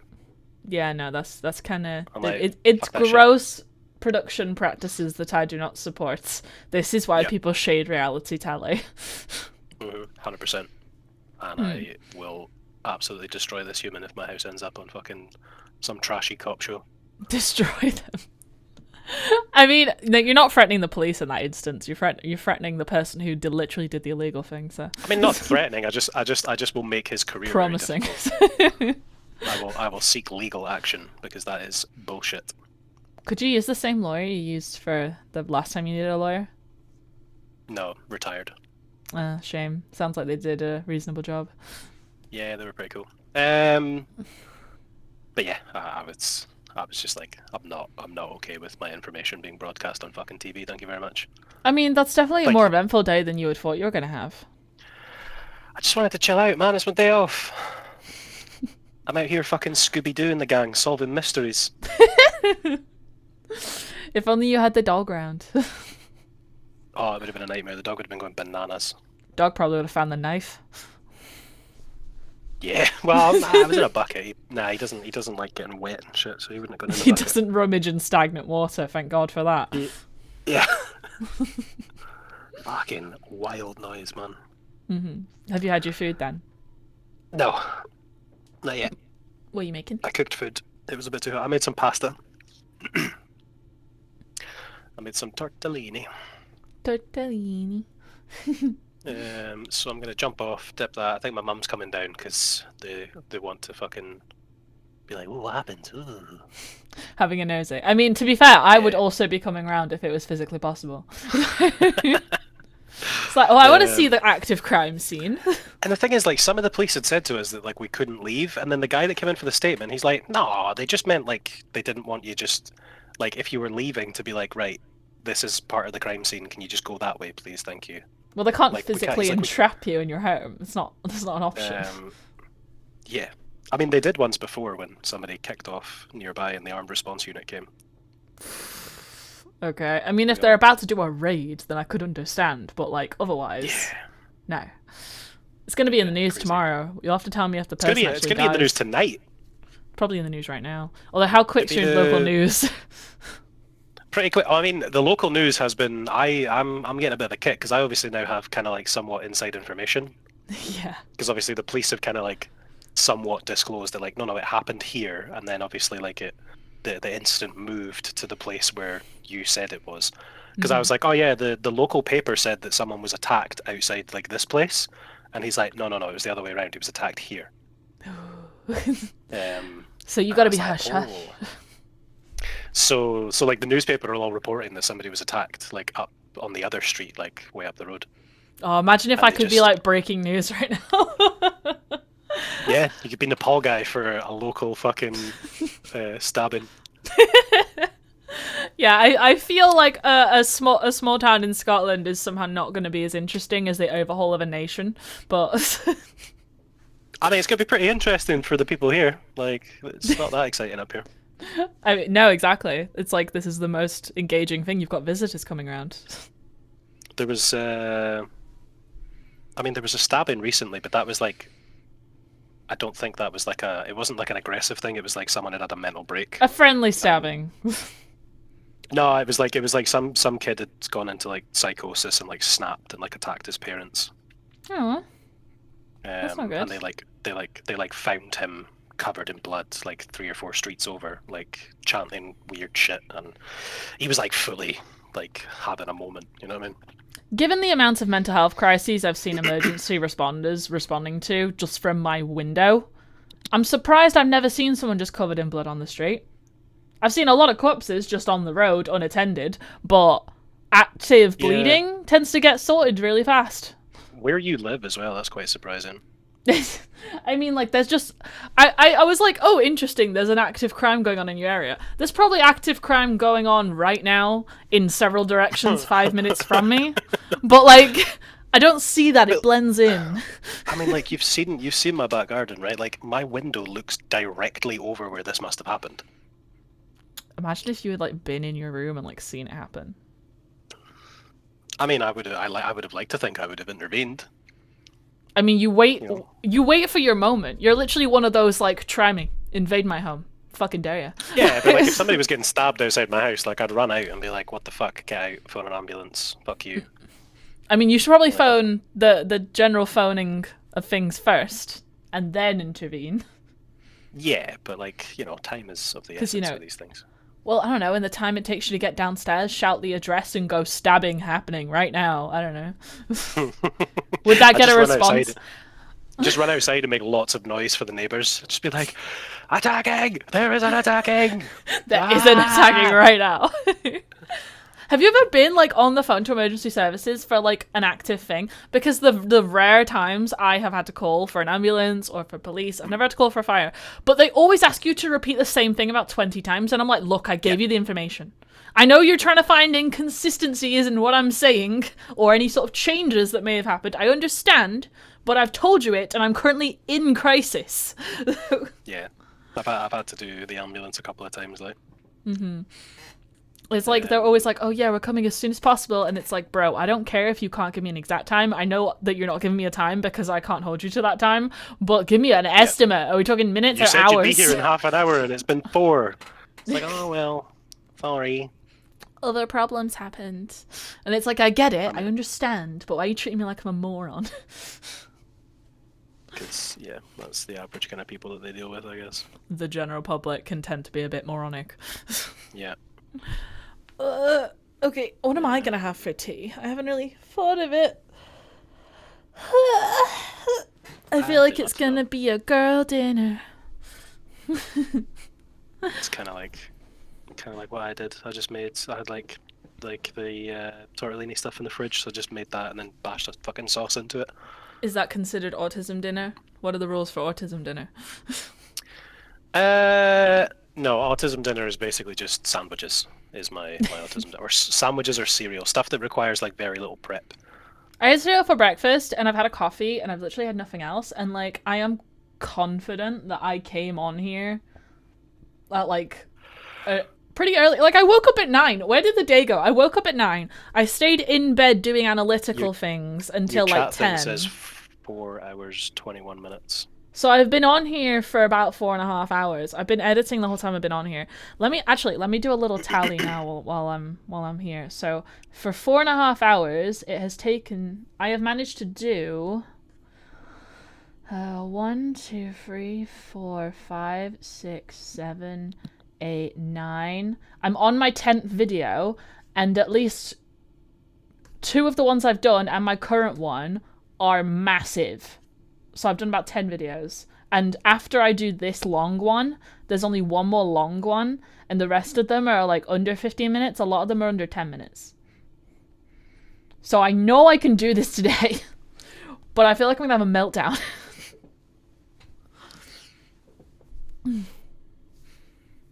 I don't know. I feel a little bit reinvigorated now. But also, I hate this. a little bit of a boost.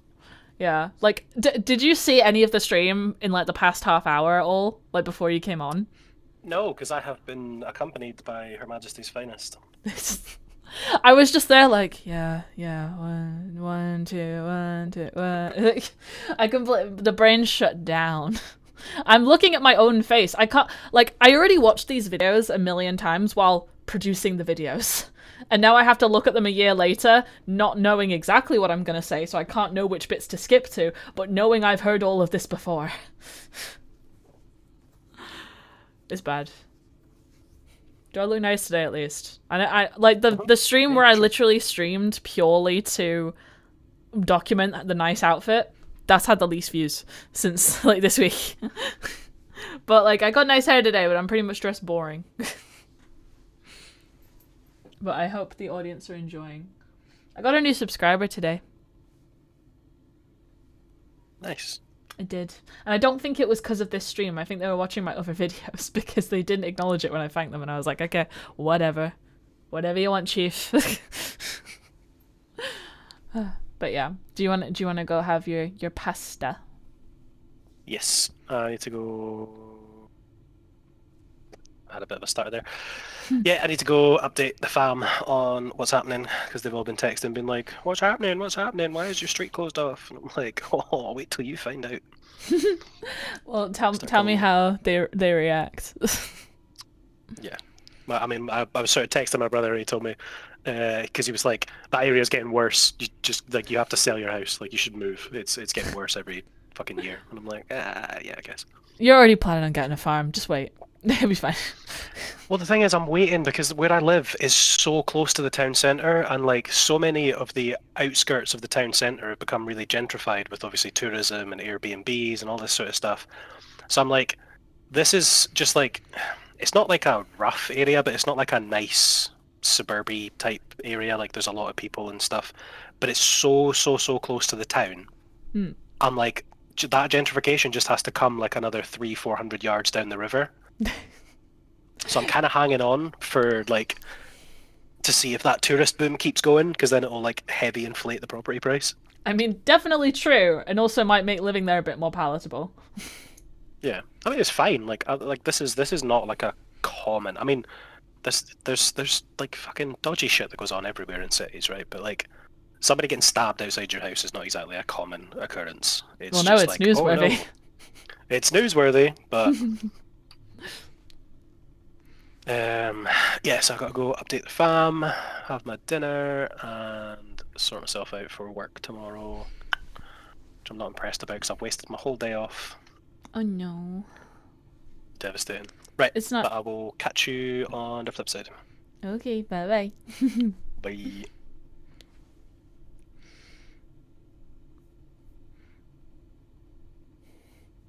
Oh, it doesn't give you a little noise when they leave when you're on the voice channel for some reason. Oh well.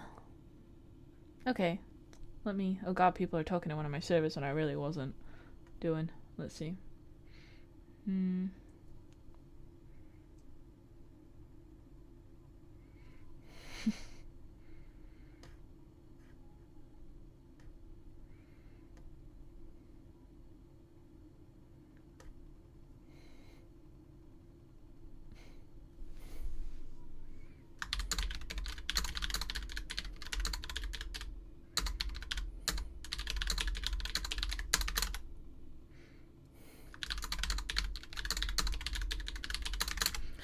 Okay, right. I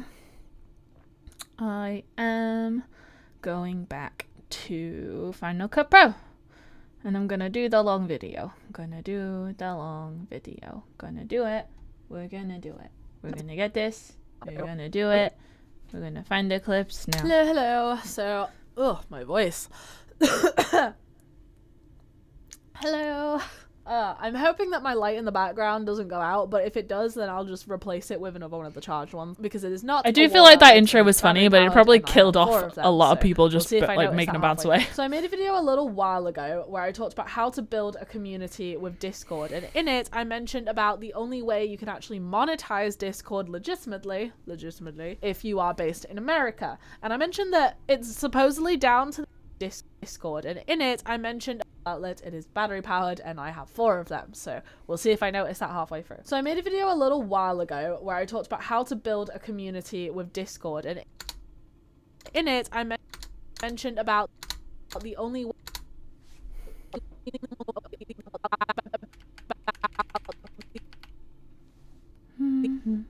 way you can actually monetize Discord legitimately if you are based in America. And I mentioned that it's supposedly down to the payment processors, Stripe only allowing you to process payments through Discord if you're in the US, but I actually have a way of monetizing Discord which also goes through Stripe, so I'm a little confused there, but it's in a roundabout way, so I kind of understand it's not coming directly from Discord, it's going to be through this tool I'm going to show you now. So this is how to monetize a Discord server if you are in any place that is not the US, although you can probably use it there too, and I'm kind of talking out my ass because I don't know, it depends on where the payment process will allow you to do it, but in theory should be anywhere.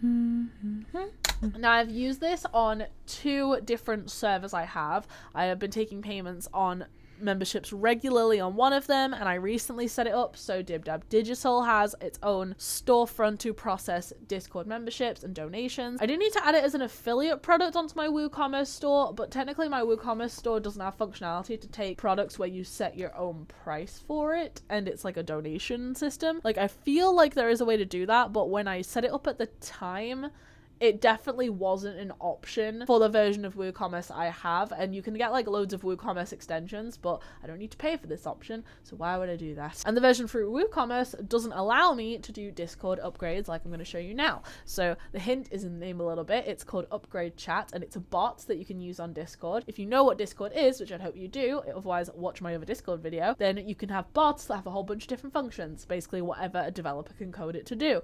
And this bot allows you to have paywalled content via select members you can use on Discord. If you know what Discord is, which I hope you do, otherwise watch my other Discord video, then you can have bots that have a whole bunch of different functions, basically whatever a developer can code it to do.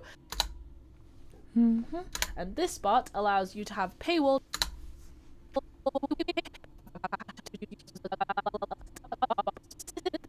and this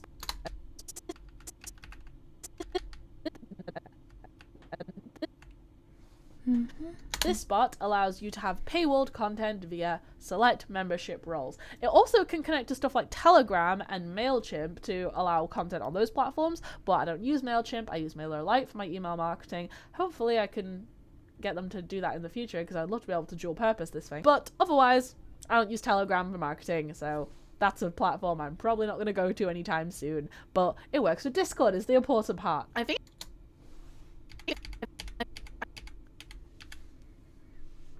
I think it's actually the only officially approved Discord bot for Stripe and PayPal in the UK. I'll check it on their website in a minute, you'll see. So here, it works with Discord is the important part. I think it's actually the only officially approved Discord bot for Stripe and PayPal in the UK. I'll check it on their website in a minute, you'll see. So here I have my Discord server, and if I go to my DibDab Digital Discord server, I've already set it up, you can see this thing here is Upgrade Chat, and it's a bot. And it allows you to attribute certain roles to different members. Now, I haven't really built out these Discord servers too heavily. Like right now, DibDab Digital's Discord server and Debasdo are largely just subscription boxes where you never miss anything because all my videos are updated through another bot I have called Disping. And I also have Monitor RSS, which uses the RSS feed from my website when I post a new page or a new blog post or a new product on my website. So it's basically like my mega update box for now.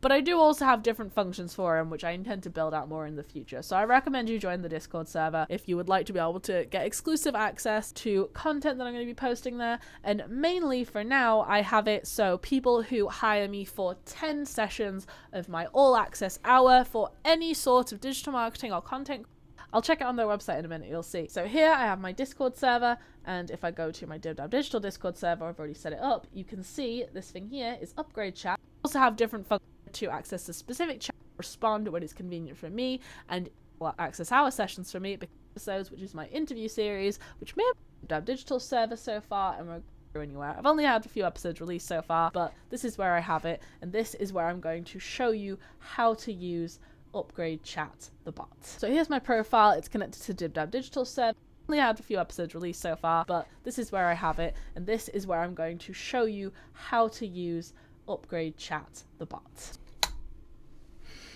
So here's my profile. It's connected to DibDab Digital server so far, and we're going to create a new account. So if you choose this option, then it just allows you to set up a storefront, and if you choose this option, then you can connect it to your Discord server. So I'm going to connect it to my Discord server. Then it can see that. So here's my profile. It's connected to DibDab Digital server so far, and we're going to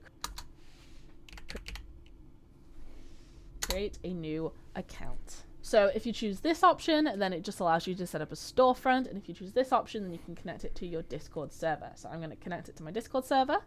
Then it can see that my account, because obviously you'll have to log in with your Discord account in order to do this, it can see this is the only server that I am an admin of that has not currently got the Upgrade Chat bot. So I'm going to choose Debasdo, create account. I don't believe there's a limit on how many accounts you can use on this, but it does have certain paywalled versions, so I do have a limit on the customization elements. You can get a lifetime license, so as soon as I generate enough revenue for it to be justified, then I will probably upgrade to the version with all the fancy options, because then I can also do a more branded storefront, and I can actually store media on here, so I can have exclusive content for certain Discord members. Or if it's someone who is a certain type of member, then maybe they could get content that would originally be paywalled via digital products on my website, and then they can get it for cheaper or free or whatever I feel like in the moment. Now you need to do certain things in a certain order. It landed me on this page for my earnings, which obviously is nothing because I've not even set it up yet, and it will ask you what currency you want it to be shown in. It for some reason doesn't show Great British Pound until you've put in your location on your account settings. So I recommend going through each of these tabs in sequence to see what's relevant to you. Luckily, the documentation is really easy to get to. You can see it on this tab here. If I just poke it out, then you can see all the options. So documentation, and then you can click on the getting started section. We've gone through these steps here. I've logged in on my Discord profile. I've done it here. Now, what platform am I setting up? Discord. So we skip to Discord. I have created my account. So you can see here that the bot is not currently installed in the Discord server. So you need to go invite to Deborah's Dojang.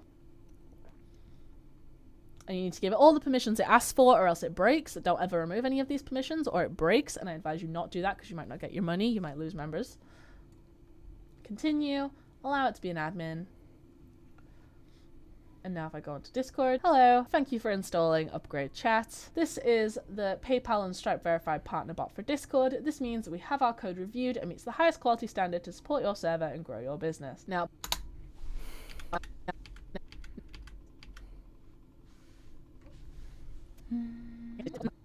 luckily, the documentation is really easy to get to. You can see it on this tab here. If I just poke it out, then you can see all the options. So documentation, and then you can click on the getting started section, and you've gone through these steps here. I've logged in on my Discord profile. I've done it here. Deborah's Dojang. And you need to give it all the permissions it asks for, or else it breaks. Don't forget that the bot is not currently installed in Discord. So we skip to Discord. I have created my account. So you can see here that the bot is not currently. You can see here that the bot is not currently installed in the Discord server. So you need to go invite to Deborah's Dojang. Now, before I start setting up my payment processors, I'm going to go into my profile and add some information. I'm going to add my logo. Now, before I start setting up my payment processors, I'm going to go into my profile and add some information. I'm going to add my logo. Deborah's Dough. There it goes. Full name. This is my name. Deborah's Dough is the brand. I'm going to select my country, United Kingdom. My store's display name, Deborah's Dough. And then I will add all this other information in later, but you don't need to worry about it. For now, my store's display name, Deborah's Dough. And then I will add all this other information in later, but you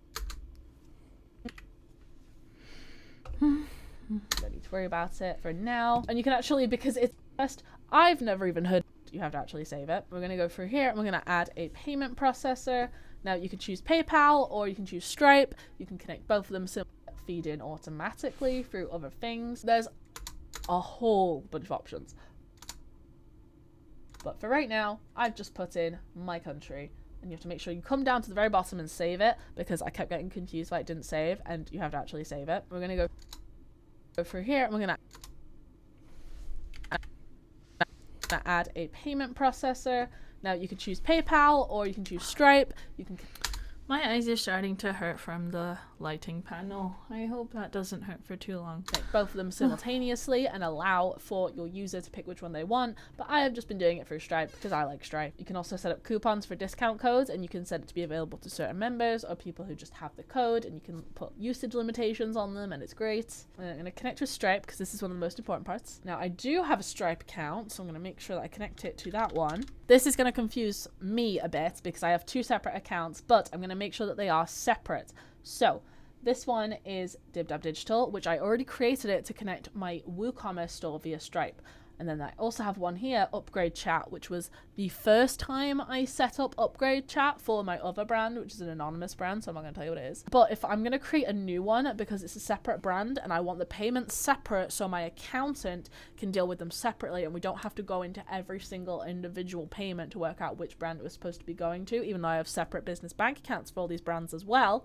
I actually went from 1 to 3 business bank accounts in a year, so that's going to be a fun one for my accountant and me. But I'm going to create a new account because it's for a separate business, and I'm gonna hopefully rename this to something other than Upgrade Chat because that will get confusing. Create a new business, and now you have to start telling it business information about what you are.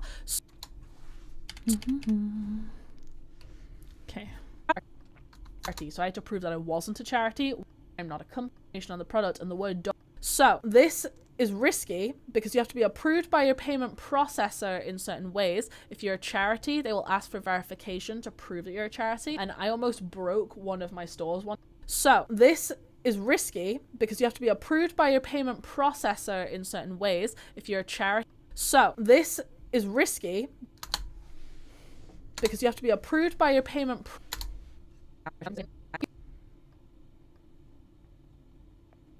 so this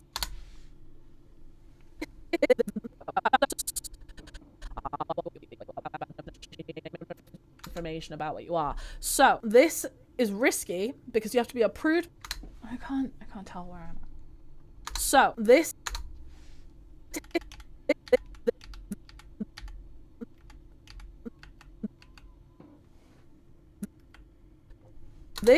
is risky because you have to be approved by your payment processor in certain ways. If you're a charity, they will ask for verification to prove that you're a charity, and I almost broke one of my stores one time when adding a donate product because I was doing it while I was sort of sleep deprived, and I had the donate product set up in Stripe itself and not in Upgrade Chat. So Upgrade Chat is the storefront, and that has all the information about all the different products and memberships. If you do it for Stripe, it can see the information on the product, and the word donate flags you as a charity. So I had to prove that I wasn't a charity, which is, I think it's a restricted option.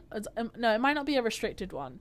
Yeah, restricted. So there's certain businesses that you are not allowed to do with Stripe as the payment processor. Upgrade Chat doesn't seem to care what you are, but the payment processor does care a lot. It's why there was that whole big thing about people who had OnlyFans not being able to find any payment processors, therefore they lost so much money because they didn't like adult work. So you have to check your payment processor's terms and conditions to see if you actually qualify. But charities have to prove they're charities, and they will ask for like all your documentation for that, so you're not doing any sort of money laundering type thing. But most people who are setting up this Discord server payment option will be content creators, and content creator, although not prohibited, that's the word I was looking for, not prohibited, is a restricted thing. So you need to make sure you're not being predatory to children or anything, because like Logan Paul exists and it made businesses scared. So you just need to give them information about what you do, about what the payment's going to be. So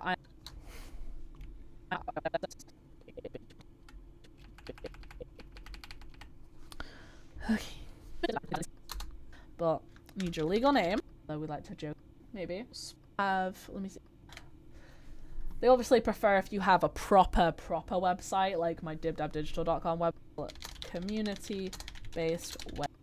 Upgrade Chat. We're going dibdabdigital. Then it shows them have anything in there. Look in Stripe again. Not unless you're looking for accounting documents, or if you're trying to get money and you want to see when your next payment's coming out and trigger a payment if you can, then don't mess with it. Don't add products to your Stripe store. YouTube channel. So it's put YouTube here. So I have 3 storefronts, and the YouTube one is the new one. It still needs to get approved, so I'd be surprised if I actually see anything in this so far. Settings, business, phone number verified, account status, no active tasks. So by default, it's set up to be fine, but then there's the option for it to go wrong. I'm assuming I could rename this if I wanted to. Account name, YouTube. Yeah, I'm changing this. Debbers Doe. Yeah, you can see it. Okay, great. I might change that other one later. But now I have that set up. Don't look in Stripe again. Not unless you're looking for accounting documents, or if you're trying to get money and you want to see when your next payment's coming out and trigger a payment if you can, then don't mess with it. Don't add products to your Stripe store. Let the bot do that. Upgrade Chat handles it. So you see how it's added Upgrade Chat. If you see that, it gives you a bunch of stuff that you can do. So if you hit the slash, then it has a link to your shop and it takes it to your storefront. But right now my storefront doesn't have anything in the shop, so I'm going to remove that to not confuse the very few members of the server I have. But you also have different options. So refer, if your members of your server put /refer, then they can generate a referral code. So if they pay a membership and then they send a link, trigger a payment if you can, then don't mess with it. Don't add products to your Stripe store. Let the bot do that. Upgrade chat handles it. So you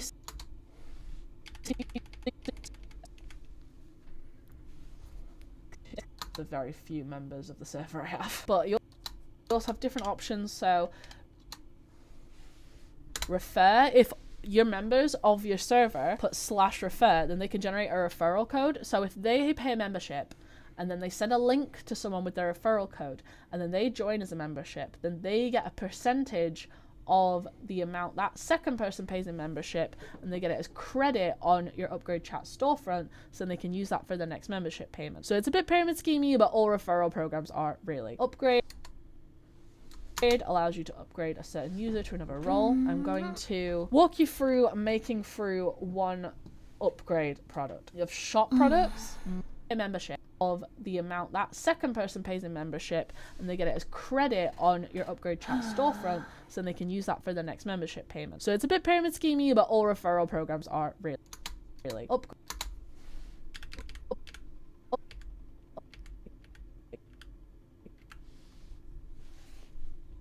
As they want. Donate to, I mean, the minimum amount 1 videos. Single server yet for donators. I'm going to go in here, go into my server settings, and then we've got roles. I've got with respect guests. I haven't actually made a role in the Discord server. Chip audience, this one. Bonuses, edit bonuses. So, and we'll use the amount you want to donate to support my content and keep watching me make videos. Single donation means it is not a recurring payment and will only, I'm just gonna put it's not a recurring payment, less words the better on this one. Bonuses at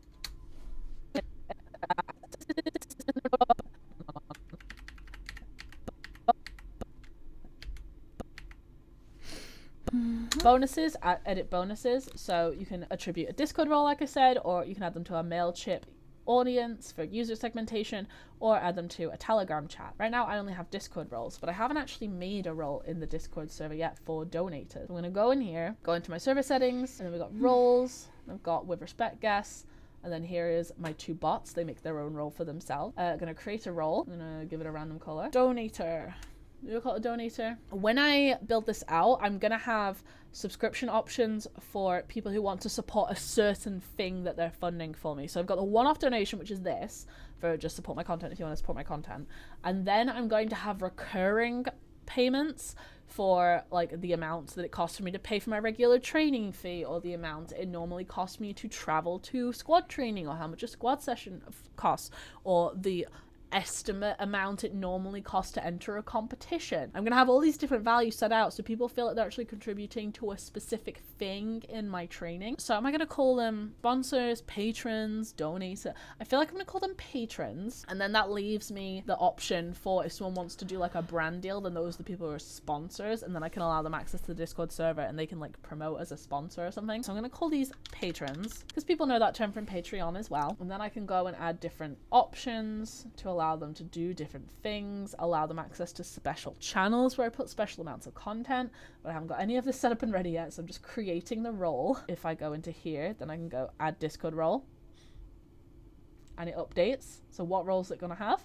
A patron. And I didn't even have to refresh the page for that, so if you forget about making the role until you've already put a lot of product information, then it feeds through automatically.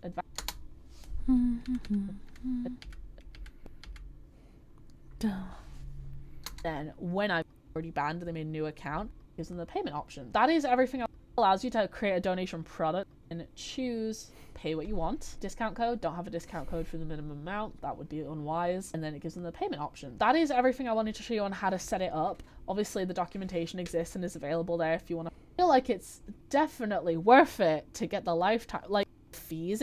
I'm not going to buy it, let's just do random, then it'll unlock certain stuff.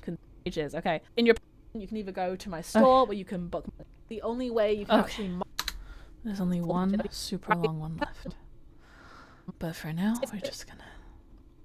Okay, so.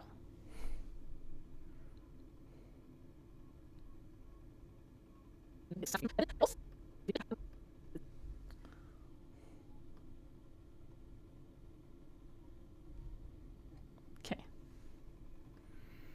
1, 0.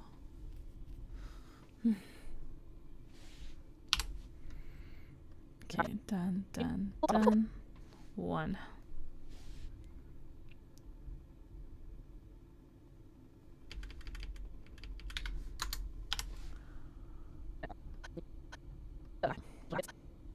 Two.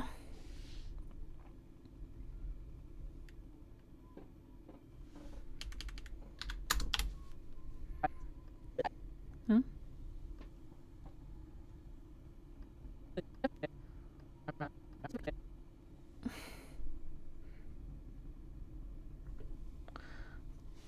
Two.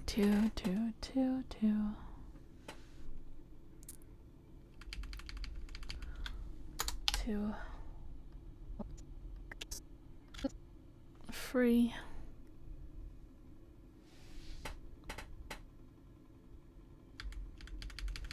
3. Free.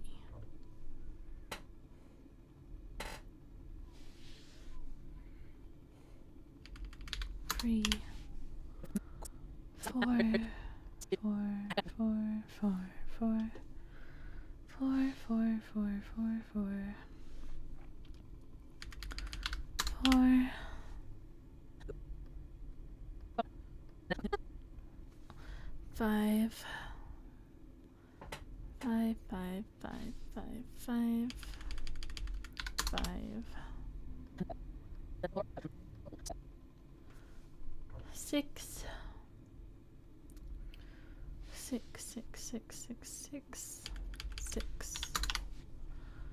6. 6. Oh no, this was the last one and I messed up. I messed up. Cancel. I didn't know that was the last one. Let me go backwards.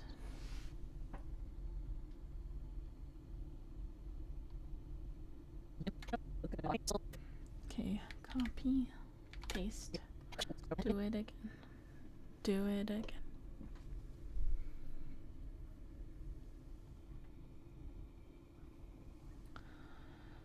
I don't know what number I'm on now. I thought it was 6. Let's try. 1, 2, 3, 4, 5, 6, 7, 8, 9, 10. I feel like I definitely numbered this wrong. What? Wait. 0, 1, 2, 3, 4, 5, 6, 7, 8, 9. I've numbered this so weird. Wait a minute. Did my brain completely short out? I'm so confused. Let's see what comes out at the end now.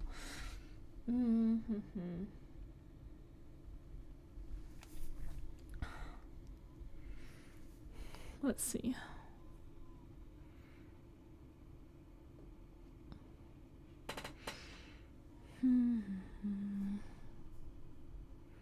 Gotta wait for the exports to confuse me now. But that's okay. That's okay. It's okay.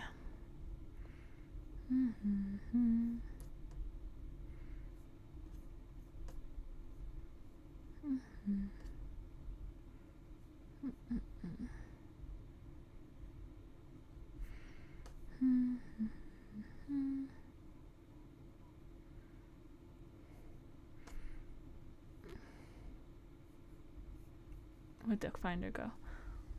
Okay, so I made a 6. I made a 6 already. What's gonna happen when I already made a 6?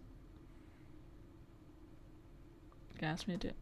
Oh, is that really all of it? I'm so confused. 1, 2, 3, 4, 5, 6, 7, 8, 9, 10.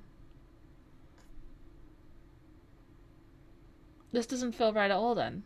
How did I do that? Is it still going? This doesn't feel right at all. What the Wait a minute. Okay, wait. No, we're gonna delete all of these. We're deleting that. And then we're gonna get all of these. And we're gonna, if I highlight it, how many is that? That's 10. So I've done it wrong. How have I done it wrong? Have I replaced some? I don't know. Okay. Edit. Remove attributes. Remove all of them.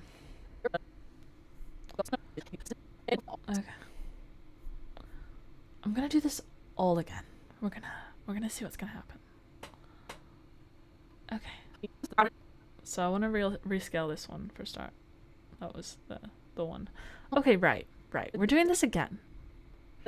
Because they were all noted.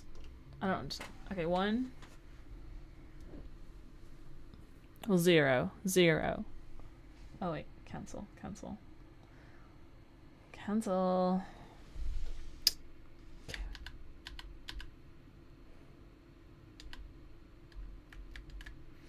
Okay, right. Okay, go to Finder. Delete all of them. Because there was 10 and there's only 7 exported, but it did all of them. I don't understand. Okay, right. There we go. So 0.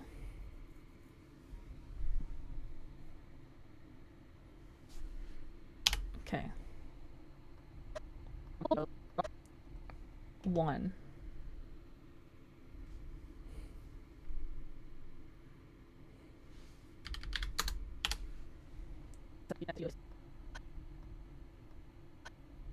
Two.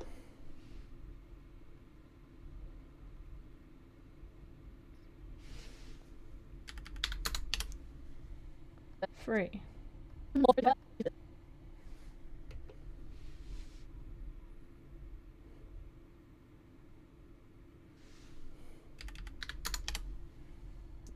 4.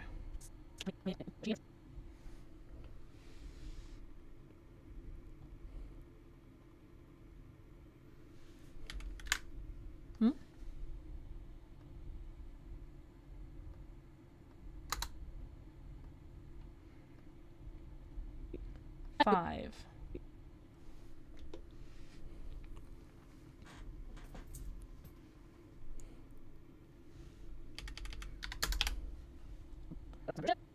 6.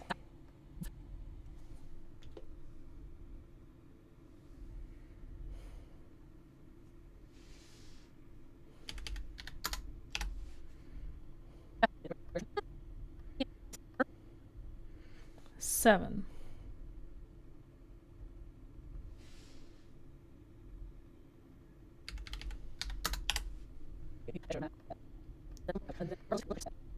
8.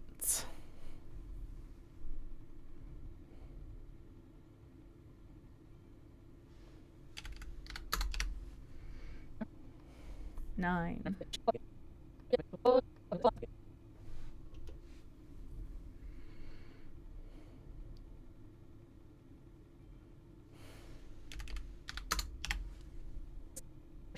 'And then last one.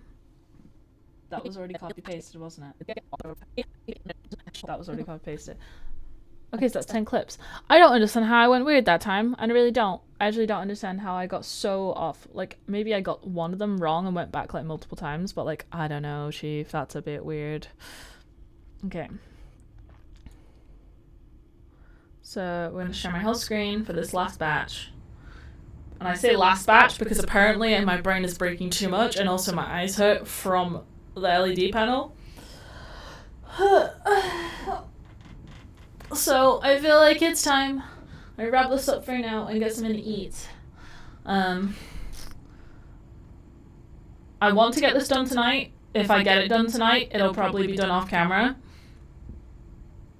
If I don't get this done tonight, then it will definitely be done in one final stint because I'll be too close to not get it, and I've also done like the vast majority.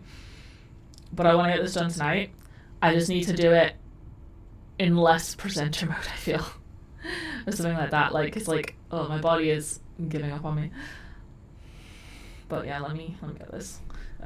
Not sure who my 2 ride or die viewers have been throughout the vast majority of this stream, but thank you. I hope you've enjoyed. You haven't put anything in the chat, I'm assuming, because the guy who came on, the guy who's been on chat is the guy who came on Discord a minute ago. We like Spatch. I streamed with Spatch before. He's good. I like that one. Okay, so we're uploading those. We're backing these up on the hard drive. In the shorts folder. These shorts are all the ones I've made since I've set up my automation. So let's see how many I've made in like the past couple days. Almost 200 reels, 194 reels. The fact that it's not 200 makes me want to like do one more batch, but that'd be stupid because I'm going to do them anyway and it's going to go in the same folder anyway. I'm just going to do it after a break. So we got 1, 2, 3, 4, 5, 6, 7, 8, 9, 10, 11, 12, 13. We've got 13 more videos to do. No way that was 4 total. I don't know. We got like a, there's only one long one left. That's the important part. We've got one long one left. All the rest of them are durations that feel like basically nothing. The longest one in what's left is 12.5 minutes, and that doesn't feel like anything. So I know I can do the rest in one last stint. I'm just getting these uploaded. And then, is that one more? Last one? That one's getting uploaded.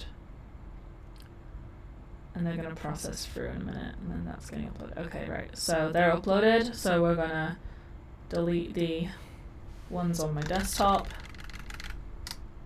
Delete those. And then as those process, they'll come through. Oh, and it get interrupted, did it? Is it going to error again? Did I accidentally delete it again too soon? Did I? I don't think so. There it is. Okay, processing. So these are going to come through.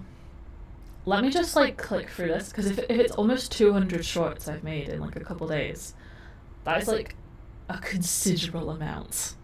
Like, I don't think you realize how considerable amount that is. There's 365 days in the year. I upload a short every other day. So 194 shorts? 194 shorts times 2 equals more than a year's worth of shorts. So divide that by 365. I've got 1.6 years worth of shorts edited in a few days. That is content repurposing.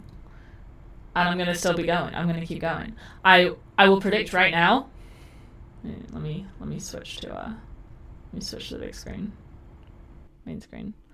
I predict right now that since I have created 194 shorts in, I'm going to say 3 days, not even 3 full days, 3 little stints of work. Like, this is possibly the longest I've been doing the actual repurposing for. The 4 hours of that at least, the first day, was setting up the automation and using it to edit 1 video's worth of shorts, which I think was like max 10 shorts.